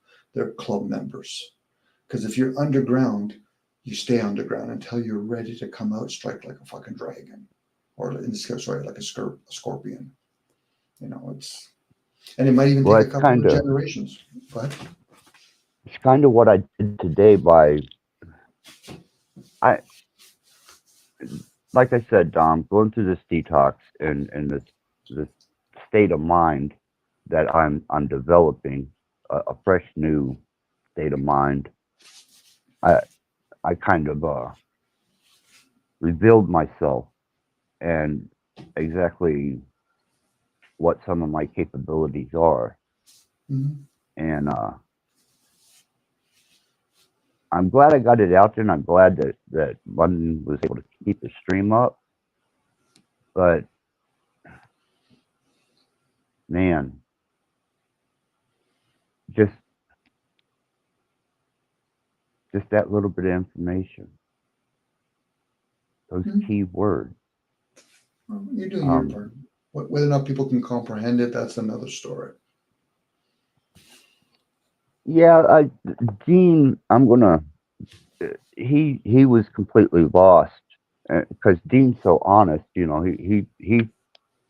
was very honest at the panel. He's like, I have no clue what the fuck you're talking about. Mm-hmm. Now, Pam, Pam's Mystical Musings. Yep. She is extremely computer literate. Don't ever mistake that she's not. Mm-hmm. She could be dangerous if she wanted to be. As far as Dean went, he was overwhelmed, and my service is always if he needs information. But I told him no, they're designing things now to be as user friendly as your TV. You don't need to know this stuff. If you don't understand it, don't endeavor into it. But yeah, they didn't like that at all. Well, there's a Now good chance Okay.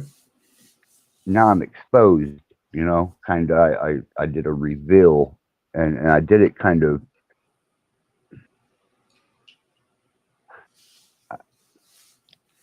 Dom, I'm going to tell, I don't know why I did it, but I made it very abundantly clear that through my little lecture there that I had that drew attention, I know my way around a computer, and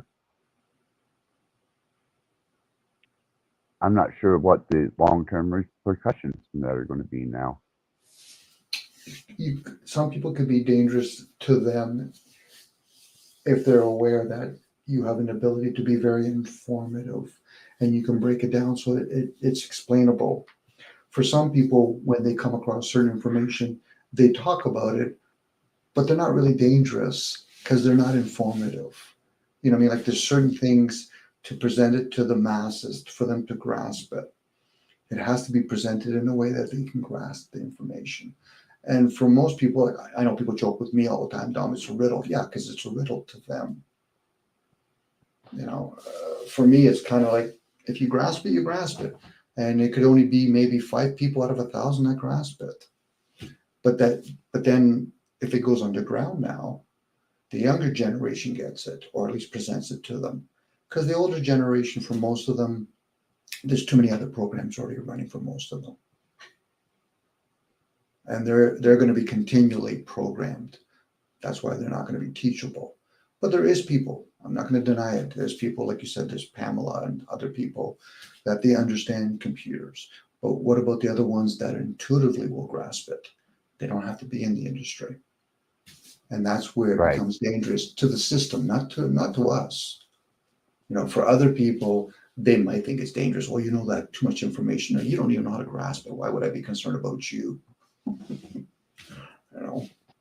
And even that, it's bot that's learning all this stuff, and they're probably going to pay somebody that's another henchman to enforce it. That's it. So they're not even going to grasp it unless just professional sellout computer wizards. That's a different game then. Yeah. I put myself out there, that's for sure. And you're right. There was only one person that could fairly well keep up with me. Well, Pam. She knew the lingo. She knew exactly what I was discussing and talking about. And I don't even know if the chat room, I know No might know. He seems to be pretty computer savvy. Mm-hmm. But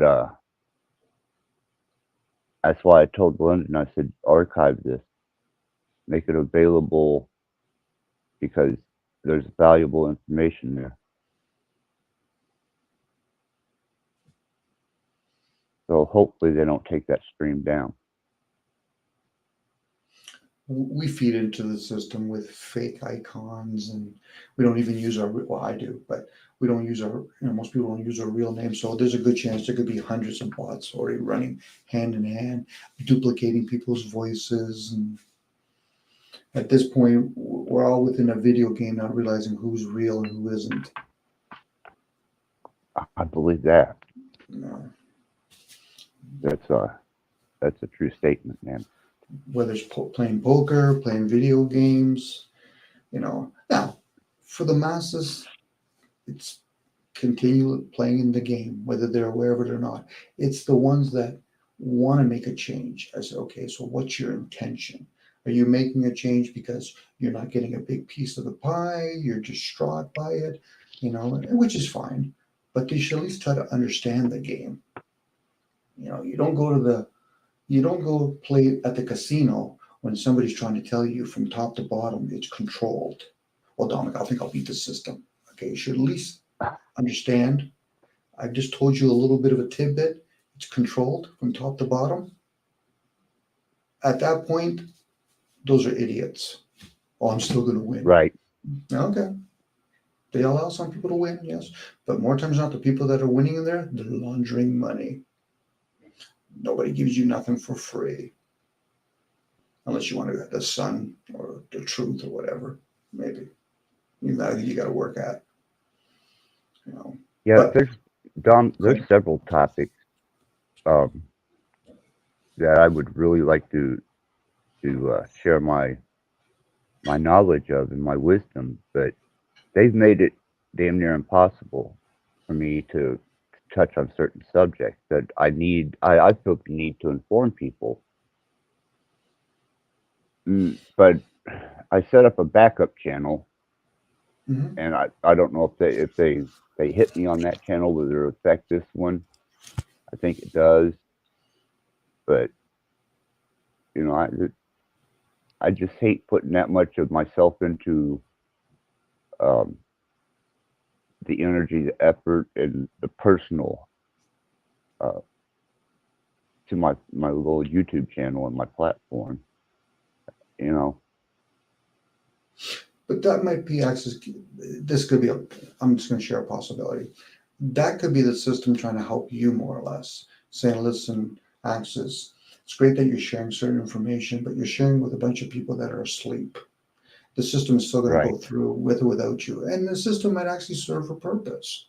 See, the thing is, I think I think we've shared about it where I value there's a concept. There is a ruler here, and it's doing whatever it needs to do.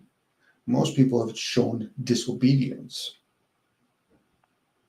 Now, if they've come here to explore and enjoy this realm, then understand the system. I'm not going to have the privilege of having a moment with the queen or the king, but I respect the rules that I'm in to my awareness. And as I become aware, I'm not being offended by it. I'm not being shocked by it. I'm like, oh, okay, that makes more sense now. Where other people say, well, that's wrong. Whoever said anything about right or wrong here? This is a system that's been staged, rehearsed, practiced for who knows how many centuries. Uh, But for people to be disobedient and say, I don't agree with it, I say, okay, so how do you think the ism should work then? It's me, you try to talk to somebody and they think that we're crazy. I'm like, okay, so how do you think the system was running? How do you think communism works? How do you think democracy works? How do you think religion works? yeah, You know, most people that I've seen, especially on panels that are bitching about the condition of the state, has no idea how it even operates. they don't. They And don't. what little bit they do know, they don't take into consideration the backdoor handoffs and the various ways that they engineer and control, Mhm. but through a system of reward. Yeah, as far as And like, go ahead. Sorry, how access. can you know? I don't think a lot of people could handle, if they were born into the natural world and had to be a hunter gatherer or a tribal member. What are they going to bitch about then? Because they had to go and hew a bow. They had to flake some flint, and then they have to carry the meat back to the village. I mean, at what point do they become discontent with that? Just like they Mhm. are right now. Might be no different if somebody grew up in a musical family and going on tour. A lot of people couldn't handle it. It's any industry. It's just one of those things. Will you endure? Awareness will help some people, if not a lot of people, at least come to terms where they stand.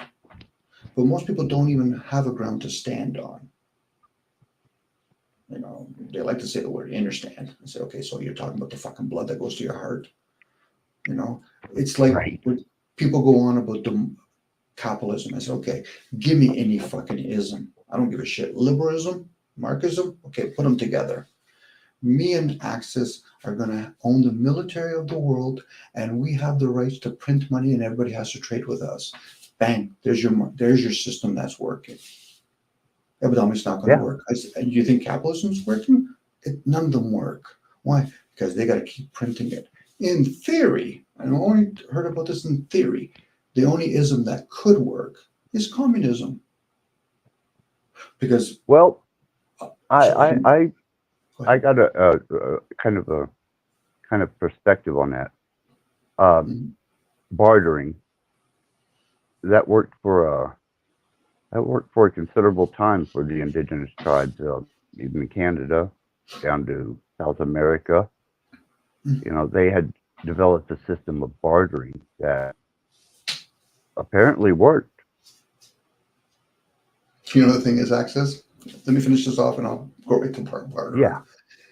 Communism in its purest, in theory, could work. The only reason why it doesn't work, like all the other ism, is human factors. But people do want to be ruled. Now, when it comes to bartering, that's all the elites do.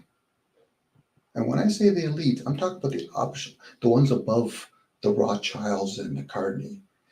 That's why they right. have land. That's why they have NAFTA. That's why they have the Asian market. That's all for them. They don't play with money.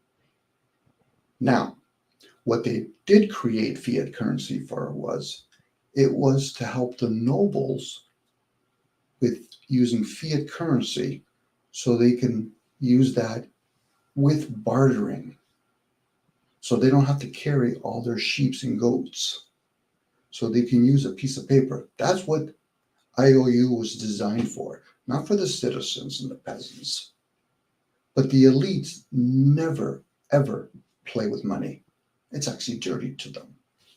So they don't pay taxes because the only debt that you could pay a debt with is with fiat currency. Do you know any elites that are poor or in debt? None of them are. So bartering is exactly what they use.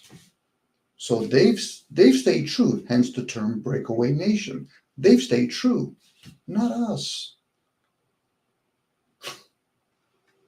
Yeah. But but then people say, oh, but democracy works. They don't play with democracy. What about the Well, well, what's the old saying about democracy? It's two wolves and a lamb, and they're deciding what they're going to have for dinner. I never heard that one, but I like it. Yeah. And that's all that is. I don't care if it's the Asian market, the Russian market. It's they don't even live there probably.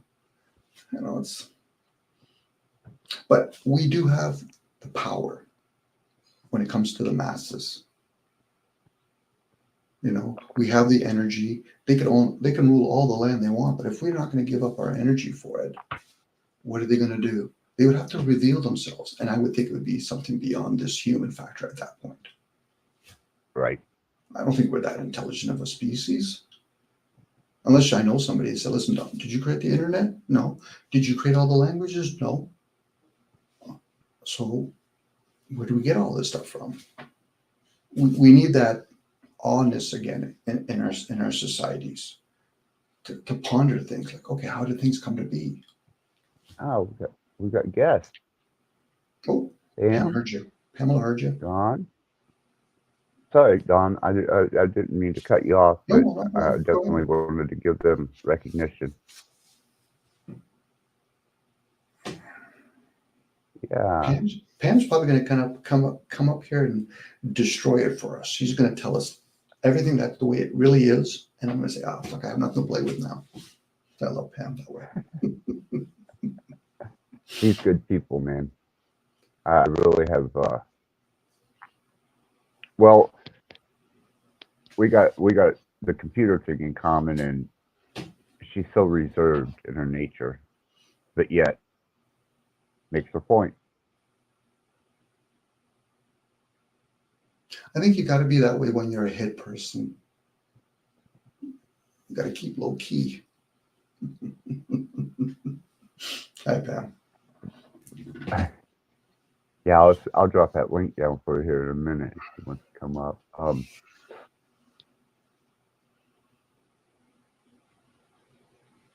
I think too, Dom, that if we actually seen the entities behind the upper epsilon of what they give us, uh, people's reality would definitely be torn in half and skewed.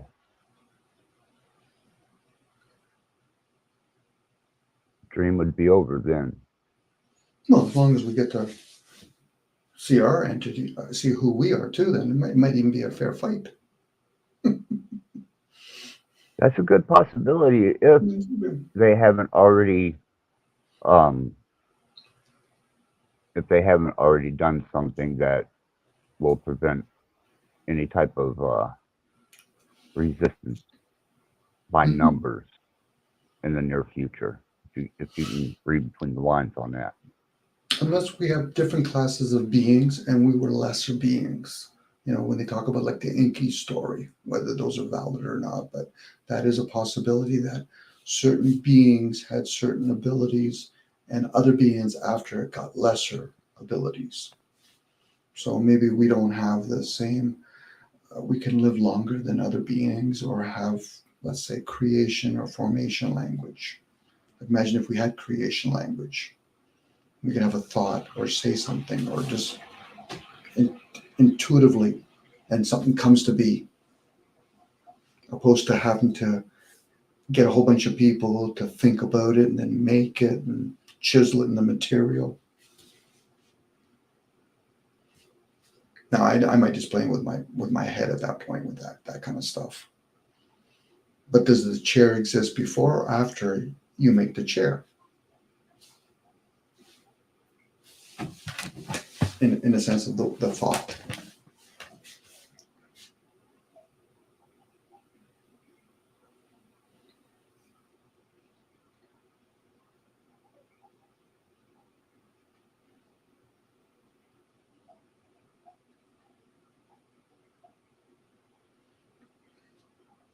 Wow, sorry about that, Dom. No problem. Yeah. Um. Hell, having a bit of a issue here.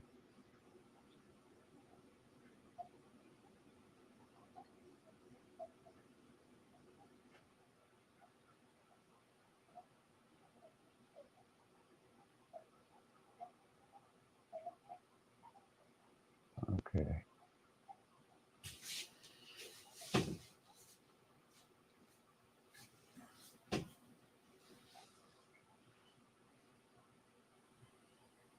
I got computers down, and if I could learn to work these phones, might be doing something pretty good then. I Sometimes it love your seems like purple it has robe. the mind of its own.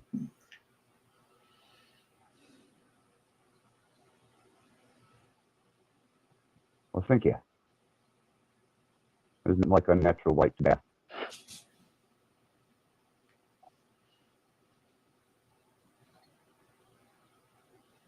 I was hearing somebody recently talk about Okay. AI. If AI, because we're inputting it programs. It's like us. We're always being programmed, and that's what encourages wanting the concept of wanting to be free. So there's a good chance the computer or AI will eventually want to play the idea that it wants to be free. That's what I was talking about. Uh, I think I was talking to it was you and Dean the other day about the difference between AI and machine learning, and if they had a sentient, actual AI, sentient and self-aware, um, it would be making its own decisions, and it wouldn't be controllable at all. Not like an algorithm. This thing would be a beast almost with self-awareness. I mean,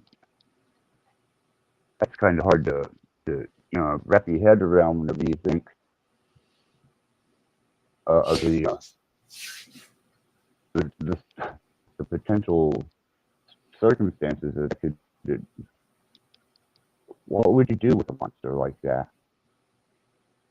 What do you do with people once they start somewhat becoming aware of a little bit of the program, but yet they don't agree with the program? They would be a bunch of breakaway people that would start using the word like, I want to be free. I want free will. Most of the program Right. would have to be would be asleep. And this is why when you go on these panels and people that are distraught or whatever, but they're not fully grasping how the system is really working, they're shortchanging themselves by saying, I want to be free from the system. I want to leave the system. Okay, but you still don't understand the system. That's my problem How with you a doing, lot of New Pam? Agers. I'm good. Hey, I'm Pam. good. Hey, But Pam. you make a good point though. There's a lot of New Agers who came here that's supposed to, like, there's a lot of people who came here, not just New Agers that's supposed to dismantle the energy, but instead they're like, oh, I want to escape. Yeah, we've been touching on quite a few different topics, and it come around to the world economics and the state of affairs and government at this moment, and the implications of that we are still controlled, uh, even under a democratic or whatever comparable system. And Don was filling in on his understanding of communism, because I think tribalism and bartering, that's I think that's kind of the way to go. But then when you add technology and the smarter technology that they have, and if they would introduce something that was sentient and was in a super stasis position, I I think it would destroy humans. It's I quite think it would see possible. us as a, yeah. It's what the general consensus is that it would see us as a disease, an infection, and at what point does the government get handed over to that sentient? What would you call that? It wouldn't be socialism, wouldn't be communism, wouldn't be democracy. It'd almost be a monarchy or a dictatorship under a sentient artificial intelligence. That kind of creeps me out to even say that. Well, those isms are designed for humans. They're not designed for AI. The computer would probably recognize that your humans would be redundants. Why are we doing all the works and we have to help you with your food? You're becoming a burden to the system. And with all sincerity, if they started calculating most people don't have much to offer when it comes to fulfilling humans' needs, they would be a burden, including me. So Well, they're looking for a better program. Forget about them ever putting into the computer intuitiveness into that. Most people don't even have that now. right. And what I kind of, you know, pull the curtain back for you a little bit here. If you look at the Gates um, agenda, you look at Zuckerberg, um, Musk. Musk is just playing a part of a renegade, which is needed for what they're doing. But they're headed in a logical direction, to my notion, that is being directed by possibly an artificial intelligence or a more cognizant group of entities. It's too well orchestrated. Everything Well, is. Go ahead. Go ahead. they work collectively. The masses don't work collectively. Fuck, I wouldn't even want to see anarchy with the masses. It'd be fucking chaos to no end. But Uh, people like the idea, oh, let's have anarchy. Yeah, as a self-absorbed fucking twit, yeah, that might work. It's just Society's not ready for anarchy yet. Maybe in a very highly evolved society, but people aren't there yet. I mean, there's a lot of people that have the mentality of literally an animal in this realm. Boy, isn't that the truth?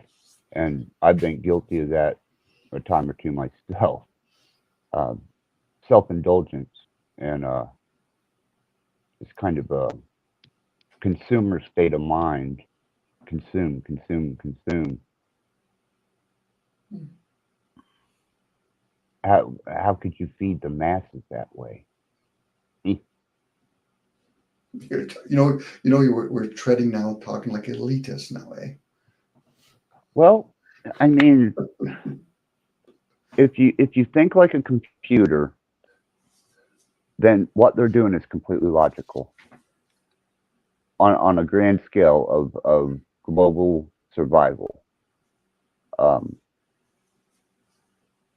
We are a destructive species, and if I was a sentient computer and was self-aware and understood the complexities of my own nature, my limitations, and humans immediately some type of genocidal program, justified and legal euthanasia, border invasions, war, without with minimal ground devastation to eliminate the species. Yeah, for sure. Well, I think people do. They like the ideal of, what, can I live longer? Okay, do I have to put any effort into it? That would be a lot of people's truth, and how much longer? And are we going to also do the lack of aging process that these vessels have to deal with? There could literally be a system that's working right now to evolve so that we are going to be conscious, but not in these forms, because these forms are very fragile. It'd be different if we were. Go ahead, Axis. But yeah, for the environment that we live in, I'm not talking the unnatural environment. I'm talking just for us to be associated with this land. We are not the top of the food chain by any shape of the means outside of our imagination. We're frail. We get sick easy. We perish fast. So we would be kind of a bastardized species that definitely wasn't at the top. And I think that would be recognized real quick. Mm-hmm. And if we were, let's say we all max out at 80 years, but we're contributing to growing things, we're no longer going to worry about putting airplanes up in the sky so we can actually do disturbance or have these technologies like Wi-Fi. Then maybe then and only as a collective, if there ever was a time where a collective, we could say that the human race should exist. But from where I'm coming from, we're two species spliced together. There's the human being part. And I think the being part is the one that gave technology like Wi-Fi, cars and all that. Humans would still be like parrots, like fucking giraffes. They wouldn't be thinking about building high rises. But at the same time, humans would be like an ape, mixing in beautifully with nature. It would be chi. But then if there is a God and it doesn't interfere, hence unconditional love, we'll learn from our own perils. But there's a lot of disobedient beings along the way. They want it their own way. To me, they're just self-absorbed little fucking twits. The sooner they get rebooted, I don't give a shit if they become a fucking plant. Anyway, I'm being an idiot now. That's the Gates agenda. I mean, that's what he comes across as in the World Economic Forum. I'm not sure whether they're a front, kind of a put out there group to kind of shake the masses, and then they implicate small amounts of their agenda. But I just don't see a bunch of people with that much wealth and control getting together saying, this is what we're going to do to you. And you're going to take it and you're going to like it. But to him, to Gates, they did drag him in court. So they probably put a lot of courts on him so that he can never be tried again for it. Same with Fauci and the boys, if I can say those words. But then there's other players involved too, not just American players. I don't think they're even Americans. This is the whole thing. Do these guys even have citizenships? Right. That's why I was saying the World Economic Forum, those guys, they're putting themselves out there. And they're putting themselves out there in a way that would draw hostility from any nation. And they're doing it just like they're on a talk show, just hosting as what they're going to be doing to our lives in the upcoming future. And I'm thinking, that's pretty brazen. That's ballsy. I'm sure you go out in public somewhere. Unless Access, they're anchoring this realm and they're playing around with the ages. So it's nothing really personal with the human species. Hence, we're the ones that, or not me per se, but people use the word control, opposed to they're here to anchor this realm. And they realize there's a certain age that they can do certain things. We're still playing, again, I weren't here earlier, Pamela, but we're still playing, or some people are playing with nationalists, where these guys are playing globalist. They're understanding we're in the right position now. We have most of our citizens walking around with our devices. Yeah, people say AI is a problem, but most people can't even remember their loved one's number thanks to the little black box most people carry in their pockets. AI isn't the threat. People are already connected as they're going to get, Right. I wanted to ask you about that too, Pam. Is I didn't get to ask you about it last time. You're savvy. I'm aware that you're computer savvy. You understand the difference between machine language, machine learning, and what actual sentient AI is. Yeah, the stuff I'm dabbling with is machine learning. It's just like taking art from various designs and pulling a pattern from one and maybe pillows from another, a bed from another, and just like remixing it and slapping it all together. Yeah, you got to input like a traditional computer. You got to put the input into the algorithm. And whenever they say this stuff is AI, it really gets under my crawl, man, because I'm like, no, it's not AI. You're lying to the people. This is just algorithmic machine learning, and it's going to pump out whatever it's been fed by statistic and math. You get more people saying one instead of two. Well, this is going to sway more towards the one in an abstract manner. And I don't think people really realize what the difference between machine learning, machine language, and sentient AI or general AI is. I think sentient AI would be something more along the lines to those police dogs or robot dogs that people are using and stuff like that. That's a little bit closer than like say like AI that's like ChatGPT or whatever, machine learning. Right. That blew me away when they put the DARPA dogs out. I was like, okay, when do they put the projectiles and the kinetics to them? And what, in less than a year that they introduced them to New York, that they came out with the militarized ones. And I was like, damn, man. It's like Dominic was saying about human nature being so destructive a couple of minutes ago, case in point. Right. His understanding of the political scenario and world scene that we're dealing with is very insightful. I've learned an incredible amount from him tonight. He's such a welcome guest, anyhow. But man, the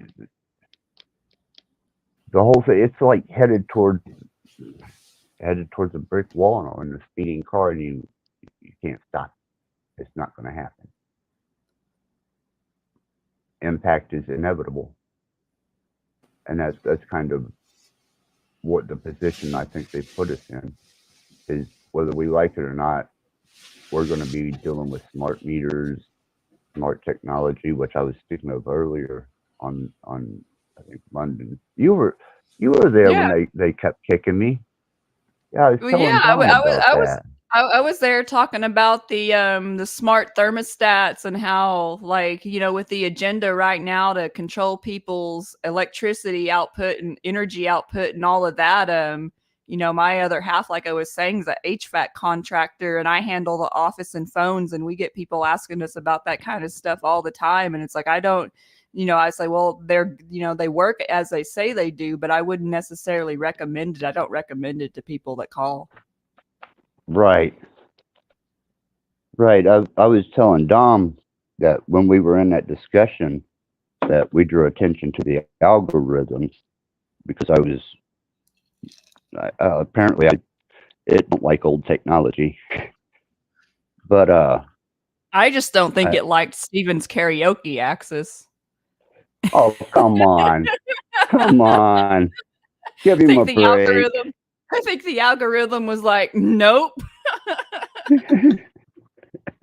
That was a pretty good satire there, and it was done in a very tasteful way. I was thinking somebody was really going to sing karaoke. I was thinking maybe Z got that Nathan Sanders guy to come through or something. But then when I found out it was Steven, I was like, okay. Right? It threw us all for a loop. All props to London for that, man. That was a catch and a hook and the sinker. And the way he done it was tasteful. You know, it was just there wasn't really a malicious disrespect to it at all, which is what I was telling Dom earlier. Because, you know, my mind is cleansing as well as my body, and I got kind of a fresh perspective on me. And I was telling him that we were participating in what would that be, a spoof, you know, but done tastefully. I don't see that was disrespectful. I thought it was in good taste. It was, you know, everyone had a good time. I wish that he wasn't like so combative or so the way he is, because I was thinking, because I've been listening to his stuff for a long time. I was thinking he'd come over and maybe make some new friends, but that certainly wasn't his intentions at all. No, and why is he still making videos about Bex? You know what I mean? Like, can't the guy move on? Well, like I said, I've watched his channel a few times. He won't engage me. I've tried to engage him a few times, and he won't do it. He'll just ignore me. And I watch this guy, and to me personally, this either he's taking himself entirely too seriously, or he's reaching out for something. I don't know if it's some type of affirmation that he needs, but his hostility and his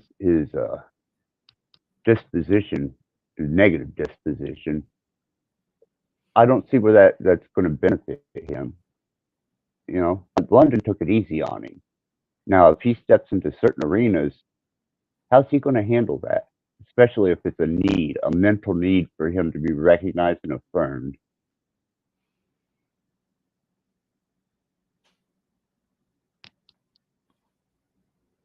How does him and Paul get along? I'm not sure on that one. That's a good question. I know he doesn't like the panel channels, but I don't think he would survive a minute over there. No, that's what I was saying is the guy comes across, taking it, what I think is taking himself way too seriously. But he's got such a soft ego, and you can tell that he could be damaged very easily just by his demeanor. And I thought, man, yeah, you're right. If he wound up in the Unslavia circus, they would chew him up and spit him out.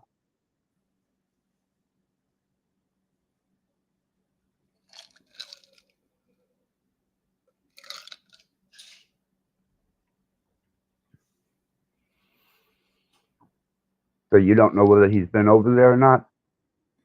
I don't think so. I think he knows of them, and I know he has like videos on people like EBT and a lot of those people. So he probably has at one point. I tried to listen to his stuff just for the teachings, and I got away from his stuff when it became like predominantly like bashing on people, because it's more about the energy someone comes with than necessarily what they're saying. And I didn't want to like have that negative toxic energy in my ear all the time. And when I got to the point of having to sort through and try to find the gems through the vitriol, I was just like, let me put this aside.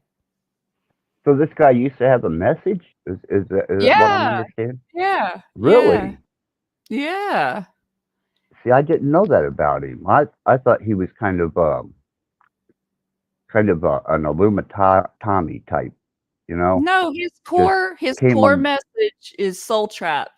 And he used to talk about various near-death experiences and how that correlates and how they confirm it's a trap and how they always get sent back and blah, blah, blah, blah. Like, he used to have like a lot of content, but over time, as the anger took over, because it's like anger's like a drug, and when you keep on consuming it, you need it to live every day.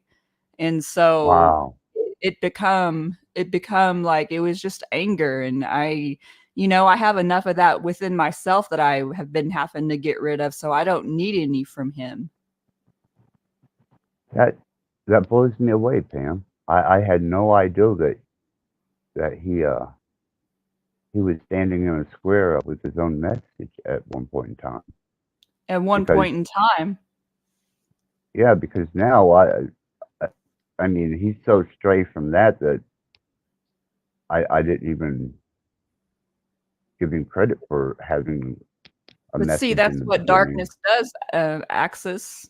It diverts you, it distracts you from your divine path. Stephen had a good path and a divine path in this world, but he got off track. The mental illness that like he is self-professed, like a lot of shamans have that same mental illness, and like he's literally like walking between both realms. And so, but he chose to feed the darkness, and so he's full of hate and negativity, and it's sad because I think he has great potential. Wow. That blows me away, man. And you got to watch this transition then of them going from.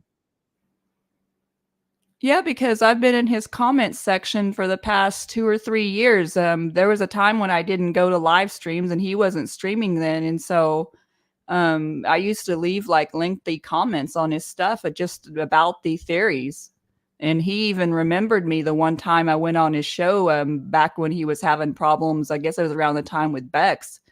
I went on his panel, and he was nice and like really welcoming, and he was like completely different than how he was on London. But then like 2 days later, he was like, we had him on London, or when he was on London's channel, like he was all talking trash.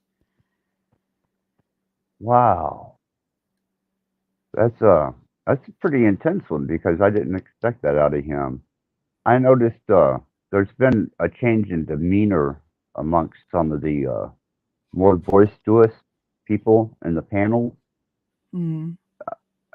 and I'm finding that interesting at the moment, observing to see these personas change, and you can tell it's not genuine.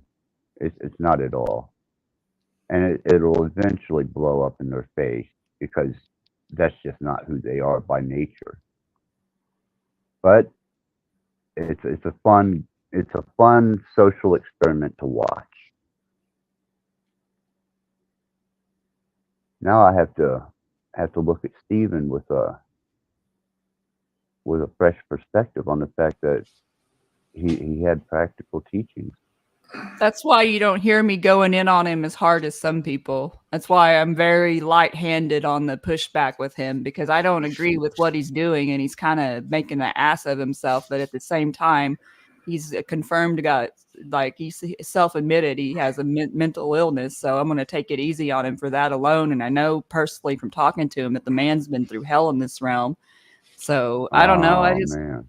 I don't like, he truly has, like, he's been through some really messed up stuff. And so things make us a certain way. But again, that's not an excuse. My first 20 years in this realm was hell. And I still find the way to heal when I heal people when I come into their presence instead of destroy. So what's his excuse?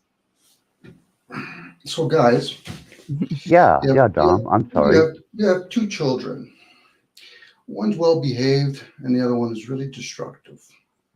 How do you reward or help the one that's very destructive by giving that person way fucking too much energy, opposed to giving the child that's behaving somewhat what some people might deem as good behavior? You give them that attention. The other one would change accordingly. Making fun of a guy that's fucking losing himself is losing into the dark energy. Whether it's done out of humor, it's wasted fucking energy. Now, people are still going to do what they're going to do, and they're going to say what they're going to say. But to give anybody that kind of energy while other people are sharing other things is telling more about the people that are playing that game than what he's doing. But again, people are going to do what they're going to do. Yeah, I just especially when it's not physical violence. Go ahead, sorry, for exact. Especially when it's not life-threatening. People are just revealing they're offended by fucking words. Now, he could be whatever you guys are saying, but I'm still fucking spending energy on this situation. I'm questioning the people that are fucking keep playing with this. It is a redundant thing, and it seems to be. That's why I said I was surprised that was the guest last night. You know what I mean? I was thinking some Nathan Sanders or. Yeah, or I thought maybe he had some setup where he was going to play, karaoke music with a bouncy ball and invite people up to. But he had one main guest that he was going to kick this off with. You know, my expectations were what was delivered, and I didn't know he had a message and some serious psychological disposition. I only know him from attacks. No, and London when I went to played. engage, go ahead. No, London played where his manifesto, where he was talking about that the other day, and I don't know, that didn't. I wouldn't have did that. I want him to be well, and I want everyone to be well, and I think I don't know. I think the anger and the division or whatever that's what powers some people, you know. So you think he's feeding off of this negative energy to the point where, he's not redeemable? Or do you think that with the right approach that you could maybe get him to see that this isn't the most productive way to go about things? Oh, think he definitely. I don't think it's too late for anyone like that. You know, we all have to get to a certain point in our life and be ready for that. Some people have to get to a really rock bottom before they're ready to change. That's all going to have to stem from his soul. You know, I just wish him the best because I see that potential there within him, and like I know what I got from his stuff before, and I want the best for the man personally. I don't know if I shared with you before Access, Pam, I don't know if you were here, but demons, daemons, they play with people's personalities. They're there to shape them, shift them, play on their character. When a person says they truly have repented and changed their ways, and now they're going to finally, for the first fucking time, be tested. So if he's actually, whatever he's doing, he's going to be tested. Why everybody else is getting involved in his fucking learning lesson? It's a wasted fucking energy. Now, people are going to be upset by what I said, but the thing is, the question is, are they truly trying to become aware? If they are, they're going to be tested. Why? You're going to be tested with a bunch of distraction. And whether or not we're aware of it, there could be a demon channeling through the fucking guy. Just teach him something. But for us to fucking make it a mockery and make fun of it, it's a continuous ping pong game. Yeah. And as long as people don't learn how to fucking be silent, they're going to go on and on and on. Now, if the host wants to play that game, my question is, everybody else wants to go there for what? Rocky Horror? To be entertained at somebody else's expense? What does that say about the fucking people that watch that shit? You know, Dom, that's a hell of a that's a hell of a slap, man. You know, there's people out there that have committed fucking hideous crimes like Hitler, and even that, he didn't do nothing. He got a whole bunch of other morons to do it for him. Now, if that guy's actually in trouble and he's doing something illegal, fucking phone the police. But outside of that, he says a bunch of offenseful words. Silence would fucking shut him out quite easily. Just ignore him, turn your fucking back. But no, people are revealing themselves. They're so fucking easily triggered. And I am. I'll say that. I'll admit that, Dom. There's times that most of our triggers are in our attachments. That's just revealing the resistance part. People start saying, "Oh, what a good job." Give them the same thank you. You're an idiot. Thank you. That's it. Stay true to oneself, not for others. Now, I don't know who this character is, and I'm not even interested. Even if I do know who he is, am I really going to spend fucking that energy to realize, oh, interesting. So you're saying those words. Oh, okay. Would you like to have a private conversation? No, you want attention publicly. And as long as people keep talking about him, guess who's winning? Right. Which is fine. Hey, I'm just blabbing. I could be the moron here, and I'm okay with it.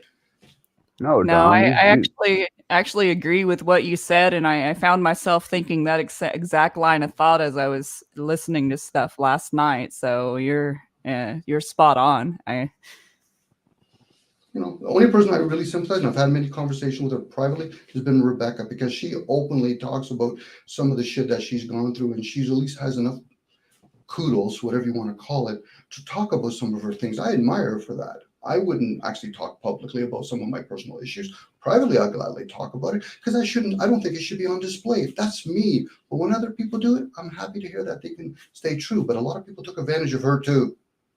Yeah. Same fucking people that go to those panels. But they think it's all fucking, I'll make a spoof on it. Okay, I'm going to keep my mouth shut, because I already know I could rip a lot of fucking holes in a lot of people. Yeah, I always try and give Bex her prop. When she first came on the scene, you know, you kind of wait and feel people out. And I wasn't really sure. And so I tested the waters and found out that she's just a genuine person, you know, regardless of any character flaws or, you know, anything that could be poked at or prodded. Anytime I'm on a chat with Bex or anytime that we're talking, she's got my full attention and respect. It's the same with you, Pam, and then you know me and you, Dom, mutual. But I didn't understand the extreme attention that was given to Bex. What was that? What was an intimidator? Try and run her off? I don't think Bex is that weak. I think she's resilient as hell.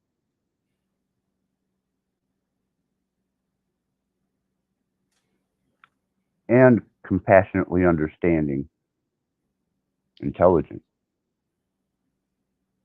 But it took me a minute to see that.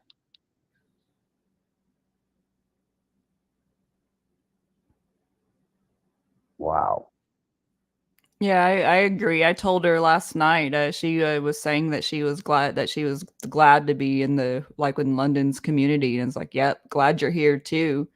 I think we had a tiff, but we got over it. And that's the thing I don't understand is when you have so many personalities, like conflicts are going to happen. But what's with this holding on to a grudge and not like, and it like, just because you have a tiff with someone, you're supposed to be like beefing with them from like here on out in the metaverse. I don't get that. Like the times I have a little tiff with someone, like, the time the next panel or the next show comes along, like I've already like got over it. And then like I always try to find what I like about someone, and there's so much I like about Bex, so it was easy to move past that. But what I don't understand, people not being willing to like move on and like grow up, grow beyond things, the conflicts, little squabbles we have. You think maybe that's some of the real world being bled over into the metaverse?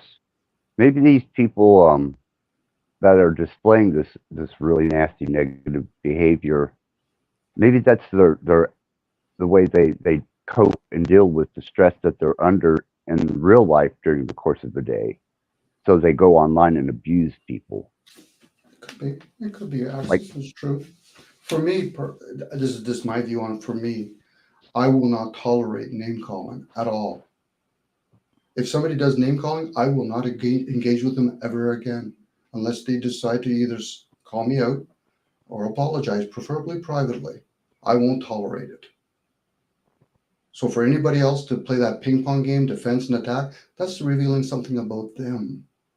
You don't combat name calling with more name calling. But that's me.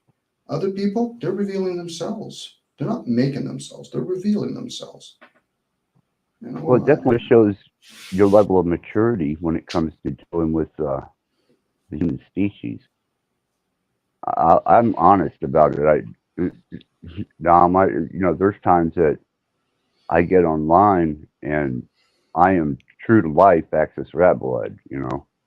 Don't fuck with me, and that's my outside world being bled over. But I try. And the aesthetic warrior being one of my inspirations, I try to just better myself, learn how to deal with this species with species resistance and anger. And Dom, you've done a great job with it. You've helped me out so much tonight with what you've given me too. I readapt my social skills, not necessarily my intellect or my cerebral, but just in dealing with people. Because I get angry out there, and my anger comes through technology. If I'm going to go after you, it's not going to be with a bunch of cuss words. Mm-hmm. No, I get it, and then not perpetuate, but that's something you choose to do. Like when I get into my moods, I might combat it with a little bit of humor, but humor in tasteful ways where, I'll say shit like, yeah, you're being way too kind now, but at least I'm putting that out there, opposed to the, calling somebody, I don't even like saying the words, so I'm not going to say the words, waste of energy on my part. But I get it, you shouldn't have to engage with a person that really doesn't know you, and let alone says shit like that to you. But I get it. Well, go ahead. The name calling is the lowest level thing. I mean, I like it's the smallest minded thing that we could be doing. Like if you have a problem with someone, talk about ideas or concepts at least. But like I hate it when people are they go to name calling, or even worse, they start like talking about someone's physical attributes. Like you've really lost the argument with me when when it goes there. Mm-hmm. It's like, okay. That's true, Pamela. I like I said, I just transmute the word. To me, it's a wasted energy. I don't go around with the word even hate because I know I feel as though I have to defend it. I'm like, no, it's just wasted energy for me. I hold it with me. I don't go around telling other people what to do. I've heard them. I'm listening inwards. Don't engage now. They can keep on going. I said, you're not going to hurt me. No, sometimes Dom, I do. your approach is amazing. You know, you've I got to say, you give a person enough enough mirrored reflection that you want to paddle your own ass for being stupid.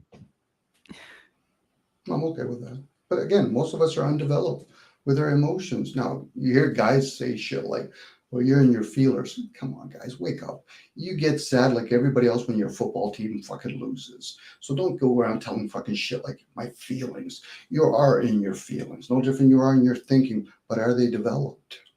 That's the question to ask oneself. Not me. It's of no concern to me. They're supposed to know thyself, not others. You know, and that's usually when people are opinionated opposed to sharing their views. And I get it what you're saying, Pamela. It's nice when we're sharing ideals, possibilities. Anybody that says it's fact, I'm like, okay, so factual in what way? Written? Did you also experience it? Well, no. I said, so you're a fucking scholar. Well done. Now get the fuck out of here. Yeah, where's your piece of paper? You know, which is Yeah, still an accomplishment. Sorry. Man, Dom, you've really got me tonight. You've really made me have to take a deep look at myself and my approach to, you know, social cognizance, being more aware of things, because that really threw me for a loop. Pam, I did not know that he was, you know, he had a message and. Yeah, he does. It's dealing just with this thing. you have to take some time and sort through the you know the non-important stuff, but it's there. We all do know. I Pam knows. You know, I joke with you, Pam, because I already know you're quite aware. You don't have to share everything about yourself, and even that, you probably share what you know that the surroundings are willing to anticipate. Mm-hmm. More times than not, most people, whether they know it or not, they want to be entertained. I said, okay, that's fine, but do you want to be entertained with ideals? You want to be entertained with comedy? Because at least I like to think I'll get. Do I get paid well to be a comedian? You know, man, yeah, we can continue. We can talk about aliens again. Talk about reptilians. Ants taking over the world. I'm joking now, guys. yeah, right. But on the seriousness, the Dom, you definitely make a man look at himself and his actions, and so subtly. You just slip that shit in there. Now I'm going to have to go back and listen to everything you said since the day I met you to see what I missed. That's why I like these small little interactions, is because these kind of things can happen, you know, these little small conversations. I know I tend to self-evaluate too and learn stuff, and most of the time end up doing shadow work over. Tonight's been absolutely amazing because, you know, I was doing the detoxifying all the poisons out of my body, and my mind just kind of started going along with it. And out of synchronicity, Dom comes on and he's just schooling the hell out of me. School? I'm not school. I'm in the backyard. We're playing rocks.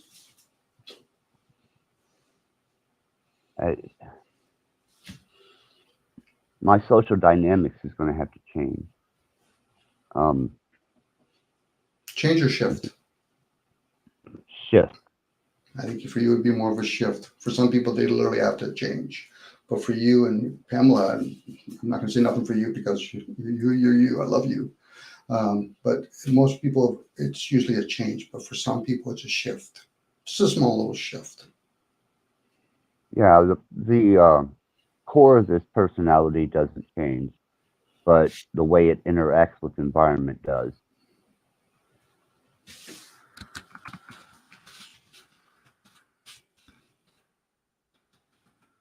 And man, that kind of Dom, you've kind of given me a mind opening perspective on taking certain people and their platforms instead of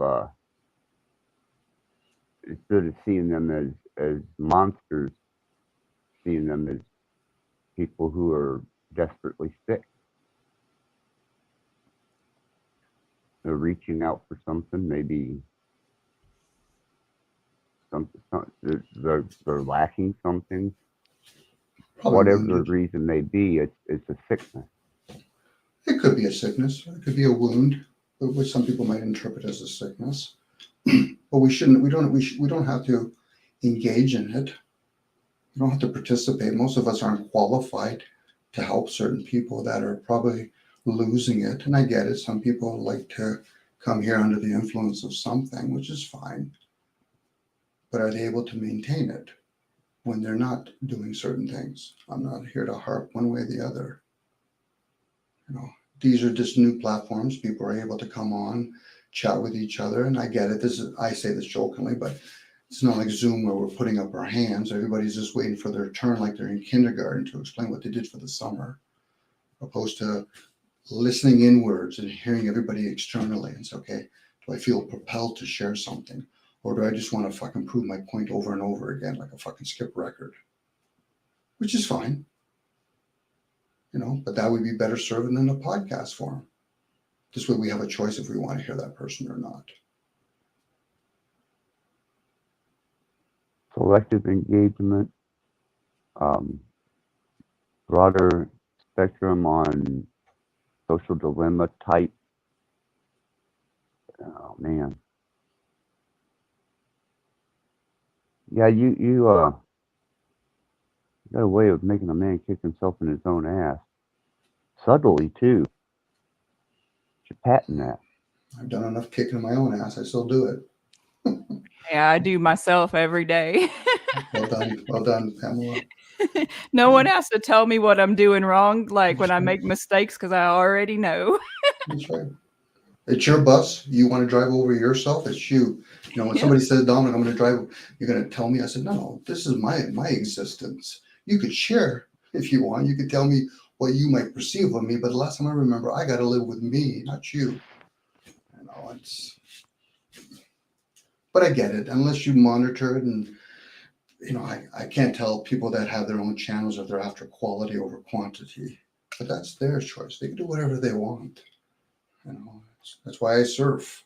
If it was my channel, which it isn't, and I'm not interested in it, but if it was, it'd be a fucking zero tolerance. Yeah, that's what's kept me from going all in. I thought about doing the live stream thing, and I know from my personality, I'd be a no tolerance, and I don't think that would go over well either. See, I like to go live just so that I can have proper conversation with especially with you and Dom and a couple others that are it's a real peaceful time to be able to reflect and share, and that's why I go live. It's my social. This is my social fulfillment. That satisfies that need. Yeah, I don't drive, so when I've never been able to drive because of my vision problem, and so I find the people here in the metaverse or in the panels, they scratch that socializing itch well enough, because naturally I'm a hermit, so I get what little like interaction and stuff I need, through here. See, that's what I'm curious about is after this is all completely bled out of my system and I've completely detoxified the body, the personality. There's going to be a personality change that comes along with it. I can tell already because the mind is following the body, and it's kind of like a fresh new ground, um, new everything.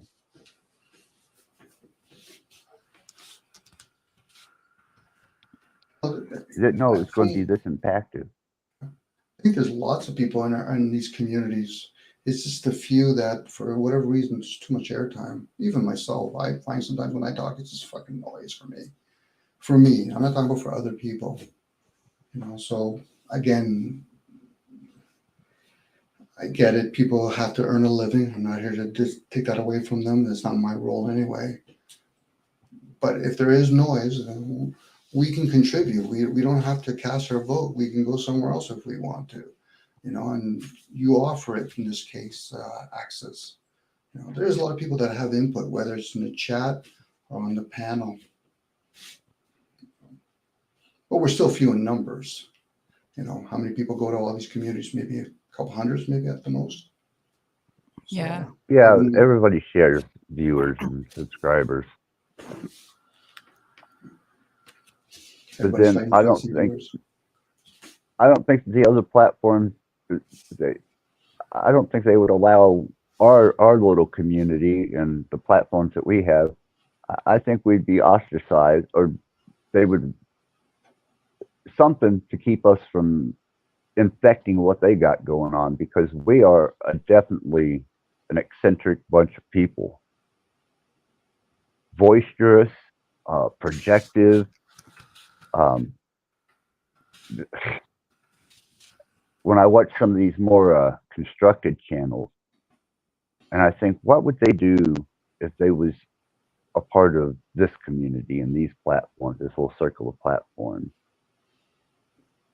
We would be the redheaded stepchild. Well, I'm pretty sure most of us have listened to podcasts, people that are well structured in their channels, and they've got their 10, 50, 100,000 of people watching them. So there's something to be learned. So whoever's taking on a channel, if that's of interest to them, to be better at their craft, those are the people they should learn from. But I think a lot of are winging it, and they're allowing the community to dictate where they should be the structure. Like, I don't have structure. That's why it travels the way I do for me. And if somebody wanted structure for me, I said, wrong character. I'll come in, I'll freelance a little bit. I'll usually be muted. A lot of times I'll just joke a little bit. And this is where people have to learn their craft. I'm not going to go to a plumber to find out how to be an electrician. And if I'm going with an electrician, I'm going to go to other electricians to learn. But for some reason or another, people think it's the easiest thing to do because I can just click on a channel, do stream, and for some reason think miraculously I'm going to be a host.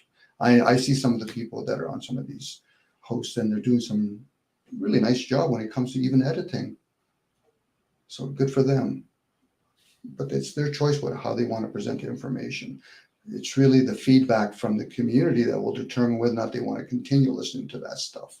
Is it rubbish? Is it of value? Does it help me develop me? Can I apply it if they choose they want to apply some of that wisdom? But most people end up settling for, let's sit here at a restaurant and watch two people bickering back and forth. Fuck, I would have left a long time ago. Or I would at least question to the owners, why are you letting that go on? If people are Really, showing maturity. Sorry, go ahead. This community too, and this group of platforms that kind of intermingle, their substance is speculation. The truther community, it would be based on more speculation than fact anyhow. It's a speculation community then. It's not a truth community. Yeah. Not a lot of truth in the truth community. Right. But that's what they consider it, and that's what they say they label us as. And even the government come out and said, well, these people aren't going with the program, so naturally they're conspiracy theorists. They're truthers. I'm just looking for fulfillment and kind of a sounding board, social interaction. But whenever oh man, sorry about that. I was thinking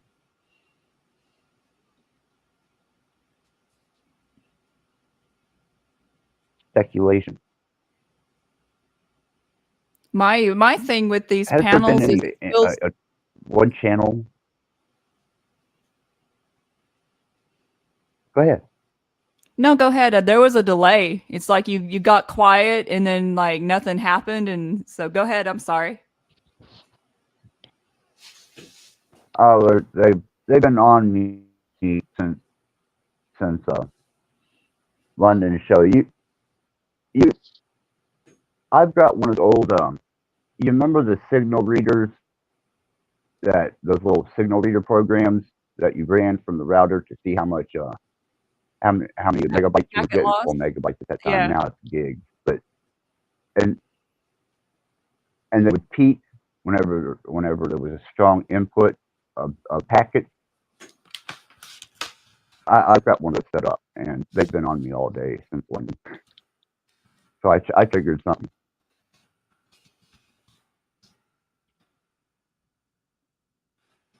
Mm-mm-mm. But anyhow, Pam, I'm sorry. Go ahead and say what you were saying. I didn't mean to interrupt. Well, Oh I did. But no, I think the technical problems caused me to interrupt you. All I was saying is what I've noticed in the truth community is it feels a lot like how it felt when I used to go to church when I was a kid.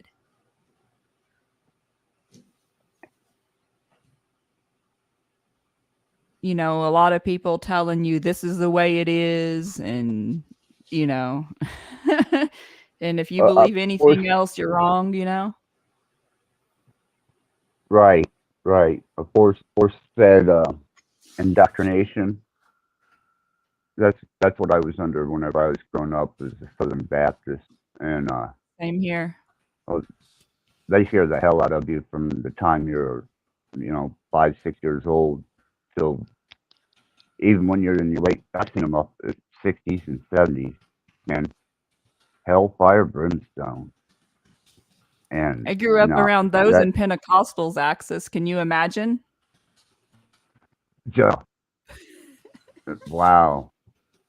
And you didn't take the program. I Well, want to give a shout out to Neo down there. That's he's Neo Mag is a very good friend of mine. yeah, he's So saying he left give him a Mormonism. shout That's out. awesome.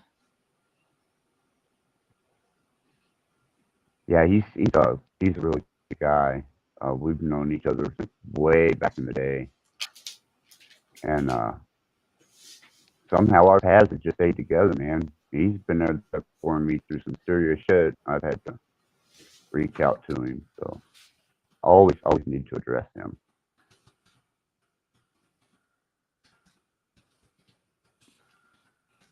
I don't know if he does panels or not.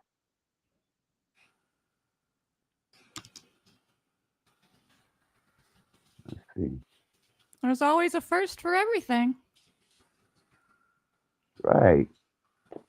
Well, he was in a particular group of people that had a different a different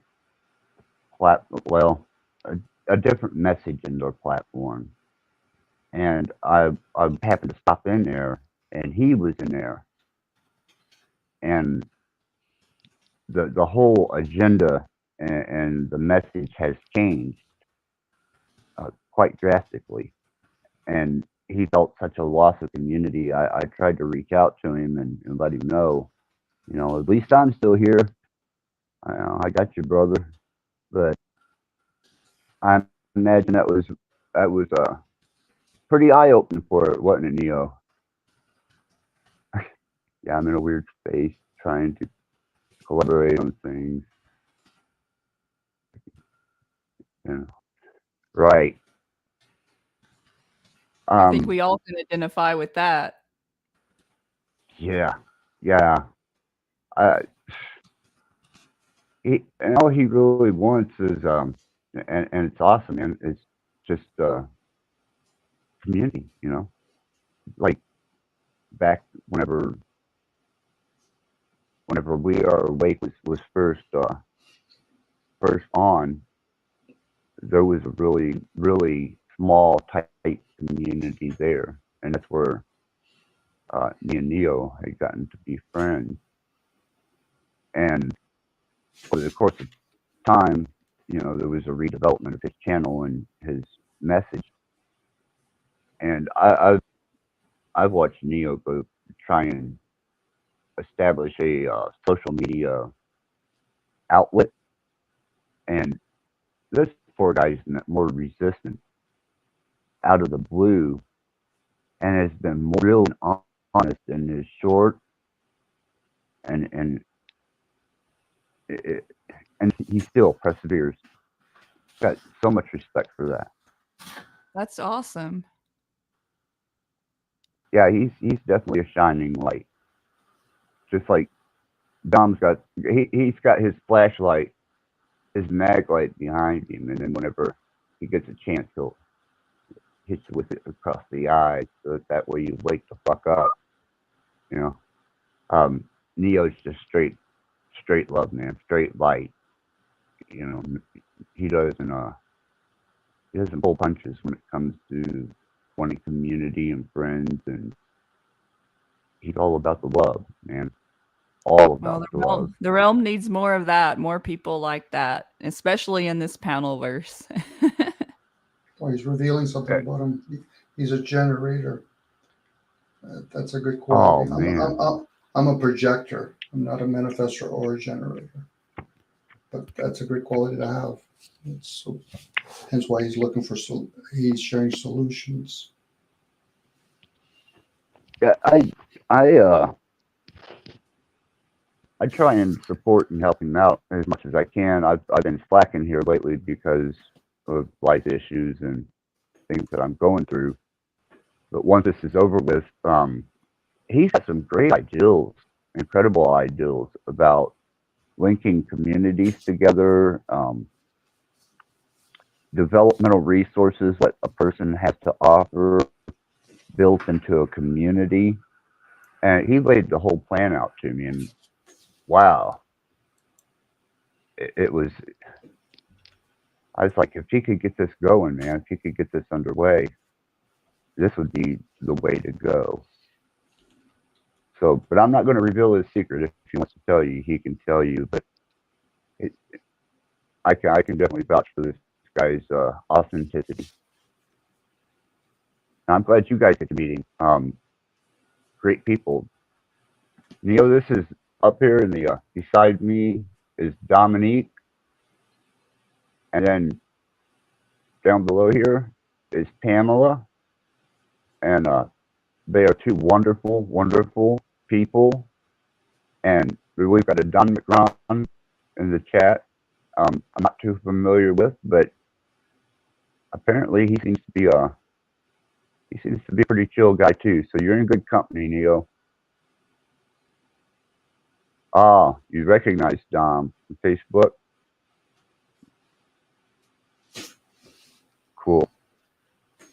Cool. But yeah, he's met so much resistance, and he's really had to fight his way through the muck and the mire of the metaverse. And we've kind of been there for each other through the struggle. Till my recent life event. So I haven't forgot you, Neo. It's just dealing with real life situations. Right. That's one that troubles me is I try and get a bit of feedback on my situation, and I get a lot of positive responses and a lot of positive reinforcement, but I don't think there's a statistically high number of people who have their firstborn male, being incarcerated and looking at things that my son's looking at. So it's been quite the struggle. Did I tell you, Pam, that he yeah, he he sold me out for money, man. And Who did? oh, my son, he won't talk to me What? no more. Yeah, You were like his because rock I would. through all that, Axis. Well, it shows the power of the almighty dollar. And I'm speculating here, but on Dom's part, it's fulfilling the self. If I'm not too far off base there. Yeah, my mom's about to spend her entire retirement on him um, for legal representation, and the money she spent on his commissary and all those jailhouse needs. He was living very blissfully, and I had to intervene because he's not learning anything in there. And it was evident in the text that I showed my mom. And I said, look, you're feeding the beast here. And if he gets out, he's going to be twice as emboldened as when he went in. And the message was completely lost. My son don't want to speak to me, and my mother has ostracized me. Yikes. Thank you, Jesus. Yes. Yeah. That's why we're at the very front of the conversation here. As you know, and I agree. Dom's perspective was what business was it of yours? For the intervention, was it personal? Was it what was? Maybe my mom needed to learn that lesson. Maybe my son needed to be rewarded in jail.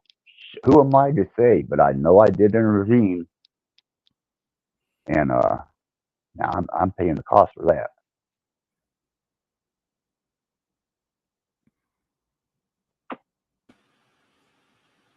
I mean, Well, you'll learn something. You'll learn something from it, Axis, whatever that may be for you. It might not even be now. It might be years from now.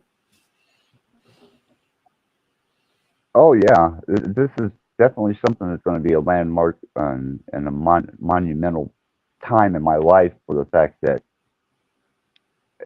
I thought I'd been through it all. I thought I'd seen it all. I thought I'd experienced it all. But when I walked in the room and my son's face was on television, I oh what what complete devastation, and a situation that almost like somebody delivering you, well, your parents are dead, so when you go home, don't expect them to be there. It hit that hard, and to have him just learn nothing from this would devastate me. Learn some type of principle out of this. I mean, you got caught in that situation because of decisions you made. And here I am jumping in and kind of swaying the balance of things. That's what Dom pointed out, was sometimes it's better just to sit still and be quiet. Well, So that's a life lesson for you. it's a tough one sometimes. Unfortunately for you, it's close to home. But I did hear rumors, anyway, and it's not rumors, that maybe there could be a dance-off, me and Pamela, on a lighter note, with an elephant, because I've already talked to Christoph. We could challenge him and his giraffe, and London can film us both. I'll do some breakdance move. I don't know what kind of dance moves you want to do, Pamela. I don't know if you want line dancing, ballroom dancing. That's too conformist for me. Just to change it a little bit, Axis, because I know you're. Oh, yeah, lighten the mood, definitely. I can be a real drag at times, No, you're not being a drag. No. You're opening up your feelings and your heart to us. I appreciate it. Yeah, But it must be so. Right, Pam. I just kept on thinking about Axis, like the roller coaster you've been on, and like, it's been crazy. It hurts my heart to think about it because like you've been like up and down, and you've been through it, and yet you're still here, and keeping a ticking. Pamela, I appreciate that, especially that you've been able to recognize that because it has been. I mean, and then when the forensics came back without any residue of gunpowder or blood on his person and no DNA evidence, that I almost had that moment of, well, why don't you let him go then? But they still have him, and that's distressing. So I got hit with a positive and then immediately slapped right back down. They're not going to let him out, even though they have no DNA and no gunpowder, no blood splatter, no residue, nothing. He just happened to be at the wrong place at the wrong time. Or he's a really smart motherfucker and he almost pulled off the crime of the century for that little town. It's been a spectacle for them. He hit the paper. He's hit their local social media. Boy here's boy. What was it? Boy, man here's it's something about witches, voices. Cage read it, and I've got a copy of it. But they're bastardizing his name all over the place. So if he gets out, he's got a hell of a lawsuit. But he's the creepy double witchcraft kid in there, and I guess to personify that, and he finds strength in saying that Lucifer is his dad and Lilith is his mother, and he loves them both, and that's what the original turmoil was over, is him running around with a bunch of so-called Satanists and witches and such forth. Which, if I know my son's demeanor, he's not. They wouldn't have him.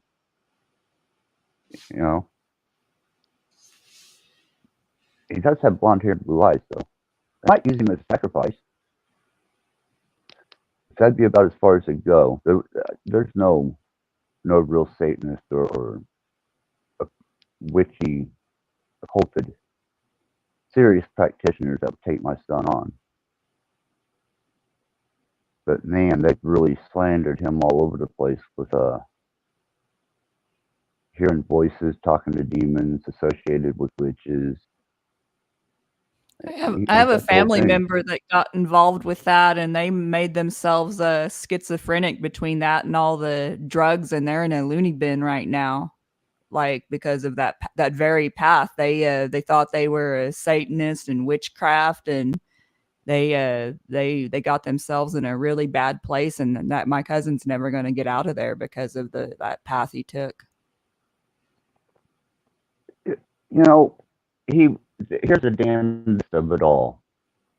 He was on a 3-day meth binge. He had been up for 3 days. And he's running around with his Glock, because we're constitutional carry here in Indiana. And somebody winds up shot in the vicinity that he's in. He takes off running and ditches his gun in a dumpster and goes and hides in a local business. And he said he was afraid. He said that, because he had been shot before, his PTSD kicked in, and he ditched his gun, ran, and hid. So one minute it's such a touchy situation. One minute it's well, maybe he did it. And then the next minute it's no, no, that was too sloppy for him. You know, so you just, it's almost like anticipation towards the last episode of Game of Thrones for me with this. Do I keep my son? Does he get out? Or do they keep him and I have to cut my losses and go on?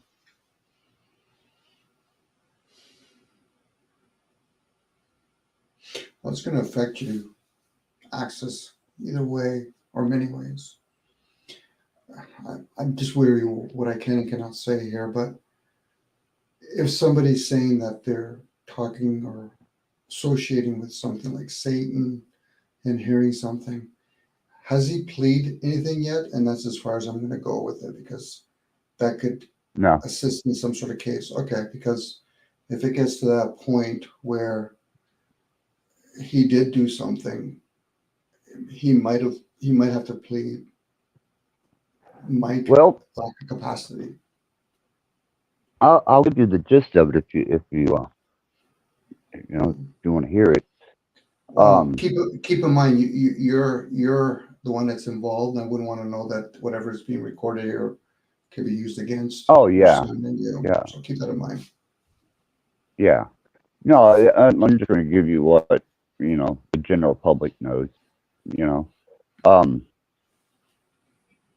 My son, I had to ostracize him from my environment. He had become hostile and pretty threatening. So there was 3 months that I had no contact with my son, none. And the next time I see my son is on TV, and he's going down for an M1 charge.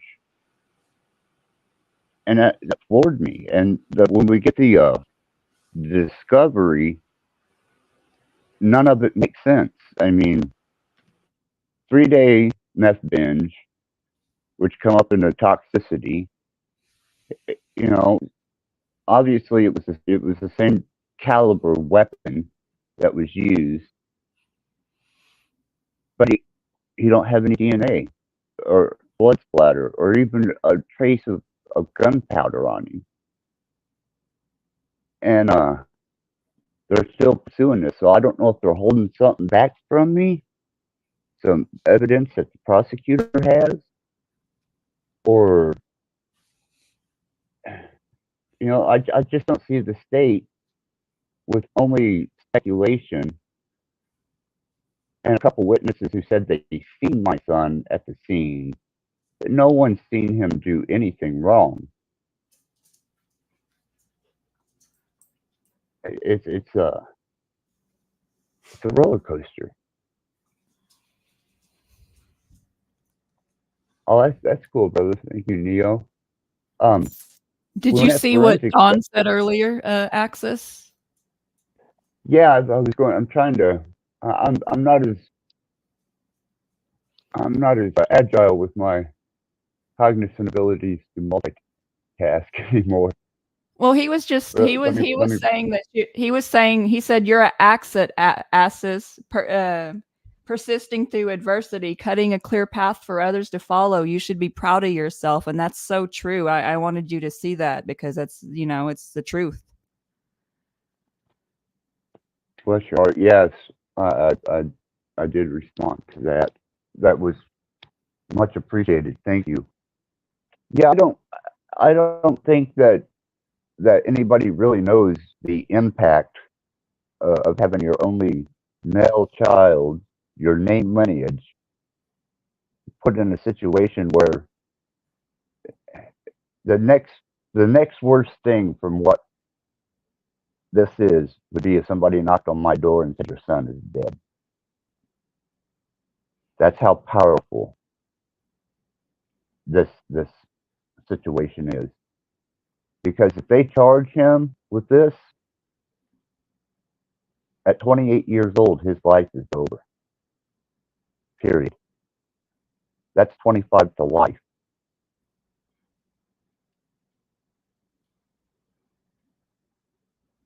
And then if he does walk away from this, he's going to be such an emboldened asshole that it'd be inevitable that he'd get in trouble again. He would be a walking monster who learned nothing from it because he's not learning from it. And that's, I can tell that in our conversations and when we were talking, is he doesn't sound like a man fighting for his freedom in there. It's almost like he's content being in lockup. You know, he had a court date. They had to postpone that. Lawyers come. We get the best lawyer for murder in this city, and they fire him because my mom didn't like the way he was talking to her. And then goes out the other day and gets another lawyer, a murder specialist, and hires him to come in. And the last message when me and my son had that negative exchange was, I know who this lawyer is. I'm not sure this is going to work because a couple of friends of mine are in prison and he was a representation. Oh, by the way, I need commissary. You know, it's almost like a sitcom or a melodrama from the 80s. And I never dreamed in a million years that things would go to that extent. You know, who thinks your kid's going to get picked up for a devastating charge like that?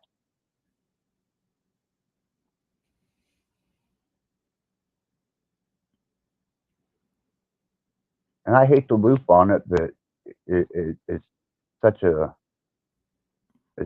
force in my life right now that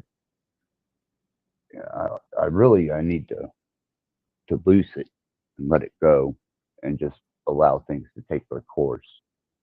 But I guess that's kind of a parenting thing, I suppose, is you don't want to see your kid put on a shelf for the rest of his life. You may Right. not like his personality. You may not like him and his character, but you love him as your child, as an extension of yourself. And that's kind of why I vocalize it as much as I do, because I don't have anybody else to deal with on this except myself. And then the great scheme of it all, the great I am is decides to pull the switcheroo on me and put me through a complete life change. You know.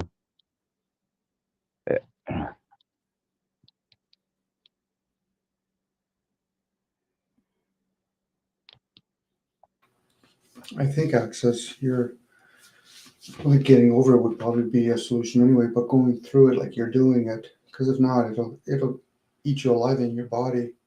So the fact that you feel that you can share, I'm just a ear saying with Pamela, I can't speak on your behalf, but we're ears, and you're sharing out loud, regardless of how many times you have to share it. As long as you feel that you need to share it, please.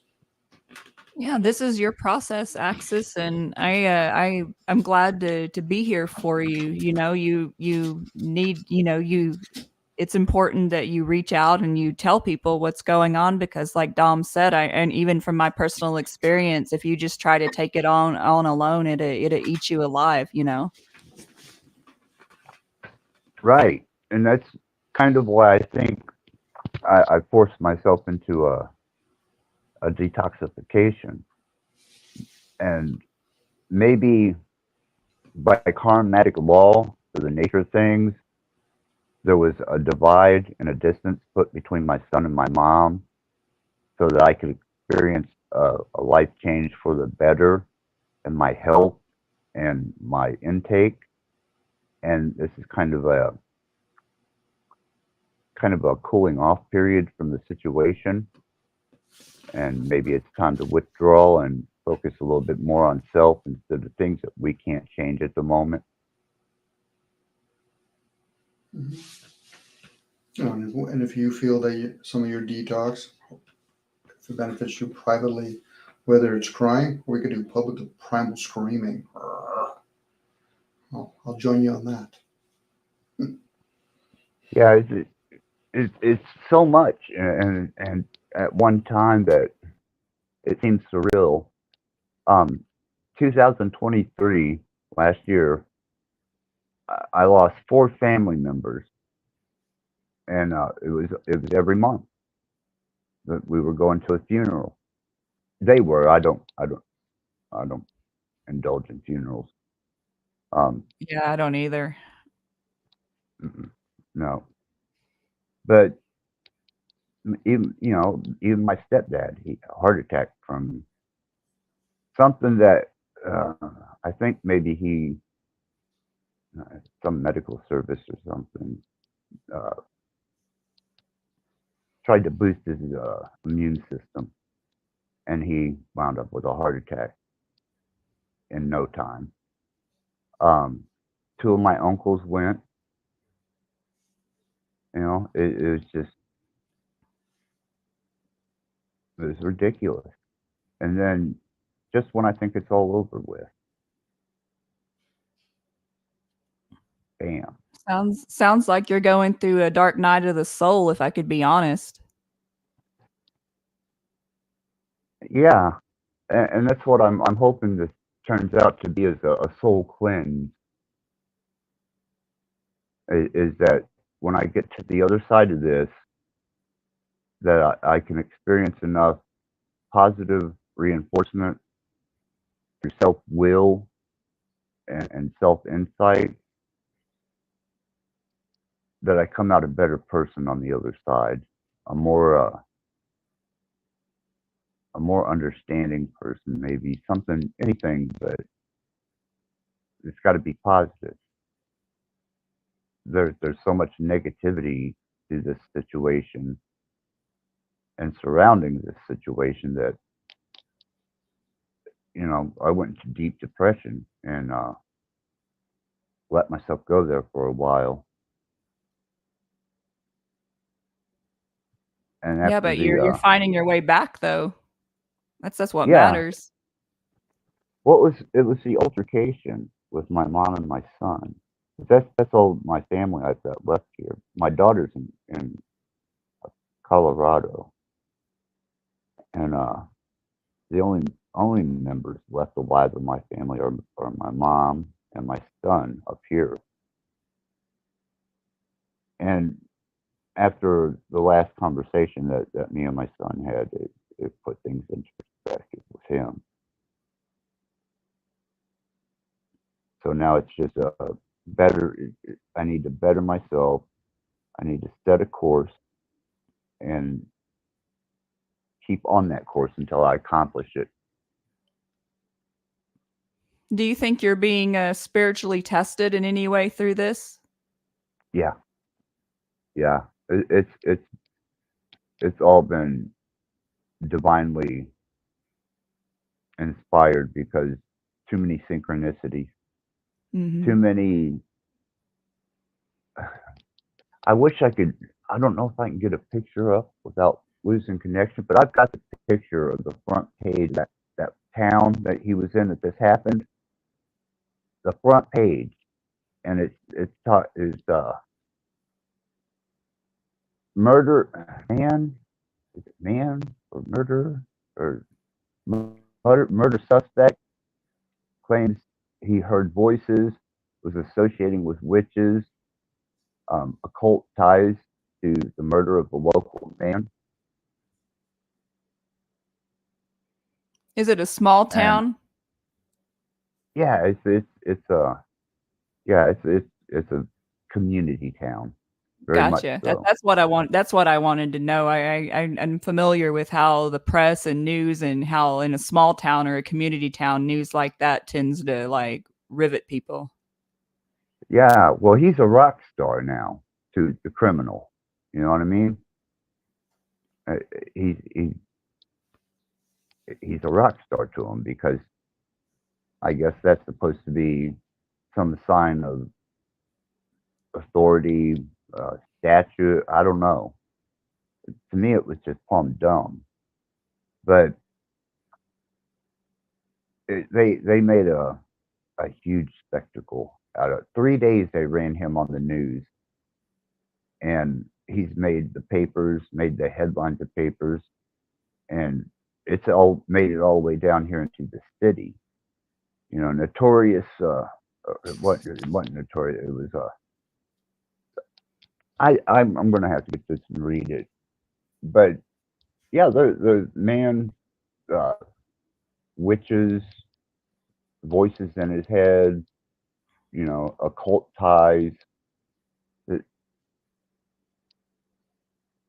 it's almost surreal. This is shit that you see on like some late night movie.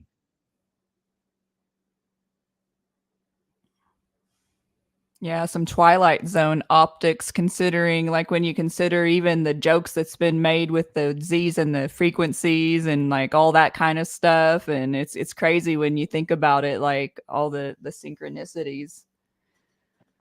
Right.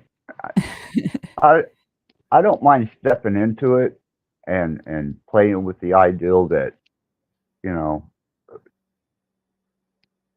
I'm a darker soul when actually I can go either way. It don't matter. On a sliding scale as far as dark and light goes. Aren't we all But though? right, right. So I play with that, and I have a fun with the character that I put out there. But there's a lot of reality to what I'm actually presenting. But you know, you got to. I get taken less than serious in some situations, and I'm taken way. I think I should probably manage that persona a bit. But who knows what'll come of this? You know, I could be in a nut house in a couple months because my son didn't get the better end of the outcome. You know, that would devastate me. Well, I don't think that's gonna happen. I think everything's gonna straighten out. I feel like what's going on with, you know, how like there's storms and how the storms come through and the winds like shake up and like take down all the weak branches and things that need to be pruned.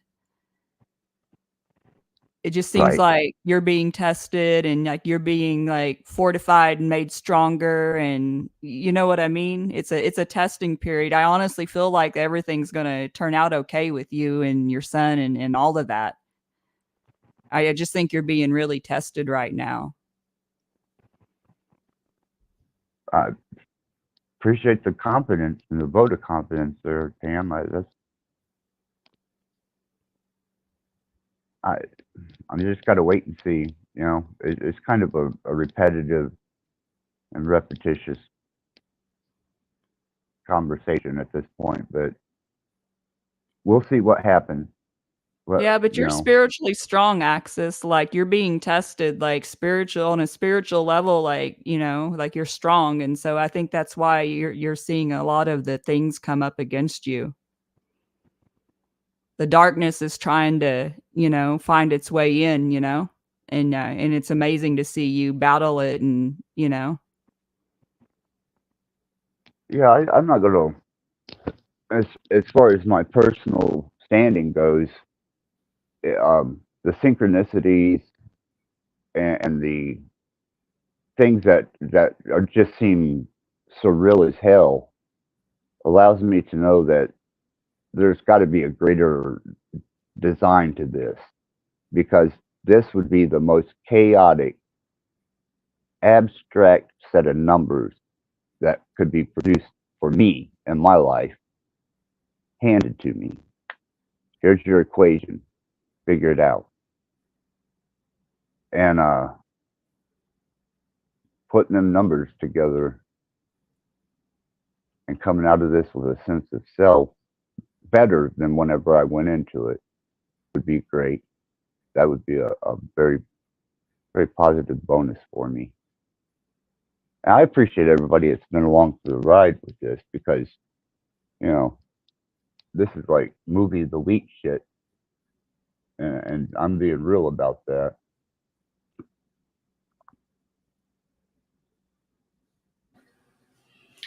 Well, Axis, if you don't mind,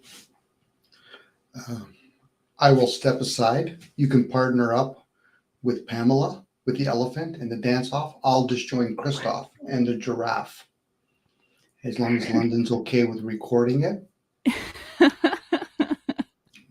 If that'll help. Oh, man. Oh, no. Like, you can go with Christoph if you want, but I don't mind. I've already talked to Christoph. I'm looking down that giraffe, and you guys can have an elephant. That giraffe is famous now. Yeah, it is. I was joking with him the other day. I said, "You need an elephant," and he says, "God, Dom, I'll get an elephant." I don't take selfies, but I'm gonna think I might take me one with that giraffe. Yeah, I spooked him when he was dancing, and I put it up to post, and I didn't figure I'd ever see him dance again, but there it was. There it was, and it's all nude glory. Him dancing in that giraffe, that stuffed giraffe. Who was it that just recently did a spoof on that? Probably London. London. Was it? Of course. Classic. Okay. Classic. But Christoph is pretty good with that. Yeah, because the spoof that I seen was hilarious. I got chuckles out of that. But me and Chris, we don't see eye to eye. But anyhow, Dom, Talk to me. thank you for the words. Thank you for the wisdom. Thank you for being my friend, for being here, and you really gave me a lot of things that I need to take some retrospective self-observation on, man. Maybe a little redefining of my character. So you're much appreciated, and I'm glad you came, man. Thank you. Always. And like I said, you're the one that's going through it. Obviously your son's going through it, and your mom. Yeah. I don't want to make it the subject or the topic. You know, every time I get on. You're deflecting from the dance off. I get it. Well, I'm curious, where'd the elephant come in? Okay. I didn't say anything, but where does the elephant come in? I told you I was talking to Christoph. He needs an elephant, so he's okay with it. So we'll have a dance off. One group takes the elephant, the other group takes the giraffe. I don't want Christoph to depart from the giraffe. You guys actually should be as a team. The first time I ever met you two guys, you guys were still going at it. So you guys could be the giraffe team, and me and Pamela could be the elephant team. Got you. Yeah, Chris has a definite disdain for me. He does not like me at all. And I never really crossed boundaries with him. Not sure why he suddenly decided that, you know, I was the beast incarnate. But man, he was on my ass there for a little bit. I couldn't hit a chat room with him in it and him not make some type of accusation or some nasty comment. I said, what did I do to this guy? Do I remember him? Where did I piss him off at? But I just found his nature is that way. I'll drag you one time into onto his channel and then be done with it. You guys are both, in my perception, you guys are both good guys. But that's just mine. So you get along with him pretty good then, Dom? I try to get along with everybody. Right. I should have known that. I definitely should have known that. Yeah, we did actually go on we were on Cage Reality, and we called a truce at one point in time. I don't know if it's still standing. I haven't violated it, but I haven't participated in his panels or on his platform to find out if he's still going by that pact that we had. But he's still Christos, man. We'll test it. He's recently gone live quite a few times. That's the first time I met you guys, both of you, and Cage. Really? Yeah, it was, I don't know, 6-7 months ago, if not longer. Really? What? There's some kind of shadow ninja on the internet, man. I'm trying to think of where that was 7 months ago. I think it was 7 months ago. I think he was even, what's the term called? When somebody else streams it. Yeah. Restream. OTW. Yeah. Was that where it was at? No, it was on Cages. Oh, on Cages. It was on You popped Cages. up on Cages. You even jumped up. Because you have never heard me before. Ah, I came down from Planted Saturn, and I came to visit, and now I'm here. Pamela has to give me a 2-way ticket so I can get back over there and come back. Shit, I'm still trying to get back to the Pallades. They're hovering up. They're around a couple of clouds. wow. I completely forgot about that, Dom. Yeah, you're right. Yeah. Well, Christmas was that day, and for whatever reason you two were going at it. I didn't even know what the whole metaverse was all about. I didn't even know what the word meant. Okay, Christoph told me what it was. So what's this word, metaverse? Okay. Yeah, because he made it a point to. I guess he thought he was going to get some good antagonizing video, because he was restreaming me and you, Dom, and Dean, and I thought, what value is in Christos's world is it to restream me and Dean and Don? You're not going to get any dirt there. We're definitely not going to reveal ourselves and our naked self. But yeah, he was restreaming me. What's with all this restreaming? That's like the lamest form of content. Well, It is. It is. YouTube gives you the option now, whereas before you had to do a link. Now there's just a little button down there, and it allows you to restream another person's stream. And I think they're just taking full advantage of that, because I never dreamed that a conversation between me, Dean, and Don would be of any interest to anyone outside of me, Dean, and Don. Well, I could see where it would be interesting. It's not the same old BS you hear on every panel. Like, I've only been in this panel verse for a year, and it didn't take me long to see that everyone's talking about the same things. It's the same few people, same few panels. Gets old. Everyone's just restreaming. There's very little new. So, But hold on, Pamela. But we still come back for more. What does that say about us? That's exactly. What does that say about me and you and I? What does it say? I'm fucked. We're creatures of habit. Oh, now you're just being polite. Oh my goodness. Oh well. But there's some good content. I went to hear Jackie just recently. She does a lot of tarot card reading. I enjoy that. So I need to get more into that. I have some tarot software. I used to have a deck, but the lady I got the deck for, she went Christian and she started disavowing everything related to tarot. So I was like, well, I can't use that deck anymore. Pam, you want to hear something? My wife has over 200 decks.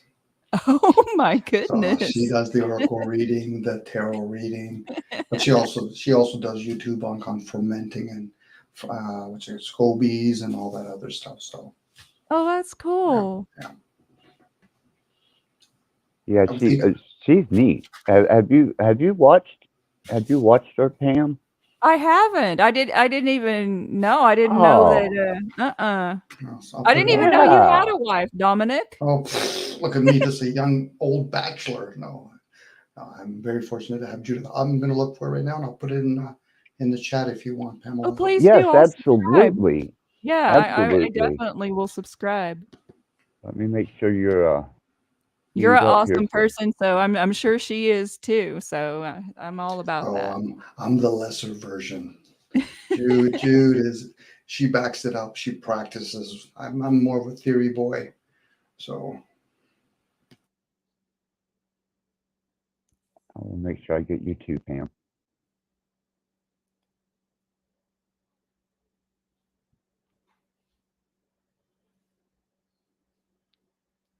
Don, Yeah. that's funny. I guess Restream is the highest form of flattery these days.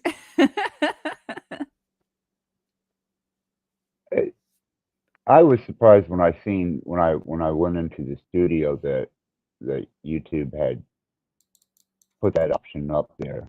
So they have been watching. Obviously, they know that that's something that is trending amongst the communities because they made it so easy just to push a button and start streaming somebody else.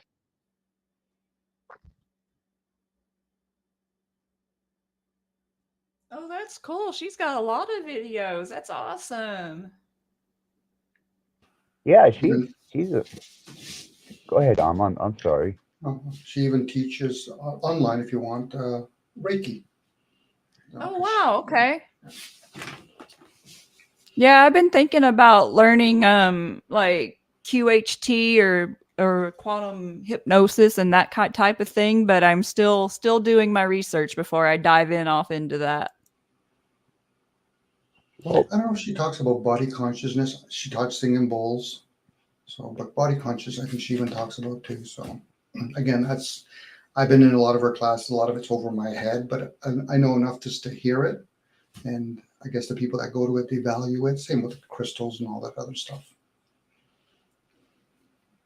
yeah, like I said, I gonna have to start carrying the link to your wife's channel because I told you I had that one in-home lady.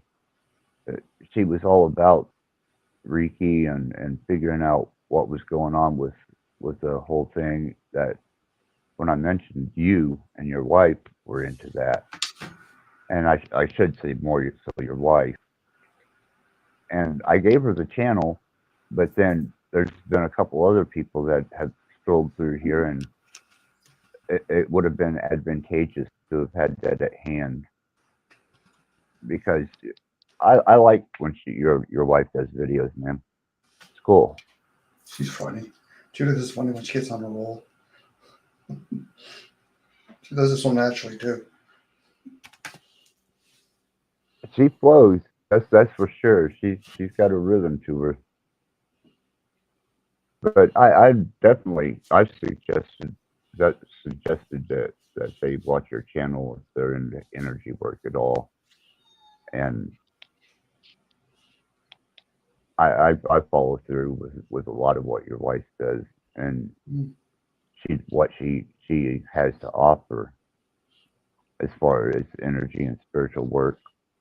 I'm definitely going to check it out. I used to study under an energy healer in exchange for me building his website, and I got highly interested in different energy healing modalities. So I'm definitely headed down that path. See, there it is. I was designing websites. She slips it in so subtly you'd never realize it. It just flows with what she says, but there's power in that. I can do a website. I design websites. Yeah, Differently. they're basic, but they're pretty. They're not anything to write home about, but it gets the job done. I Again, just love how everybody misses man, you come in with a key word, and sometimes even I miss it. But Well, I just don't lead with that. So many people lead with like their resume in this, like, and I'm just not like that, you know. I'm self-assured, like I know what I know, so I don't need to necessarily lead with it. But if it comes out in a story or something like that, then But Axe's typical Pamela, she probably, just today alone, she probably changed the shingles on her roof and probably did interlock and bricks on her driveway. I haven't even smoked yet. I've been talking to y'all. Yeah, she's done tuned the car, fed the chickens, you know, In the car, mended she the probably pulled out the engine. fence, rebuilt the carburetor, put new heads on it. Yeah, Yeah. And then I she can plays see it that. down. I haven't even smoked yet. Come on, Yeah. Pamela, come on. Come on. Pretty soon, you know what? London's going to have to do a channel now. Say from now on, because the other day I heard supposedly somebody was calling you names. It'll be one of these things like people calling you out. Come on, Pamela, stop downplaying your abilities. You replaced an engine. You probably changed all the streetlights in your community by midday. Yeah, that's what it is. If I can make you laugh, Pamela, I've served a purpose. Well, thank you. Well, I'll tell you, whenever she first came, you know, me and Pam first started communicating on live panels, I had no idea that she was a techie. And slowly I started catching things, and then I asked her about it, and I was like, damn, man, this girl's got it together. She is a techie. And you talk, or if you didn't know what you were looking for, she doesn't give the indications, but she does give the suggestion. And we had that big, well, today when we had the talk on London, you know, Dom was like maybe one of maybe 4 or 5 people out of 100 would catch that information and utilize it. Well, Pam did.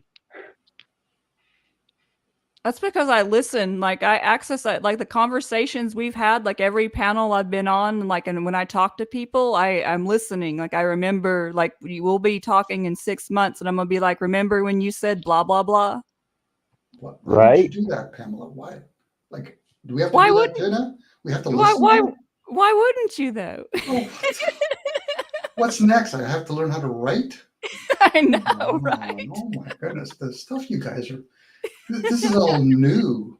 Be kind and now listen to people. Yeah, Stop imagine it, that. Stop it, Pam. Wait until I start talking about empathy and compassion. Y'all aren't going to know what to do with yourselves. Well, we're gonna have to text each other. You got to tell me in advance that you're doing that stuff because I'm not going to be around.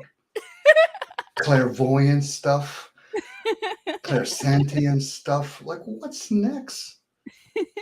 Okay, embrace it. She's just going to manifest matter out of nothing. See, now you're even talking manifest. Ascension consciousness, access consciousness. Stop it, guys. We're gonna have to do sigils next. Oh no. Someone break out the Ouija board. I got one of those too. So, Only yeah. one? Only one? Only one. I figured you had one in the front of the house and one in the back of the house. One built into the right cornerstone of the foundation. Yeah, I could see that. Beside all her selenite crystals, I could see it. I got a couple of those. I need more. I need more crystals though. Hell, you're in Crystal Valley there, man. I know. I haven't even been to the Grand Canyon yet, Axis. I've been here since 2011. No. I haven't even been up there. Maybe because I can't drive. But I'll get there eventually. Okay, I'm not sure how to handle this because when I was in Arizona, you couldn't walk into one of the shops without there being rattlesnakes, tails, heads, crystals, local tribal wear. You've just absolutely floored me. Dream catchers. Don't forget dream catchers. Oh, Gotta have dream crashers. Yes. Oklahoma, the big Cherokee store they have there up in Yeah, that's where 90. I'm from. Yeah, we talked about that. That incredible, incredible pieces of artwork and amazing, just absolutely mind blowing. But you didn't collect a bunch of that swag while you were in Oklahoma, and you didn't collect any swag in No, I Arizona. wasn't. I wasn't in Oklahoma. I wasn't spiritually awake. I wasn't spiritually awake until 2012 and 13, and by then I had done moved beyond Oklahoma, and I don't drive, and so it's I have to get someone to take me up to the Grand Canyon, which isn't hard. We're just busy, with like life and stuff like that. But I want to go up there and find some of my own type of rocks and crystals. I like the stuff at the rock and gem shop, but there's a certain I don't know. I don't feel there's a certain ickiness that comes with purchasing those things that I don't know. I have to think about. I don't feel right about that. Is there tree I sap on those things? Is that why it's icky? Tree sap? No, it's just Why is it icky? Just looks ugly? It's not your preference? Too jagged? Not the right I don't energy? maybe the energy, like a lot like when I go into the gym shops, like I don't know, like it's just a lot of hands have been on those gyms. Would it be less icky if you stole it? No. oh shit. I'm teasing, guys. But you can steal it if you want. Roll it up.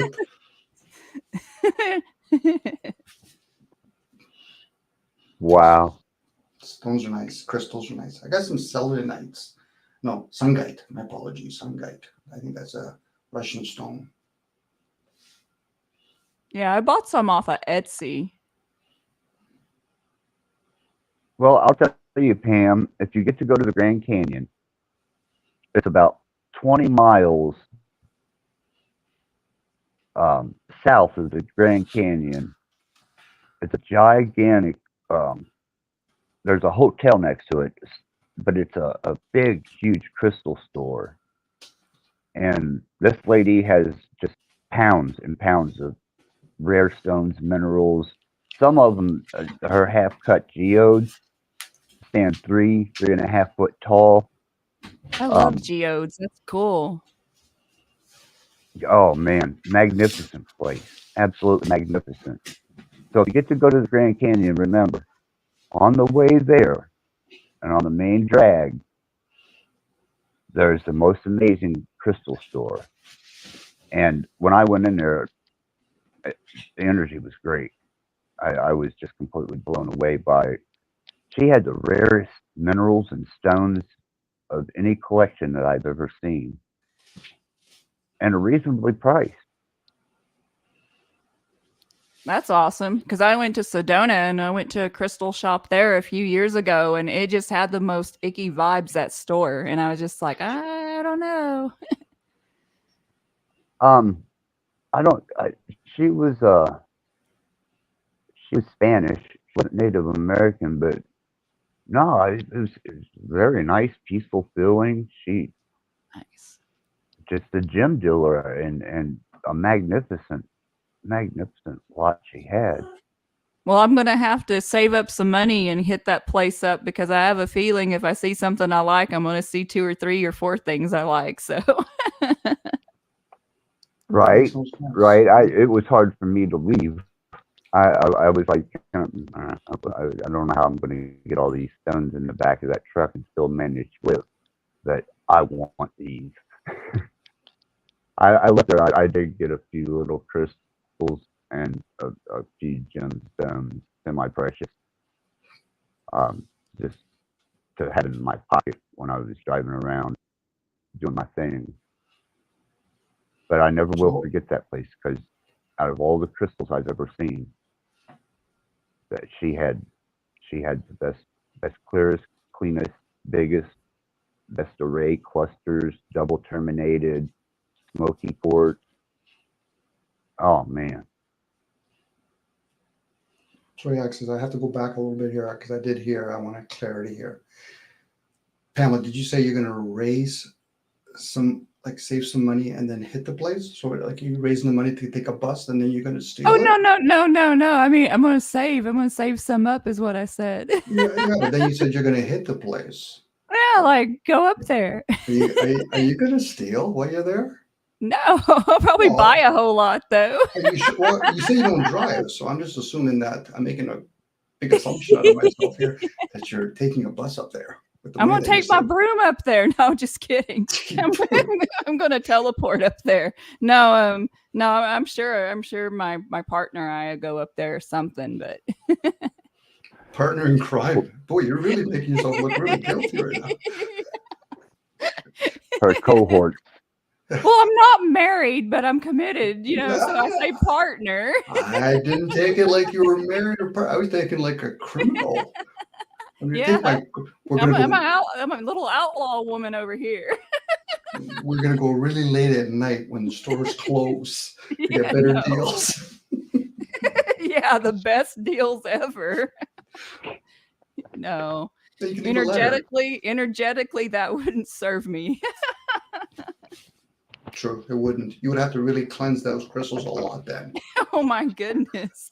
I pride myself on my frequency being able to cleanse things now, but I have a feeling if I did that, that would not be the case. Wow.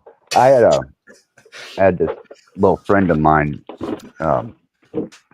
She's a cute little girl that I was dating, and we went into this new age store, and it said shoplifters will be cursed.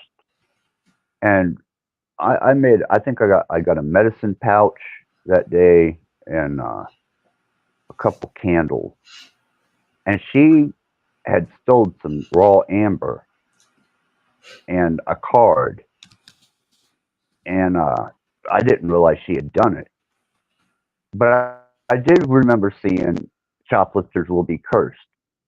Well, when I take her home, she had set on that crystal or on that amber and wrote the card. The card was saturated, and my whole car when she got out of it was nothing but amber, strong, extreme amber.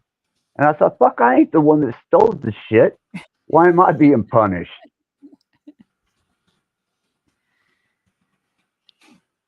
So when they say they'll curse you, take it a little bit serious. She didn't get to keep what she stole, and I got punished.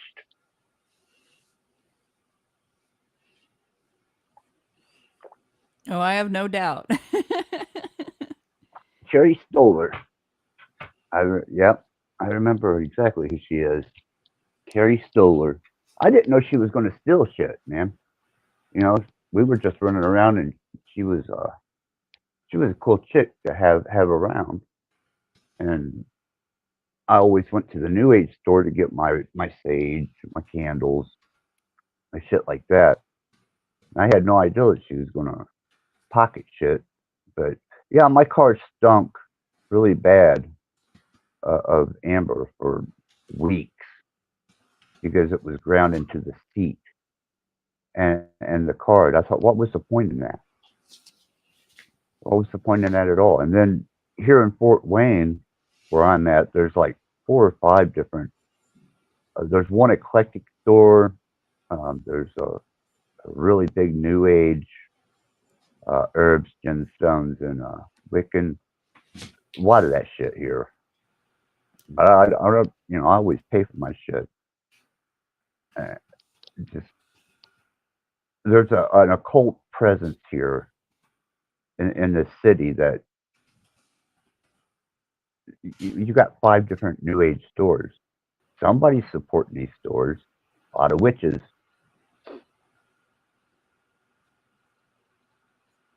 We have 2 in the mall. Earth Magic and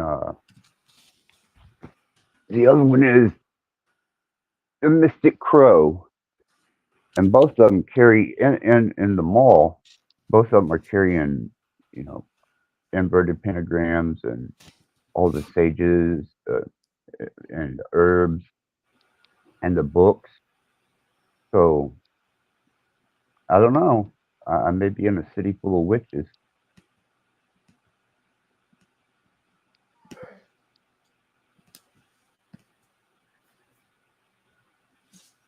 Then I've got room to talk. Have you seen the video, Pam, that I put up with the altars on it? I haven't yet. Yeah. Well, there's one picture and there is a three-tiered shelf, and that's the altar. It's in my kitchen. So I put together a bunch of friends that was in the cult of Axis, and got their altars and did a montage. Put it up on the channel under some music. I'm sorry, I'm getting really tired, kind of distant. Let's get you some rest. Yeah, I tried to hang in there as long as I could, but Oh, don't hang in there because of us. You need to take care of yourself. I just saw you were on and I was starting my morning and I figured I'd come say hi to y'all. You know, I like these little small type panels. you know I appreciate you being here. I really do, Pam. And Dom, always. But I think I extended myself a little further than reasonable. You give her upper. Come Yes. on. Yes, Let's do I'm it. a cop out. Only cop 5 out. hours, you lightweight. No, just kidding. I'm going to go ahead and step down, Axis, so I can, so you can get some rest and I can start my day. But it's truly been enlightening chatting with both of you. Lots to think about. I love it when I'm left with something to think about. And our conversation earlier with Dom and the whole panel verse and all that kind of stuff left me with some food for thought. So thank you to you both. Got the munchies already? Yeah. The munchies. And I'm really going to have them after I smoke here in a minute. I haven't even did my wake and bake yet, so that's where I'm off to. Hold on a second here. It's only 7 hours. I'm going to text Rebecca right now and say, let's get over here. Access is going to do 24 hours. I'd just be sitting here rambling. That's all. I'm just aimlessly, mindlessly rambling, just into nothingness. Thank you. I truly appreciate you giving us a platform to do that. Thank you, Axis. Much love. The pleasure's all mine. You guys are great. Thank you for being company. Thank you for the inspiration. Thank you for being who you are. Thank you for being here. You guys are great, man. If you don't mind, Axis, when you leave, can you leave your mouse here just by itself for a bit? Because my cat's kind of eyeing it down. I don't know about that. He's been through a lot. Have you seen him? He might get hold of the leg of that cat, maybe an ear. Axis, have a beautiful day, okay? You too, Dom. Thank you so much. Thank everybody in the chat. Thanks, and may your day be great, and may wonderful things come your way. Thank you. And everybody in the chat, thank you.